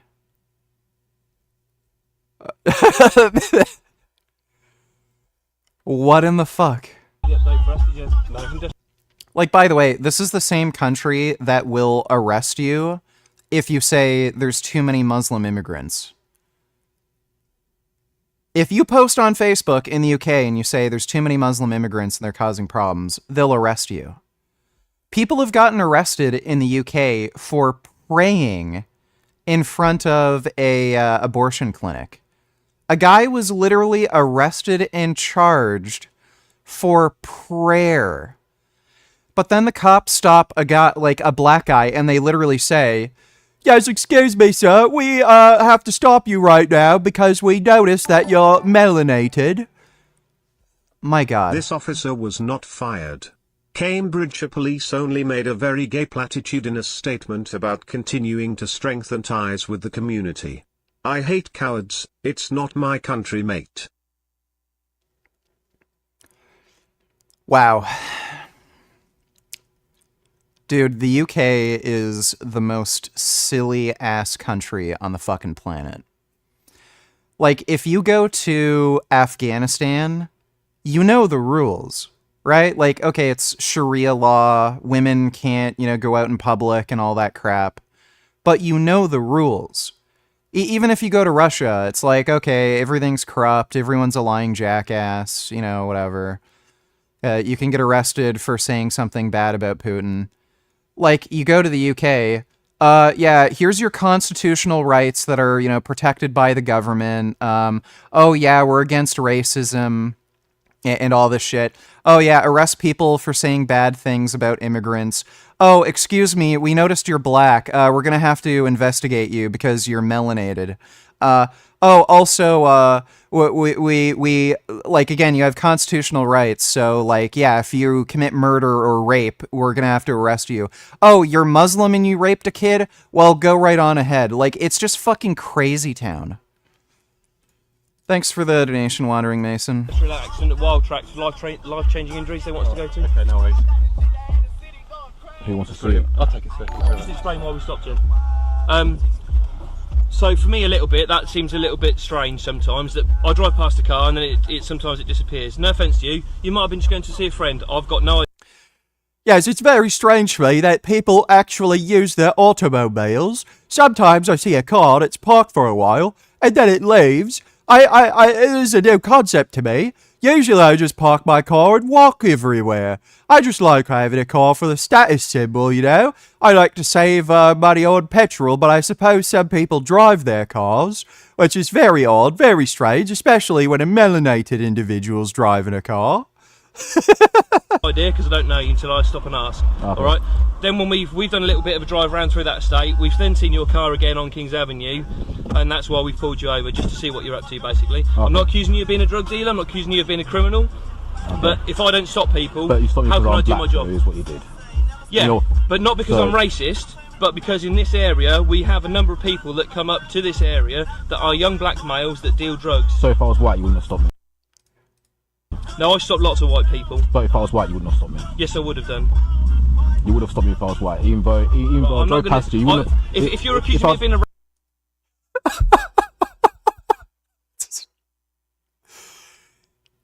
Like, at this point, maybe you should just give up. Racist. I'm Okay, not accusing you of being racist. Right. I'm just asking you a question. If I drove past you, if I was a white person, I drove past you, you wouldn't have turned around and come after me, would you? Maybe not today, but no, I stopped. You're racist. No, then, I'm not. Oh my God, I can't. This, like, oh my God, why does anybody live in the UK? This is just so retarded. Holy shit. Oh my God. Well, you say, sir, it's a Tuesday, and Tuesday is Stop All the Black People That Are Driving Day. Math fan donated $2. Any tips on how to better understand theory in math? I have no advice for you. The way it's described in books is very complicated. I have no problem with calculating derivatives, integrals, but when it comes to proof exercises, I'm lost because I need to have deep understanding of theory. I would say hire a tutor. Thanks for the donation, though, math fan. Racist. I stop more white people than I ever stop black people. But you're just proving it, though, haven't you? If I was white and I drove past you, you would not have turned around. But if I'm a black person that drove past you, you've turned around and seen me. I've explained to you why I've stopped you, okay? I wouldn't be doing my job if I didn't stop people that commit... No, I understand the misunderstanding, sir. I think this is what this is coming from is, you see, melanated individuals, they on average have lower IQ, which is why they listen to rap music and such. And you're just not understanding what I'm saying because the melanin has damaged your brain. Now, it's very simple. Today's a Tuesday, and on Tuesdays, we just spend special attention arresting melanated individuals, and as you happen to be melanated individuals, you're a melanated individual, you just happen to be in the unfortunate circumstance of needing to be investigated on this evening. crimes in these areas, and we have young black males in this area that come from outside of Cambridgeshire that deal drugs. I'm not suggesting that you do that, but that's why I've stopped you, because we don't have that many young black males in this area. Okay, fair enough, but the fact is, Joe, you didn't have to stop me. You could have checked my details. You could have seen that I'm an insured driver on here. Just because that's the the registration number on the car, that doesn't mean the same person is driving it that owns it or is insured. Fair enough. Understandable. Okay? Fair enough. I'm not a racist, okay, but I'm doing my job. It's not. I understand why you might think I am, all right, but we don't get many young black males in this area. Okay, so that's until my colleague was running your details through the computer system and I pulled you over. Fine, thank you very much. But I've got no issue, and you wanted me to explain why I've stopped you, and I'm telling you the truth. I could have lied to you, made it up, couldn't I? Yeah, you could have done. But I've told you the truth, because I don't think I'm being racist. I've stopped you for a reason. Yes, I'm not being racist because I explained the reason I'm stopping you is because I'm racist. Explain why. Yep. All right? Okay, thank you for your time. Bro. Yeah, if you live in the UK, just leave. There's no point. It's done. It's over for you.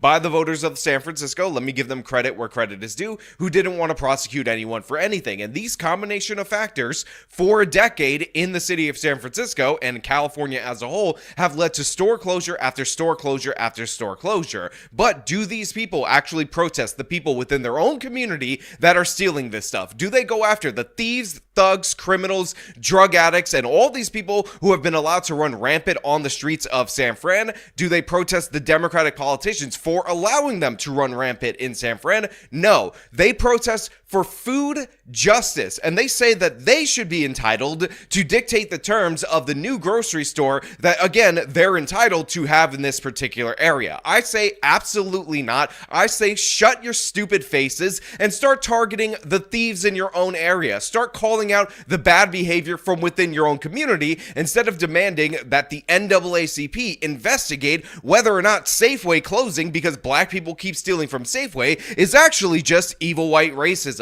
Again, shut your stupid face, shut your stupid mouth. I don't want to see this nonsensical protest. Safeway is not a government agency. Grocery stores are not a government agency. They are businesses, and you have created a climate that is in... We're demanding. We're not requesting. We're demanding. We're not urging you. We're demanding you. And we want all the new supervisors to understand this can be a beautiful relationship. I don't think the UK meets the NATO GDP recommendation. Wasn't it at like 2.8% and then they only recently increased it? UK military funding GDP. Yeah. This is in December 2024. Commitments to increase defense spending to 2.5% of GDP as a member of NATO. So it was even lower. UK defense spending 2.5% of GDP target. NATO guidelines suggest member states spend at least... Oh, I thought it was 4%. Am I insane? Am I forgetting? I swear it was 4%.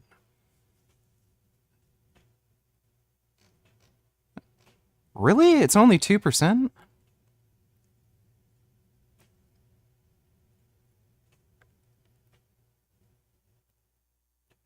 No, I'm pretty sure the NATO recommendation is 4. But this is only a recommendation from within the UK or something. I swear it was 4. Maybe I'm wrong. Maybe it is 2%.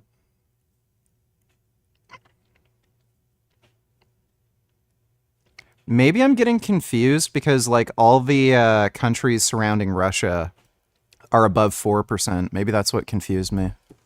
Or a sour relationship. Look, again, I know I already showed you that clip. I know you might think I'm double dipping, but really think about it. There are multiple signs that say food justice. Food justice. They are entitled. They have a divine right to rob the Safeway or a similarly situated grocery store that needs to be put into place for them to rob it, because food justice. And again, the 1619 Holocaust thing, it's so absurd. And this preacher guy, this latest race hustler, this person that was unbeknownst to me prior to him appearing in this local news segment, ridiculous and absurd from top to bottom. But food justice is apparently allowing these people to steal from grocery stores without any justice. By the way, 9 times out of 10, they're stealing deodorant and laundry detergent, the stuff that is in grocery stores, specifically to make them more profitable. So it has nothing. I hate communists like Hakim that claim USA had more time than Soviet Union, and Soviet Union still managed to compete in terms of space travel infrastructure.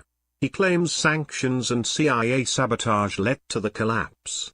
How would you debate him in a debate? No. So American sanctions definitely didn't help, but the reason the Soviet Union collapsed is because they're just completely and utterly incompetent. Like, they literally had the ability to just make money out of the ground. Like, Russia has huge oil reserves. The reason the Soviet system was able to last for so long was because of their oil reserves. But from the very beginning, they had absolutely horrendous leadership that fundamentally didn't understand economics. Like, Lenin thought he could literally just magically create food and get grain from peasants for free. Then when that didn't work, he started fucking, like, this campaign of, like, murdering and harassing them. And then when that didn't work, they tried to, like, literally ban money. And then when that didn't work, he was like, oh, yeah, I guess we need money. And then they completely reversed course. So, no, Soviet leadership was just terrible. It was always terrible. There's a fundamental issue with communism where they have this, like, labor theory of value where not only can they not determine what value labor has, but the guy who made that theory didn't also recognize, like, the importance of, like, intellectual property. So ideas also have value. That is not a part of the labor theory of value. So if you have an idea for, like, a computer system, for instance, that in itself has value that has nothing to do with fucking labor. To be fair, I don't know if Marx, like, even knew of computers. Like, this is a guy who lived a very long time ago in a shithole country, so he may not have had the foresight to, like, understand some of these things because he just wasn't around any of this technology. So, like, that alone really fucked up the economy. Soviets for quite a while didn't really understand the value of computers. And again, some of that had to do with, like, how their economy was structured. They never really thought of using computer systems they couldn't use computer systems in like a capitalist economy and use that as a driver of economic growth. They really only had an interest in it, you know, for the space race or developing weapons, and they were more of like a government thing. So there's a lot of reasons why the Soviet system failed. They failed all on their own. Thanks for the donation, Clemento. Nothing to do with food, but I'm sure they just needed to feed those innocent Beba Angel Aladdins the laundry detergent because, oh my God. But prescription services will continue until the store's closure on February 7th. Kenny Choi spoke to some customers who say the frenzy to find HS diploma, donate tellers, any advice how to stay engaged with boring schoolwork? I have no problem with being disciplined when it comes to gym exercise, but when it comes to mental work, I just can't do it. Can't learn something because I'm supposed to if it doesn't interest me. I've had the exact same problem. I would, first of all, get tested to see if you have ADHD. That's a very common symptom of ADHD. And you might be able to just completely correct that issue with medication. So talk to your doctor, see if you can get diagnosed for anything. You could possibly have ADHD. Aside from that, I would just try to, like, maybe gamify the whole idea of, like, homework and shit. So just try to, like, create, I don't know, some mental game in your head that you just want to try to see how fast you can do your homework or something. So try to, like, you know, get it done in an hour or something. And, you know, I don't know. That's the only thing I can really think of. But school just sucks, dude. It's really just the way it is, but I'd see if you can get, like, a diagnosis for ADD or ADHD. Thanks for the donation, though, HS Diploma. deals, shows the needs of this community, and more. Look at the empty shelves across this entire store. They've already given up. They're already not restocking the produce and all the different various things. The only thing that they're running as of right now is the pharmaceutical sector. The law properly, and things will return back to normal. George Gibbs is shot. Yep. This horseshit about, like, oh, we can't arrest criminals because it's not their fault, they're victims of, like, some fucked up system. It's just retarded. Everyone loses when you have that mindset. You do that, in this case. Good police work. We have a female in a stolen car wearing that description. We have a female with the same description. We stop her, we detain her like we do all juveniles in the stolen cars. We don't know what we're dealing with. Have you tracked down the actual suspects? We haven't found her yet. She is older, though. You've said that. That much of was new information. You're pointing at the wrong one. Sorry, yeah, she's yes. 15. Yeah. Apparently you don't know one from the other because they look a lot alike, don't they? I'm not looking at the picture. Don't go down that path. Be careful. She's still on the run.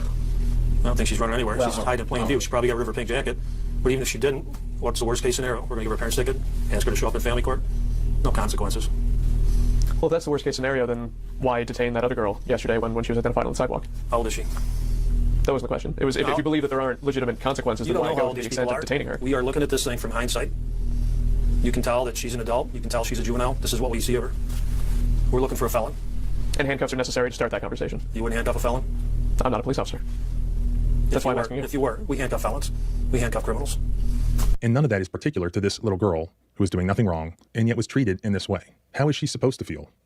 How should the public respond to what you're calling good police work if they are having their freedom restrained for, as far as they know as an individual, they've done nothing wrong? Cooperate with us and help us figure this out. We don't want to arrest the wrong person, but we don't want to stop keeping people safe. This is this balancing act. You know, you come here with the advantage of hindsight. You've never walked in a police officer's shoes. I have. If you work with us, we'll work with you. We do not want to arrest the wrong people. Should all members of the public just understand that at any moment their freedom could be restricted because they match a description for a suspect for something? It could happen. Well, what do you need to see change in order for your deputies to be able to be on the street and not presume that children are all walking around armed. They don't presume that now, so that I don't know about that question. Okay. What he means to say is that his police officers don't presume that now for all children, but just certain unnamed children. You can tell by looking at Melanated individuals. Lol, donate $2. Let me see.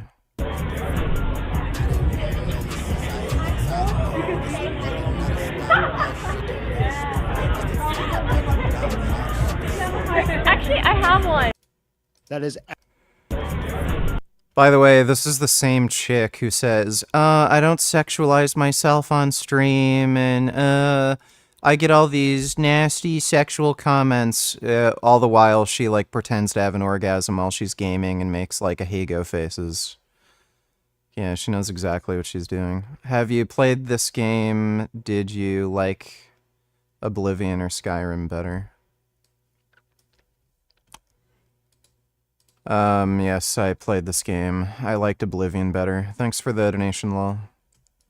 At them, they presume that they are armed. In fact, let's rewind to the beginning of the press conference. This is what he said was his justification for handcuffing this particular child. It was a concern that she might be armed. They detain her, they handcuff her, which is a normal procedure, especially based on the number of juveniles we have dealt with that have weapons. We have juveniles that we stop in a traffic stop who have assault rifles and ghost guns.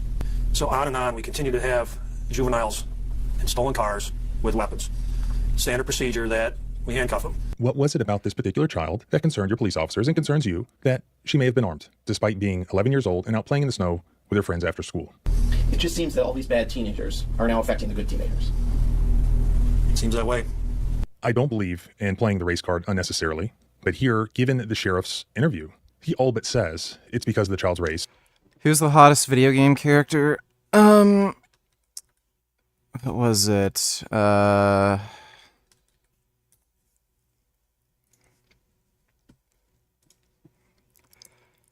Taki from Soul Calibur is pretty goddamn fine.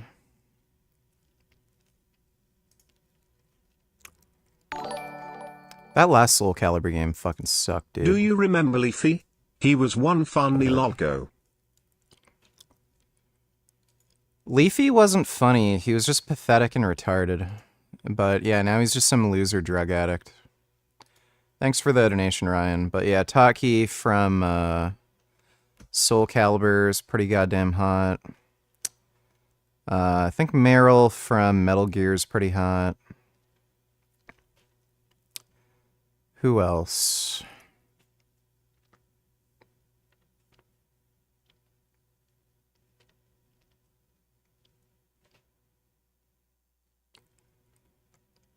Ava from Metal Gear was alright. She wasn't... like, I'm not super into blondes, so...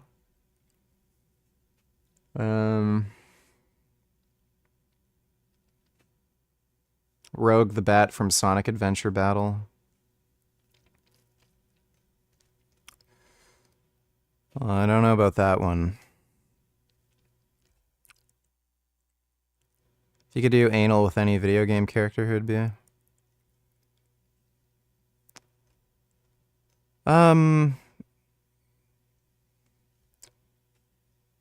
Maybe 2B from Nier.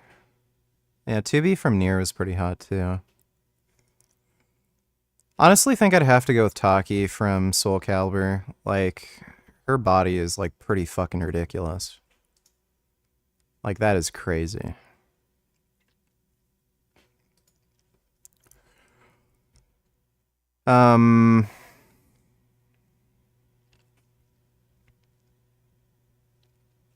There's some pretty hot like Mortal Kombat characters. Like Melina is a butterface, but as long as she keeps that, you know, face mask thing on, she's pretty fucking hot. Katana, Jade. There's a few others. Lime. Oh yeah, Cammy and Chun-Li. Yeah, fuck.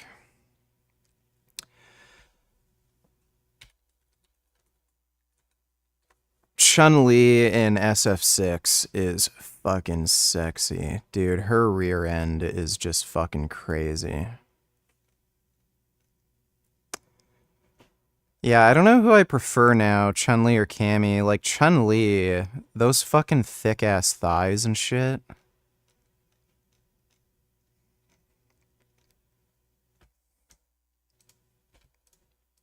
That the child had to be handcuffed and treated accordingly. And the case that he makes for that is he's trying to be effective. He's trying to keep his community safe. Do you think that this department has handcuffed every child that they come into contact with? Of course not. This child was treated like a criminal. And as I said, this is something that happens all the time across the country. That's why he's defending it here. He's just upset that he got caught on camera. This is sort of like when police officers say, you know, you've never been a police officer, you don't understand. It's like making sausage. It has to be done, but it just looks ugly. People don't like to see it. I will submit to you that nobody was made safer by handcuffing this 11-year-old child, making her cry. Nobody. At the end of the day, I think what these children did was all that could be done. They videotaped what was happening. They were calm, they were polite, they were cooperative, and they documented the abuses that were happening so that it could be exposed after the fact, which it has been. It needs to continue to be exposed, and you can help by sharing this footage. Make sure that everyone sees it. Our rights don't end. Yeah, that's the cops for you. The misery, if the misery of the poor be caused not by the laws of nature, but by our institutions, great is our sin. Charles Darwin. Race is such a pervasive idea in modern discourse. Racists nowadays, and their academic counterparts, try to push the idea of race realism, or racialism. The idea that humanity can be easily divided into well-defined... Were you into Dead or Alive? Either the beach volleyball game or the fighting game. Kasumi is my favorite. Bitch is fine.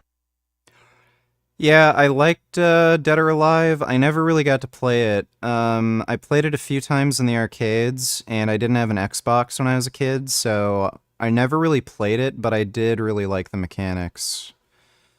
Yeah,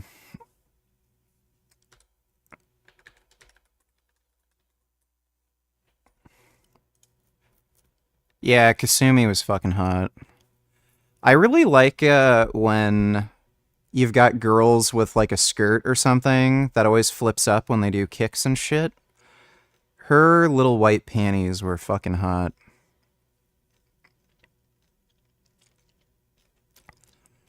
Yeah, there's a lot of sexy Dead or Alive babes. Thanks for the donation, Grey Knight. Defined categories, races, that are both broad and clearly defined. Said races are different from one another, and that these differences can determine the abilities and behaviors of individuals or groups that belong to that race. Where did these ideas originate, though? I mean, these sentiments have existed for a long time. Let's take a look at this quote from Aristotle. Those nations are full of spirit but somewhat deficient in intelligence and skill, so that they continue comparatively free, but lacking in political organization and capacity to rule their neighbors. Fairly interesting, isn't it? How far back race realist tendencies go when talking about blacks. Wait, I've been a little cheeky here. Notice that I haven't provided the full quote. Here is the full quote. The nations inhabiting the cold places and those of Europe are full of spirit, but somewhat deficient in intelligence and skill, so that they continue comparatively free, but lacking in political organization and capacity to rule their neighbors. He's talking about the whites of Europe, not of blacks. That was just a little exercise to show how even you and I may have been affected by these notions despite us not believing in them. The very fact that a couple of thousand years ago the supposedly unalienable racial hierarchy was different to those of modern people who subscribe to such ideas should be proof enough as to how ridiculous it all is. Race, especially the modern concept, is a purely European invention, with conveniently Europeans being at the top of said hierarchy. Nonetheless, let's take a look at the semi-modern history of race realism. Now, attitudes of race realism, racialism, were pervasive, especially in supposedly educated circles, since before the French Revolution. Even amongst the more liberal American leaders such as Lincoln, there are statements such as this. There is a physical difference between the white and black races, which I believe will forever forbid the two races living together on terms of social and political equality. And insomuch as they cannot so live, while they do remain together, there must be the position of superior and inferior, and I, as much as any other man, am in favor of having the superior position assigned to the white race. Even in academic circles, where giants like Charles Darwin stood, such sentiments were prevalent and even presented as scientific fact. Darwin himself wrote about a future time when the gap between human and ape will increase by the anticipated extinction of intermediates such as chimpanzees and Hottentots, that being a racial term for the Khoikhoi, a nomadic tribe of people in South Africa. The break will then be rendered wider, for it will intervene between man in a more civilized state, as we may hope, than the Caucasian and some ape as low as a baboon, instead of as at present between the Negro or Australian and the gorilla. Before we get into the deeper stuff, let's see what concepts of race existed among supposedly educated European minds. Carl Linnaeus, a Swedish physician, in his 1735 work Systems of Nature, divided humanity into 5 races.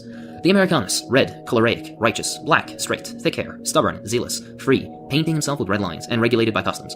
The Europeanus, white, sanguine, browny, with abundant long hair, blue eyes, gentle, acute, inventive, covered with close vestments, and governed by laws. The Asiaticus, yellow, melancholic, stiff, black hair, dark eyes, severe, haughty, greedy, covered with loose clothing, and ruled by opinions.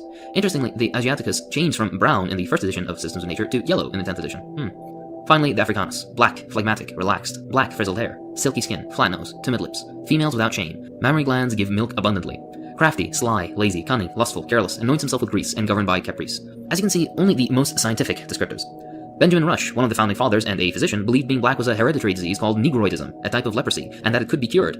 Christopher Miners, a German philosopher and historian, believed that races could only be divided according to beauty, with, as you may expect, the white race being beautiful and the black race being ugly.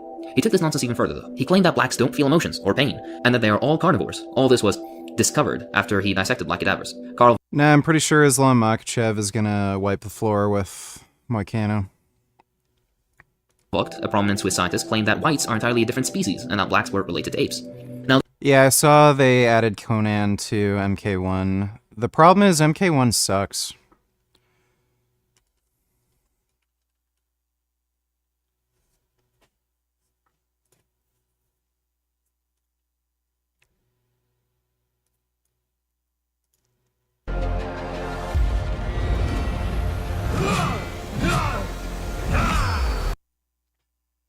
It's so crazy how good video games look now.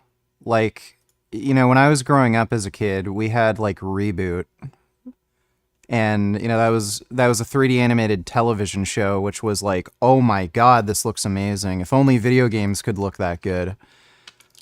Like, we have games now where if you're not paying attention, you could think it's like actual real life, but the games suck now. It's so bizarre.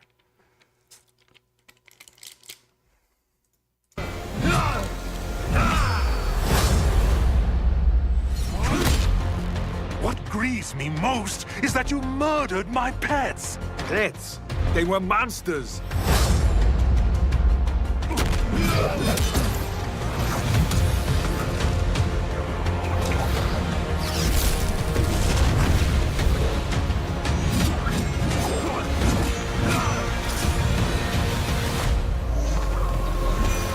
Fight!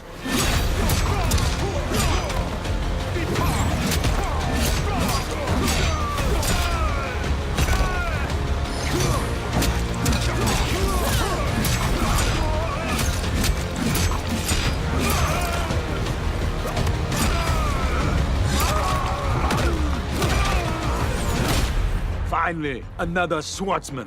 You seem way too excited for this fight.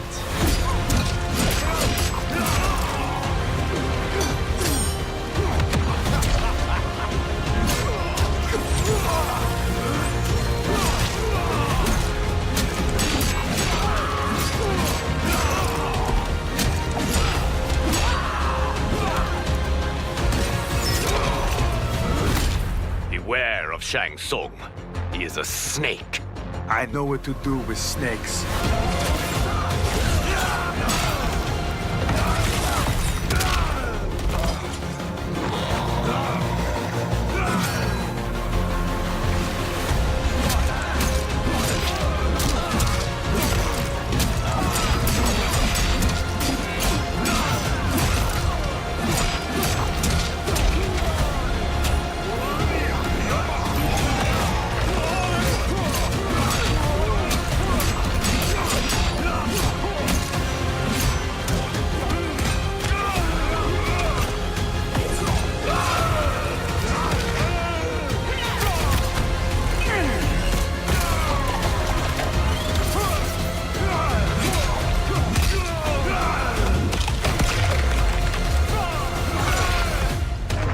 Finish him.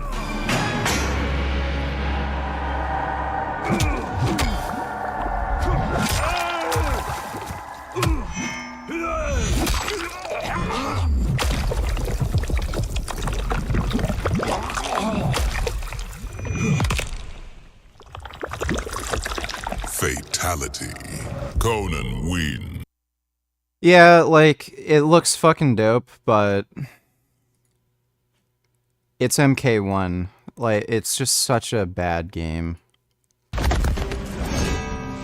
If they didn't have that stupid, tag team system thing in it, I might have been more interested, but yeah, MK1's just pretty lame.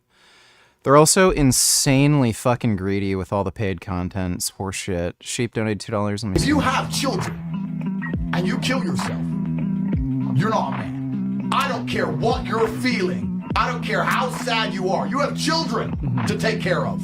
You're gonna embarrass your children. You're gonna leave your children without a father. Andrew, can we say because that you're one more sad. time? Because you're sad. If you have children and you kill yourself, you were never a man to begin with. Absolute garbage. Garbage. And the only reason this crap happens is because of the acceptance of depression. People say that depression is stigmatized. It's the complete opposite. It's accepted now to the point where it's almost promoted. It's insane. If you have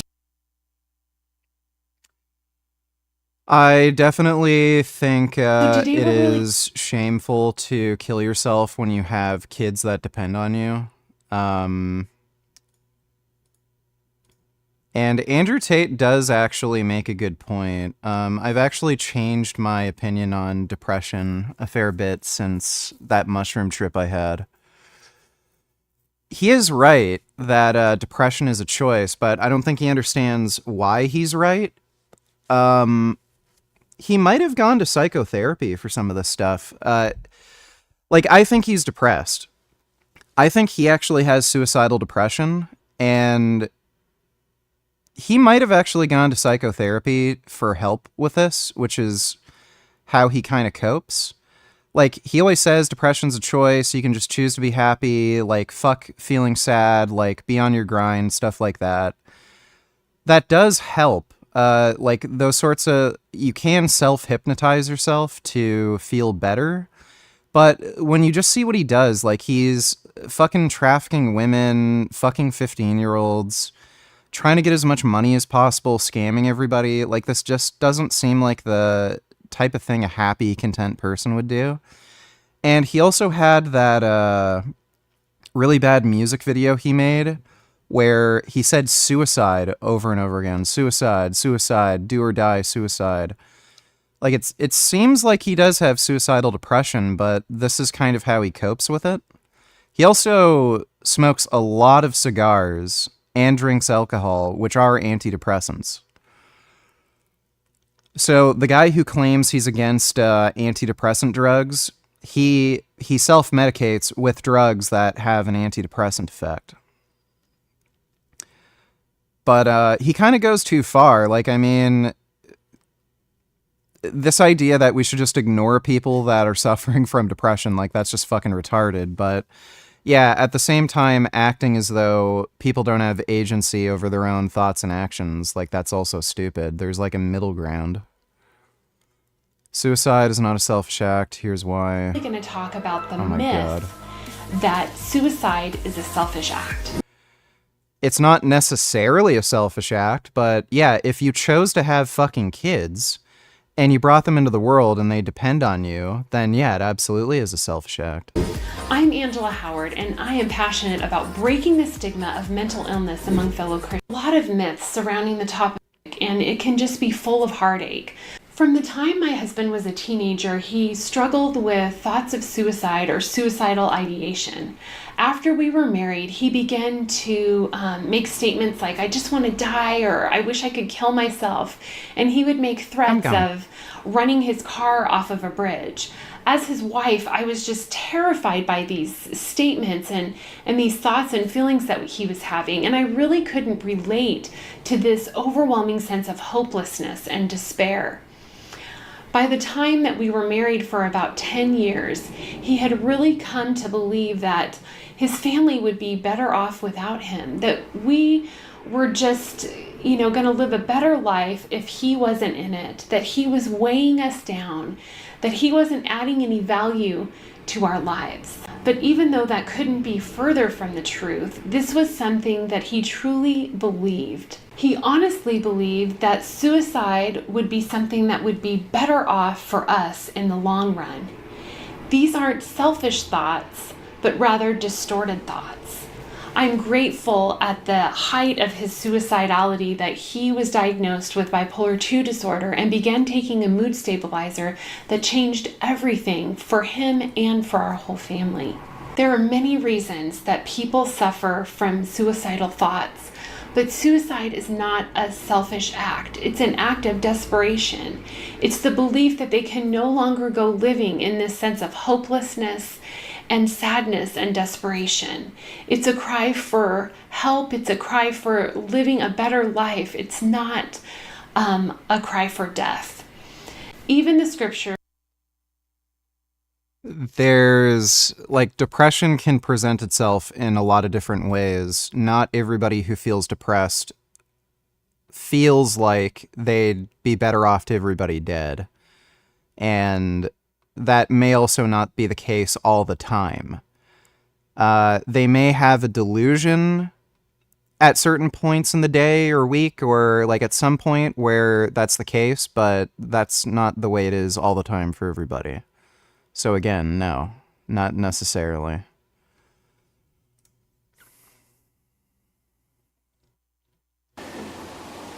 After Justin's death, for probably, I don't know if it was 2 or 3 years, I kept, day after day, I would say, Justin, how could you do this?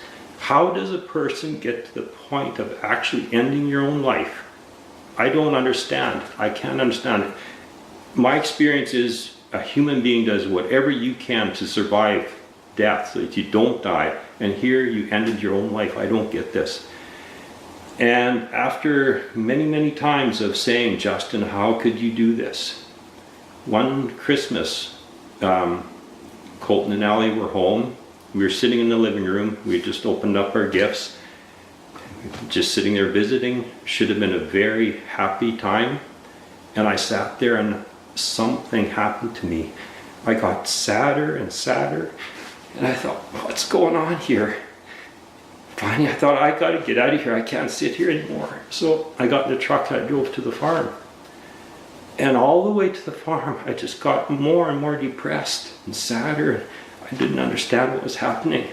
I'd never felt this before. And I got to the farm and I just walked around the yard wondering what's going on. And finally, after an hour or two, I thought, I better get back to town. They're going to wonder what happened to me. And as I was driving back to town, I thought to myself again, Justin, how could you do that? And all of a sudden, I got the answer. What I just experienced was a very minute feeling of what Justin was going through. What he went through for months at a time. I felt it for a couple of hours. And I knew if I was to have to keep living like that for months, I couldn't. I would end my own life. Not that I was suicidal at the time, but I knew if I knew I had to continue like that, I couldn't. Then I fully understand why he did what he did. And I said, I will never ask that question again. I know Janet and myself, we never felt any anger towards him. Sadness, grief, yes, all of that, but there was no anger. And something we decided right from the get-go, we're not going to place blame. So many marriages have ended because of losing a loved one to suicide.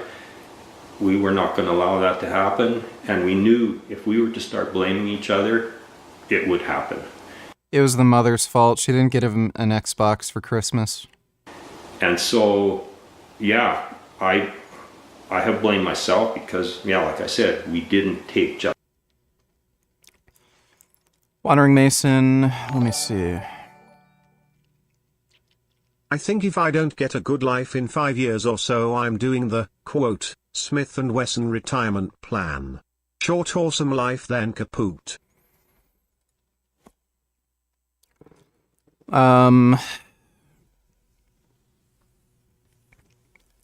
Happiness comes from within, so you can just choose to be happy. So, I don't think you're going to find you're any happier with, radically different circumstances. It all comes from within. There's plenty of very wealthy, rich, famous people who've committed suicide. Thanks for the donation, The Wandering Mason.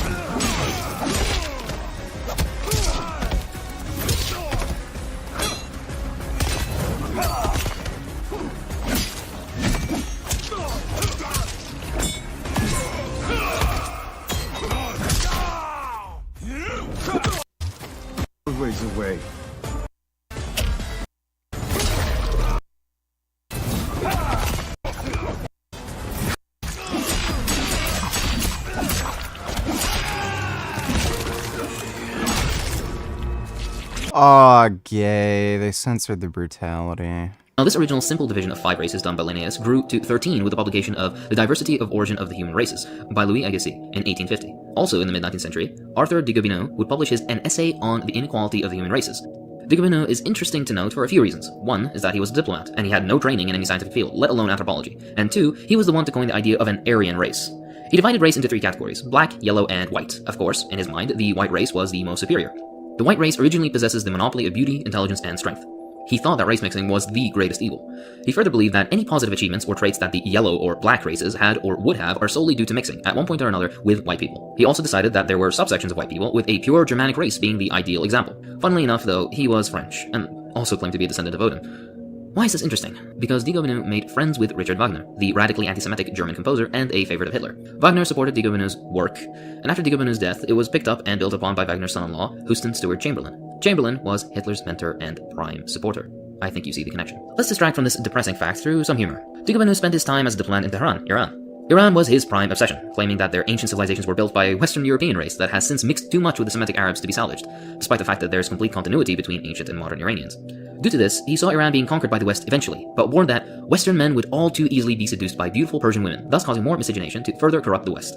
This strange Orientalist idea was very common with him, actually, as he believed that Asian and black women had immense powers of sexual attraction over white men, and that whenever whites were in close proximity to blacks and Asians, the result was always mixing, as white men were seduced by Asian and black women, to the detriment of the whites. For a supposedly superior race, they sure are bad at self-control.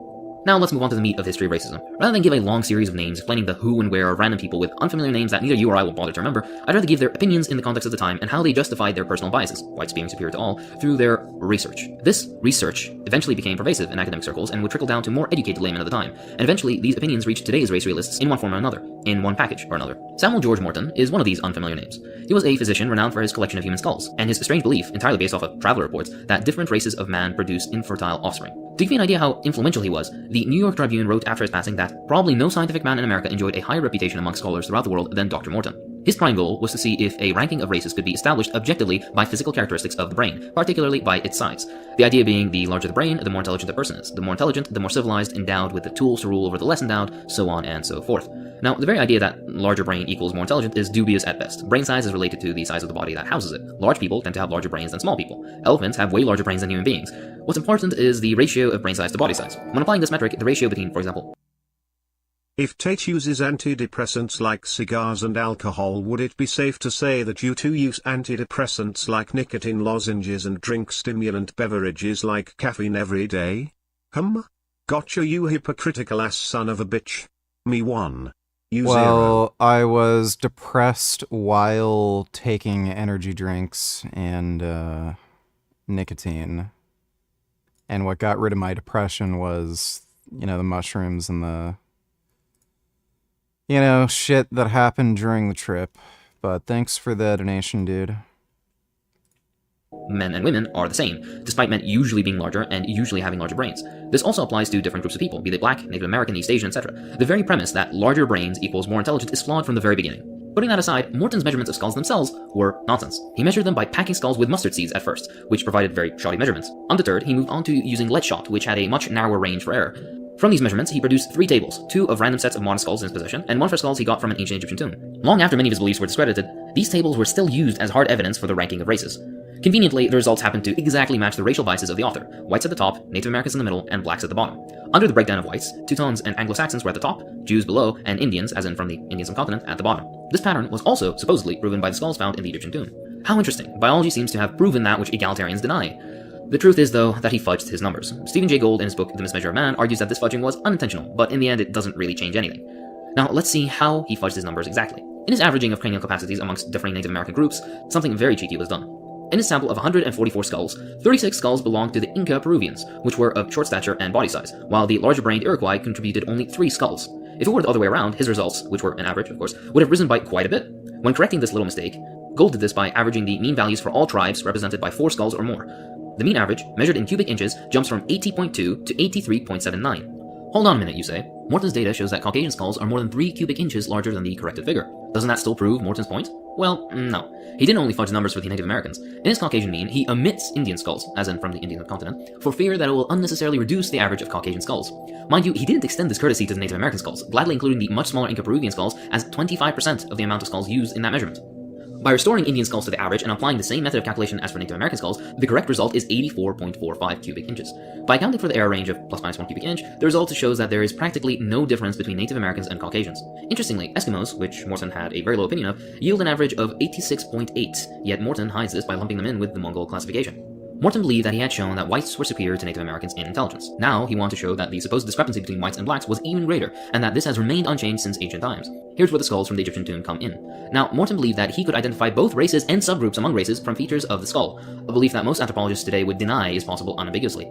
He divided his Caucasian skulls into Pelasgics, meaning Hellenes, basically Greeks, Jews, and Egyptians, in that order, again confirming Anglo-Saxon preferences. Non-Caucasian skulls he identified either as Negroid, hybrids of Negro and Caucasian with more black than white, or as pure Negro. Now, most of you have already realized what he did with this unnecessary step of subdivision. He simply assigned the largest skulls to his preferred Pelasgic group, and the smallest to Egyptians. If we ignore his separation and combine all 65 Caucasian skulls into a single sample, we get an average capacity of 82.15 cubic inches. If we give Morton the benefit of all doubt and rank his dubious subsamples equally, as we did in computing Native American Caucasian means, we obtain an average of 83.3 cubic inches. These averages are quite a bit larger than the Negroid and Negro averages Morton provides. Couple this with the fact that Morton didn't take into account the sexes of the skulls. The white skulls were majority male, while the black skulls were female by a substantial percentage. If we correct the number by sex, the black male average is 87.5, larger than the white male average of 86.5. These differences have favored white. Dodo are you leaving soon? In about 50 minutes. Where are you going? Noodle's house? Friends? From high school or what? Do they know you're a loser that streams on YouTube all day and begs for money? Yes. How long will it take for you to get bored of watching the UFC fight and want to go home? I'm watching the UFC fight here. I'm going to watch it with some friends on Discord. But thanks for the donation, Dodo. Whites in Morton's original results are made even worse by the very selective rounding of numbers Morton did, rounding up for whites and down for blacks. In the end, this was nothing but an ideological justification of class-based relations. Sure, they spoke of Asiatics and Hindus, with passing statements about their inferiority or other negative traits. The real meat of this research was toward the justification of slavery, particularly in the United States. An example of this would be tripatomania, a mental disease coined by some physicians of the time. What's your favorite race of girls? Can't say I have a favorite.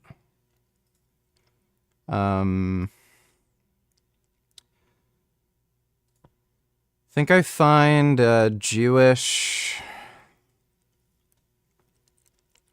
Yeah, there's a lot of Jewish girls that I think are fucking hot as shit. A lot of white girls, Asians. I've seen a lot of Pakistani women that I think are fucking sexy. A lot of Iranian women. But can't say that I really have a favorite race. There's a lot of Japanese girls with really nice buttholes, though. CDG donated $2. Hail Richard, how are you? What race of girls do you find most attractive, and which country would you say? Like, for example, if it's European, which type? Scandinavian, French, etc. Middle Eastern, Asian, Japanese.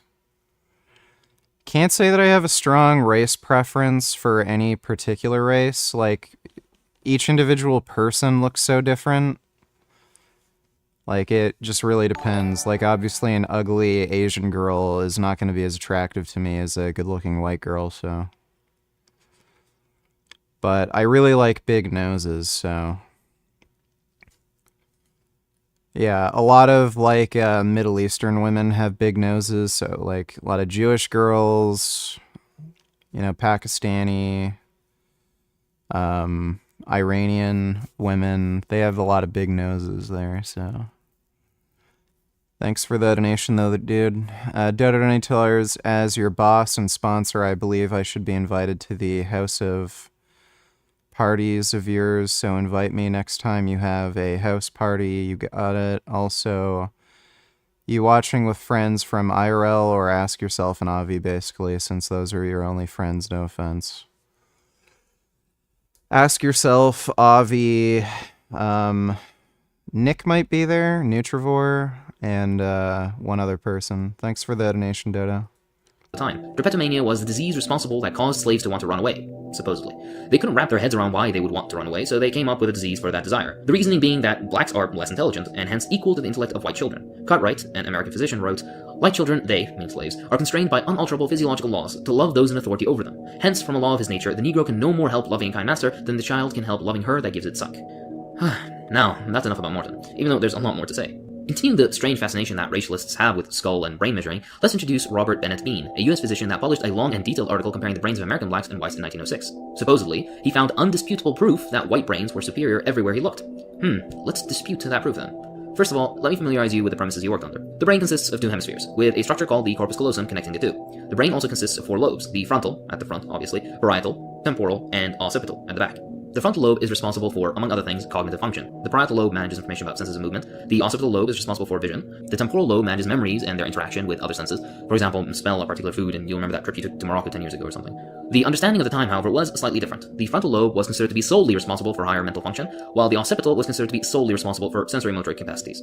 Bean's belief was that, logically, the race with a larger average frontal lobe would be more civilized and developed, and the race more barbaric and uncivilized would have a larger occipital lobe. Coming back to the corpus callosum, Bean measured the relative sizes of the front portion and back portion of that corpus callosum.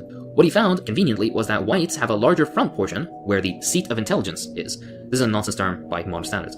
Blacks, inversely, had smaller, and hence we can extrapolate that they are less intelligent. Funnily enough, Bean also extended this to the sexes, apparently proving that women were less intelligent as well, since they had smaller front portions than men. As some of you may have noticed, however, another criteria is missing. The old favorite of racialists, brain size. Well, by this time, it turns out that some have accepted the fact that black and white brains are the same size. There was an out, though. Maybe it wasn't the brain size, but differing sizes of brain components between races that prove white superiority. For example, blacks were deficient in intelligence because their occipital lobes were larger and frontal lobes smaller than whites. Negroes are between man and the orangutan. The Negro is primarily affectionate, immensely emotional, then sensual and under stimulation, passionate. There is love of ostentation, and capacity for melodious articulation. There is undeveloped artistic power and taste. Negroes make good artisans, handicraftsmen. And there is instability of character, incident to lack of self-control, especially in connection with sexual relation. And there's lack of orientation, or recognition of position and condition of self and environment, evidenced by peculiar bumptiousness, so-called that is particularly noticeable. One would naturally expect some such character for the Negro, because the whole posterior part of the brain is large, and the whole anterior portion is small. Here, Bean is saying prejudiced nonsense. Basically, the old version of, yeah, blacks are stupid, but they sure can sing and play basketball. Except, 100 years ago, they said melodious articulation and capable handicraftsmen. Bean's data was so groundbreaking that an editorial in the journal American Medicine in 1907 said, the anatomical basis for the complete failure of Negro schools to impart higher studies, the brain cannot comprehend them any more than a horse can understand the rule of three. Leaders in all political parties now acknowledge the error of human equality. It may be practicable to rectify the error and remove a menace to our prosperity, a large electorate without brains. Essentially, blacks were too stupid to be allowed to vote. Let's take a look at the plot graph again. It looks good. Almost too good. Well, if you thought that, you weren't the only one. Franklin B. Mall, Bean's mentor at Johns Hopkins University, also was skeptical and decided to repeat the study. He did so with one change. He made sure he didn't know which were brains of blacks and which were brains of whites. The results? Take a look. As you can see, no difference. Clearly, Bean was not making an objective study, but setting out to prove a previously held bias he had. As incorrect and dishonest as Bean was, though, the findings of his study persisted well into the 1970s. This confusion regarding brain and head measuring continues, however. Eminent scientists such as Pierre Paul Broca, a physician that placed his name on the section of the brain responsible for speech production, are definitely not below throwing mud at a wall and seeing if it sticks. Funnily enough, I recently had a patient with Broca's aphasia. Now, two things will be of interest here. The cranial index and measurements of the foramen magnum. Let's deal with the cranial index first. This simple measurement was the ratio of maximum width to maximum length of the skull. Those with a ratio of 0.75 or less were referred to as dolichocephalic. Those shorter skulls with a ratio of 0.8 or higher were called brachycephalic. This was popularized by the Swedish scientist Anders Retzius. Of course, the claim was that Nordic and Germanic people were dolichocephalic and hence more intelligent. This upset French scientists as they were brachycephalic, and hence refused to affirm that belief that brachycephaly was a trait of less intelligent races. Of course, only because they too exhibited the trait. The biggest problem of the cranial index, however, was this. African blacks and Australian Aborigines were dolichocephalic. Not only this, but they were the longest skulled people in the world. Hilariously, they tried to work around this by claiming that blacks only had larger skulls because they have larger occipital lobes and smaller frontal lobes, remember, apparently a sign of lesser intelligence, thus extending their skull further backwards and hence resulting in longer skulls. As for French brachycephaly, well, that was only because French people had wider faces. Apparently nothing to do with the supposed lack of intelligence or frontal lobe mass. The mental gymnastics are admirable, I'll give them that. Now the foramen magnum. The foramen magnum is a hole at the base of our skull where the spinal cord passes through. Why is this interesting? Well, in embryology of mammals, the foramen magnum is originally at the base of the skull, but then migrates to a position behind the skull. The human foramen magnum doesn't migrate much at all, though, as it must stay at the base of the skull so you can stand on your two legs, you can stand upright and look around normally. In apes, the foramen magnum is not at the base of the skull, but also not behind the skull fully, like in other mammals. Instead, it's in between these two positions. As you may already suspect, of course, the racialists will try to spin this in a way where blacks are closer to apes due to the position of their foramen magnums being more in the middle position, while whites, obviously, will have their foramen magnums right at the base of the skull. After reading about this for a while, you start to see it coming a mile away. This was hotly debated at one point, with some like Pritchard saying there's no difference between blacks and whites, while racialists like Verret showing grades where the more superior races had a more forward position foramen magnum. Broca, the French physician already discussed, decided to find the truth on the matter once and for all. He got a bunch of skulls, as these guys usually do, and began measuring. The results? Again, conveniently, blacks had foramen magnums more posterior, while whites had foramen magnums more anteriorly positioned. However, the original argument was that the measurement was only the relative position of the foramen magnum on the cranium itself, not to the face projecting in front of the cranium. Broca realized this, and decided to redo his measurements to clear this debate. The results? Blacks had more anteriorly facing foramen magnums than whites. By their own arbitrary rules, this meant that blacks were superior to whites. Now, did they admit this? Of course not. Instead, they changed the criteria, yet again. More anteriorly facing foramen magnums didn't mean that blacks were more superior, it instead meant that they lacked anterior brain power. Relative to whites, blacks have lost a lot, supposedly, in the frontal lobe department, and gained in the occipital lobe, thus almost moving the cranium back with the position of the foramen magnum remaining the same. Voila, a false appearance of black advantage. The anterior cranial projection of whites surpasses that of Negroes by 4.9%. Thus, while the foramen magnum of Negroes is further back with respect to their incisors, Broca's most forward point in his anterior measure that included the face, it is, on the contrary, further forward with respect to the anterior edge of their brain. To change the cranium of a white into that of a Negro, we would have not only to move the jaw forward, but also to reduce the front of the cranium, that is, to make the anterior brain atrophy and to give, as insufficient compensation, part of the material extracted to the posterior cranium. In other words, in Negroes, the facial and occipital regions are developed to the detriment of the frontal region. Ah, beautiful flip-flopping. Seen yet again. Of course, sexism goes hand in hand with racism. Huschke, a German anthropologist, said, the Negro brain possesses a spinal cord of the type found in children and women, and, beyond this, approaches the type of brain found in higher apes. Hervé, a colleague of Broca, said, men of the black races have a brain scarcely heavier than that of a white woman. These negative views from those in and around Broca would eventually lead to influencing such figures like Mussolini, who admired Gustave Le Bon of the Broca school. Sadly, this topic isn't within the scope of this video. Continuing on, we see a new phenomenon begin, that of recapitulation. Very briefly, recapitulation, in the social Darwinist sense, is the idea that since evolution happens in steps, those steps of younger, more developed organisms resemble adult forms of less developed organisms. In a more concrete example, the adults of inferior groups must be like children of superior groups, because the child represents a primitive adult ancestor. Yet, even more concretely, in the minds of these races, Grey Knight Donny Teller's low. This fat lady thinks it's problematic to have a physical preference. Last night of TikTok. Hey, bestie! You're wrong. I think it's time for another adult pre-K lesson. What do you think? All right, turn your listening ears on. Zoop, catch a bubble in your mouth. Good job. Okay, here's the thing. Having a preference is something like, I'm looking for a partner who likes kayaking, or wakes up early in the morning, or loves pizza.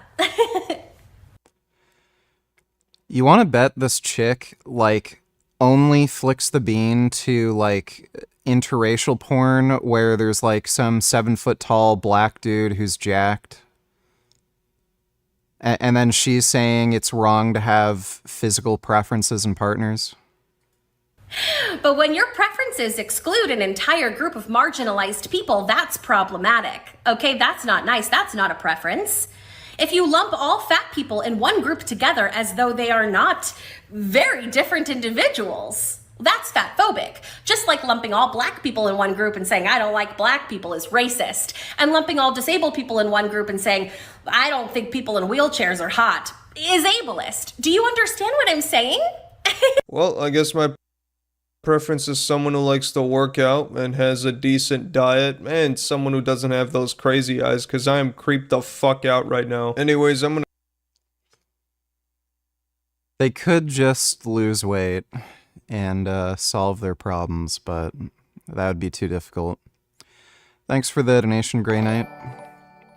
Donate Tillers, do you still have time to react to the new Frank vid and his 2 new shorts? Should. I'm just gonna finish this one real quick. Thanks for the donation, AGH. If adult blacks and women are like white male children, then they are living representatives of an ancestral stage in the evolution of white males. Essentially, this was a system of ranking race not only by brains and heads, but by entire bodies. E.D. Cope, a celebrated American paleontologist that helped to develop the theory of recapitulation, divided 4 inferior stages of human development of white male children. That is, non-white populations, all women, Southern Europeans, as opposed to the supposedly superior Northern Europeans, and lower classes within the superior race. Cope was a heady proponent of the idea of Nordic supremacy and heavily supported attempts at preventing Jewish and inferior European migration to the US. His justification was, apparently, that warmer climates cause premature maturation of all faculties, including mental. As a result, male Southern Europeans have more female and infantile cognitive abilities than the superior Northerners in colder climates. G. Stanley Hill, America's leading psychologist at the time, said, most savages in most respects are children, or, because of sexual maturity, more properly adolescents of adult size. This was said by a leading scientist in a supposedly highly developed country in 1904. Remember, this isn't 500 years ago, this isn't ancient history, this is 115 years ago, almost living memory.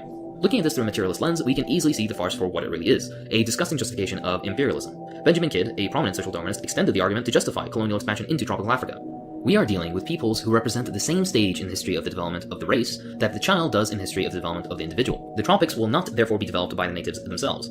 How incredibly convenient. The poet of imperialism, Rudyard Kipling, even included recapitulation theory into his famous poem of The White Man's Burden. Take up the white man's burden, send forth the best you breed. Go, bind your sons to exile, to serve the captive's need, to wait in heavy harness on fluttered folk and wild, your new-caught sullen peoples, half devil and half child. No more is it more obvious that recapitulation theory is nothing but a thinly disguised attempt at justifying imperialism than in a letter from Teddy Roosevelt to Henry Cabot Lodge in which he said, "The verse was very poor poetry, but made good sense from the expansion point of view." The greatest irony is that after the 1920s, the theory of recapitulation collapsed and was replaced by a theory of neoteny, which stated the exact opposite. Under neoteny, more infantile features were shared between human children and baby apes. However, as apes grew into adulthood, these similarities quickly disappear. Now, the implication is the more infantile a race is, the more developed and less ape-like it is. To quote Gold, under recapitulation, adults of inferior races are like children of superior races. Under neoteny, superior groups retain their childlike characteristics as adults, while inferior groups pass through the higher phase of childhood and then degenerate towards apishness. Now, consider the conventional prejudice of white scientists. Whites are superior, blacks are inferior. Under recapitulation, black adults should be like white children, but under neoteny, white adults should be like black children. Louis Polk, the main proponent of the neoteny theory, conveniently doesn't mention something interesting. Women tend to have more physically infantile features than men, hence pathologically being more developed, superior. Asians tend to retain a youthful appearance for longer, and many Asian men can't grow full beards. These features could also be considered physically infantile, making them superior. He, of course, conveniently never made such a connection. Neoteny is still semi-alive in some circles today, as influential British psychologist H.J. Eysenck used it to argue for black inferiority in his 1971 work. Of course, he was utterly wrong. Honestly, this video could go on forever. I didn't know that was the origin of the neoteny theory. There is no shortage of scientists, physicians, philosophers, That's and pretty other political crazy. archetypes that believed, built upon, and peddled this nonsense. However, I think I've done enough to show not only how the history itself is disgusting and hypocritical. Yeah, that's fucked. Frank Tufano. Let's see. New video. They use Better Business Bureau to blackmail small business. Here we go. Dude, he is fucking losing it. Let's watch the shorts first. There's a lot of people defending this giant implants guy, and I don't want to go down the rabbit hole because it's some really dark stuff. But I was DM'd videos of him or someone associated with him doing self-installs of dental devices. I've had people tell me he was performing surgeries as an unlicensed doctor in hotel rooms. Like really, really crazy, wacky, dacky stuff. I don't want to get into it. And he's in cahoots with the people that own looksmax.org that are promoting his services. So, look, anyone defending this guy, completely out there crazy lunatic stuff. So Frank goes around black pill forums and websites and shit that talk about like looks maxing and crap. Frank's insane. People trying to save money and do insane procedures on themselves in their homes. Like, I don't want to get into it, guys. I don't want to get into it. I don't want to be associated with this guy. I don't want anything to do with him. Giant implants, to me, like, please, don't get me started on it. Comes to my steak, I don't give a fuck if it sounds like I'm chewing on a fucking tire. You know, this is the beauty of social media, TikTok. Everyone is entitled to their own opinion, and everyone deserves it, except for these well-done steak-eating degenerates. These shoe leather, rubber, tree bark lovers don't deserve to wear shoes, let alone eat meat and walk amongst us and speak the same language as us. And this is unfortunately why TikTok must go. These people have found a community. They are organizing and joining forces, you know, the outcasts, the asylums, the exiles from all over the United States. They have been shunned from their own communities, and they are finding each other on TikTok. They are finding each other, and they must be stopped at any cost, even if it means losing TikTok. I don't know what the fuck he's talking about. I've seen firsthand over the years how much I've struggled with my business, from my first business partner stealing money from me, being raided by the USDA, tens of thousands of dollars in chargebacks every week. It's been documented through my YouTube channel. And this Better Business Bureau is just another tool that these gang stalkers have been using to attempt to take down my business and steal money from me. And before I get into this, which is actually pretty interesting, the way you guys can help me is to leave reviews. So in the description of this video, I just put a link to each of my businesses where you guys can leave a review. You know, these people are shadow banning me. They aren't showing my results on Google. Like, I've been running organ supplements for a few years now, and I don't have one Google review, which is actually kind of insane if you think about it. So if you just click that link, you'll go to the review page. But what's really fishy is if you Google Frankie's Free Range Meat, another page comes up that's not my official business page. So someone has made another Frankie's Free Range Meat store page that Google is using to deter people from buying from me. I included a link to that review page too. So if you guys can please just leave me some reviews to kind of get my business rankings a bit higher on Google and offset all the negative things that these people are doing to me. So these gang stalkers have really never stopped. It couldn't possibly be that he's running a shitty website. After I made a video calling them out in the court case, they filed literally 10 chargebacks the next week. And the only thing I can do is ask you guys for this help. You know, hey, leave me some positive reviews. If you could place an order, please do. And to support me instead of these other businesses that are owned by, you know, the elite, these. Holy shit, you spoke up against the tribe by telling the truth. The tribe is a code word for Jew. In my country, somewhere in Europe, there are people in prison because of that. Yeah, wow. World is getting crazier by the day. Holy shit, he literally has Nazis in his fucking comment section. These gang stalkers, these society members. The Better Business Bureau is owned by these people, and it is one of the tools they are using to attempt to discredit and harass my business. And it's really funny that for Frankie's Free Range Meat on the Better Business Bureau, there's only negative reviews. And it's one of the easiest ways for me to identify these gang stalkers is because they threaten to report me. I'm going to file a complaint with the Better Business Bureau. My order's terrible. I'm going to file a complaint with the Better Business Bureau. It's actually really funny, and it's like, they should just have a motto, for Karens only. So some of you guys might not know what the Better Business Bureau is. It's a privately owned company that hosts reviews. And to my understanding, it's a completely fraudulent and illegitimate platform used by these society members to promote themselves and discredit anyone that's not in the club. At least Google reviews or Yelp is free to use by everyone, whereas these reviews are privately managed and curated by these greedy psychopaths who only care about themselves. The Better Business Bureau will put negative reviews on legitimate small businesses and then ask you to pay membership fees or refund money. They just want your money in order to have those negative reviews taken down. And the fact that all of my reviews on the Better Business Bureau are only negative, whereas if you look at Google reviews, like I'm 4.5 stars, that's a pretty good indicator that it's biased. It's just a bunch of scammers trying to blackmail me and discredit my business. Now, I actually sent them an email, something along the lines of calling them a bunch of sucking conspirators.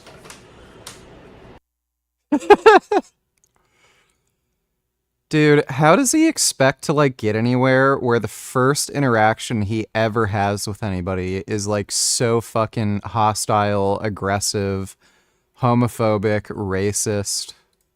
And their claim, Better Business Bureau official letterhead, they got their legal team involved writing me a letter, and the overall synopsis of these 4 pages is that we are privately owned, nonprofit. Now, nonprofit doesn't mean jack, because you could pay a nonprofit CEO $1 million a year. You know, nonprofit just means that they don't claim profits, but employees still need to get paid. So don't believe nonprofits, guys. That's a huge red flag. I don't like.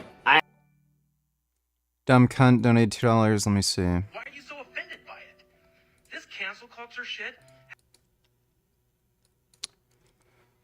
I'm glad TikTok's going away soon. Why are you so offended by it? This cancel culture shit has got to go. It's time to cancel the cancel culture. Guys, I think we know what to do. Share this. Share this if you are sick of this. Boo, you dumb piece of shit.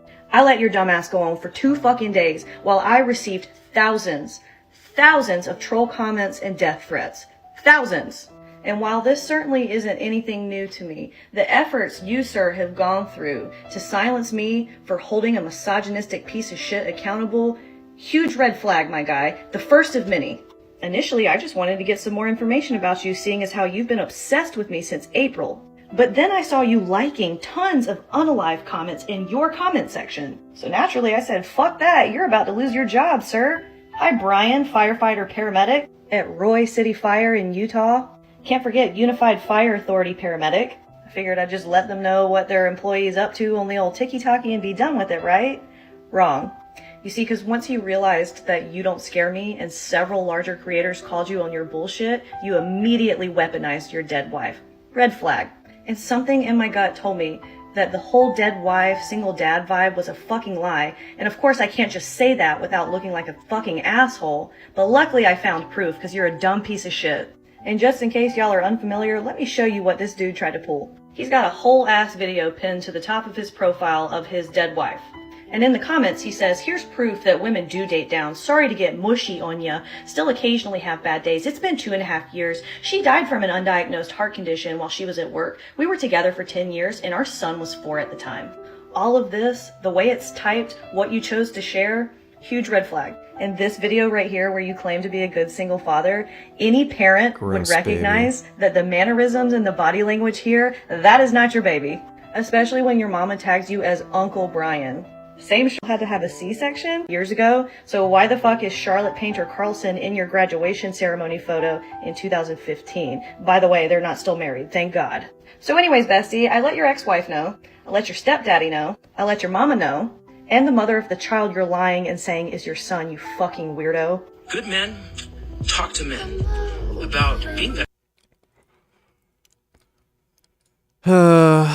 Okay, that's great. Can you stop sending me videos of her now? I actually don't like when I hear the word nonprofit, I actually don't like it, because to have a nonprofit, you have to elect a board of members, which means you have to elect people to divert the money to. It's actually kind of funny if you think about it. And they're saying, oh, we're protected by the First Amendment. We don't hold any say in what people do on our website. We have a customer review policy.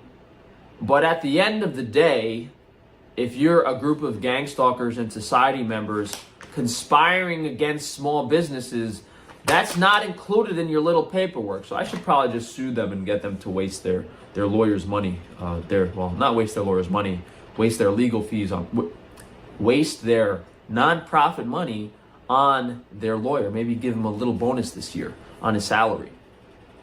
And I really don't know how they're allowed to operate, but this message should be spread to make everyone aware. Consumers, small business owners, if someone is using the Better Business Bureau to promote their service, then you should know something's up. If they have to appeal to authority to get you to purchase their product, instead of having a legitimate business that sells itself, has interesting stuff, fair prices, things you want, they're probably not worth doing business with. If they're just, oh, I'm Better Business Bureau accredited, you should do business with me. It's nonsense. And then if you see someone being harassed by the Better Business Bureau, if you see only negative reviews, or if it's affiliates, like people referencing, oh, did you check his Better Business Bureau? You know it's these elite in the club society scumbags trying to shut down their competitors and keep all the money to themselves. I actually went to the building in Scranton a few times. Or you run a shitty business. They have an office by Oh my god, now he's doxing. He's doxing again. me over here in PA, and no one ever answered the door. No one was ever in the building. They do have one back in New York, but I'm not in New York anymore. I just wanted to see what they had to say in person. But I don't think I'm going to waste any more time with these people. I just want to make you guys aware. And hey, maybe after leaving me some legitimate reviews on my business, you can go leave some reviews on the Better Business Bureau of New York. I think it's called like Metropolitan New York City. Go leave some reviews on their page of what they're doing to legitimate small business owners like me. And this is 100% legitimately worth pursuing. You know, these people are conspiring against me, but we know how the court system works now. It's just these society members that are judges defending their society member buddies, and I'm not part of it, so it would be a waste of my time. And if I hired a lawyer, they would just try to waste as much of my money as possible. You know, instead of providing quality products at honest prices, these elite people, these society members, have developed fraudulent business tactics and scams to extract as much money from you as possible while offering as little as possible. And, you know, we did the Cranky's Naturals launch with like 10 new products a week ago. And I came across this other company. I'm not selling my 4090. Grey Knight, don't need tillers. Oh shit, it's really happening. Just installed TikTok now to see if there's an announcement on it, and I got this. It's going down by midnight. Sayonara, TikTok. Important update from TikTok. We regret that U.S. law banning TikTok will take effect January 19th, forces us to make our services temporarily unavailable. Working to restore our service in the U.S. as soon as possible. We appreciate your support. Well, that's good. I can't stand TikTok, dude. Fuck TikTok. Thanks for the donation, Grey Knight. Based Body Works that's selling basically a similar line of products to me at 3 to 4 times the price. And I just can't fathom people being able to spend $400 or $500 on hygiene, cosmetic toiletries every month. It's just... Yeah, that's the thing, Frank. They're not. Insane to me. But the only reason these people's businesses are able to rip people off like that is because they control the media, they control these platforms, and people don't find out about my business, which is offering superior product. My products are better too. They have less ingredients, the formulations are more effective, and they're 1/4 to 1/3 of the price. So there's no reason to at least not try my products before other companies, because you could buy what you wanted 3 or 4 times over. So go figure. That was just an example that came up in my head. But yeah, I didn't look into it too much. I'm guessing you have to pay membership fees to be a part of them, to be Better Business Bureau accredited. And then if you pay those membership fees, maybe you have to like pay fees to have the reviews taken a look at to see if they're legitimate. It's just... Yes, I'm going to use my 4090 in another PC. It's just a money-grabbing scam. Maybe I should start my own non-society-owned business review page, but I'd be the only business on there. Yeah, that's it, guys. As I said in the beginning, please go to the description. I just linked all my different businesses, the Google review page. Well, Frank is still pretty retarded.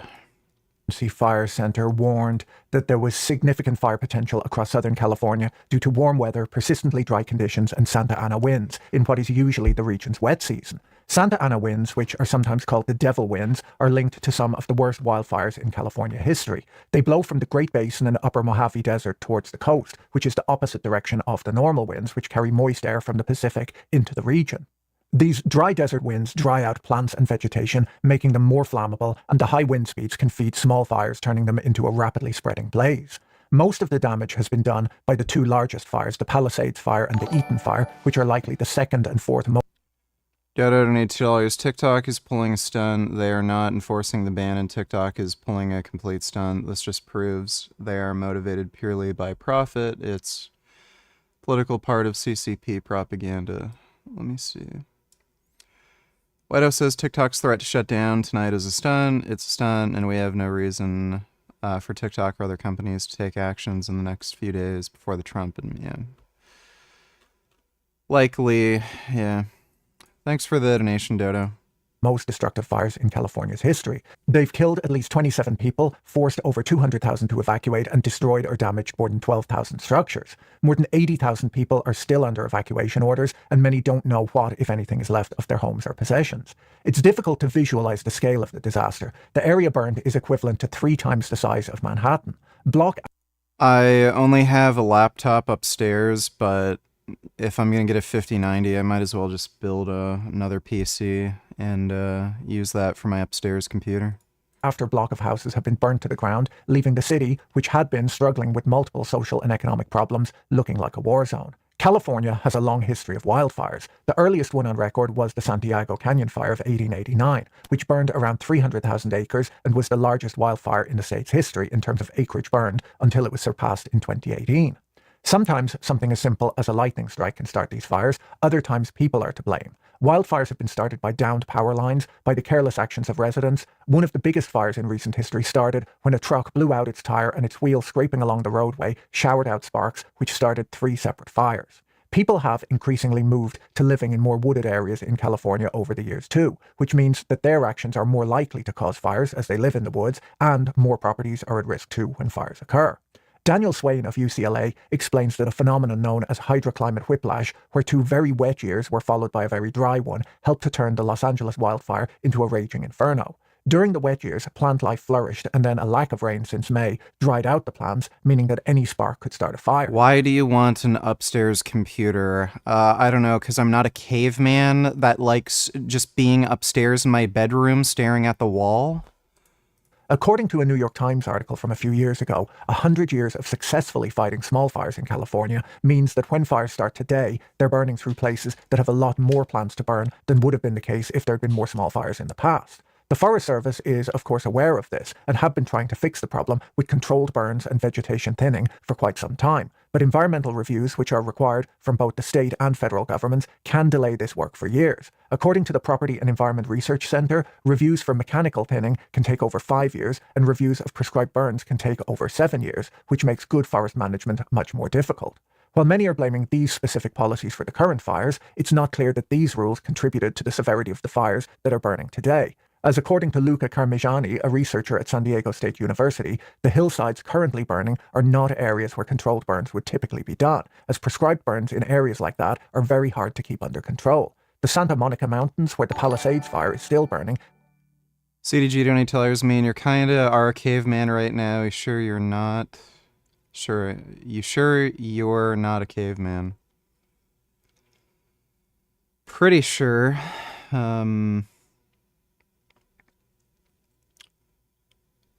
I don't live in a cave, so thanks for the donation, CDG. Has been the site of over 500,000 acres of mechanical thinning over the last year. Due to the high winds, even the Pacific Coast Highway wasn't enough of a firebreak to prevent beachside Malibu homes from burning down.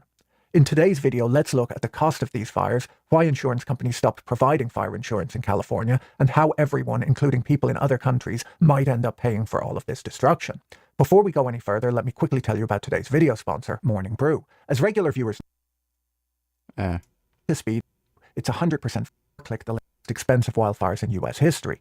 You can't really compare these fires to others, as wildfires usually burn in much more remote locations. Last March, for example, a much larger wildfire in the Texas Panhandle burned more than 1 million acres, but fewer than 150 houses were burned due to its rural location. The LA wildfires are better compared to events like Hurricane Katrina in 2005, which left 400,000 people homeless and caused $161 billion in damage, or Hurricane CDG donate tellers, basement, dark, cool, quiet, empty. Cave, dark, cool, quiet, empty. Wow. Well, there aren't centipedes crawling all around here, so thanks for the donation, CDG. Harvey, which flooded Houston in 2017, causing $125 billion in damage. Hurricane Helene last year caused nearly $80 billion in damage from Florida through to North Carolina. AccuWeather has estimated that the fires may cost as much as $275 billion in damage, and estimates from Wells Fargo and Goldman Sachs say that the insurance industry may lose as much as $40 billion.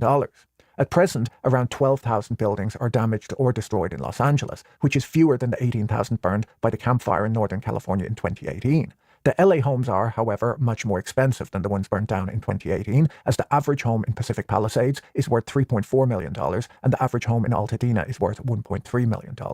It's worth noting that a big part of the home value is the value of the land it's built on, and so a $3 million home might really be a $1 million structure on a $2 million plot of land, so reconstruction cost might be significantly below overall home value.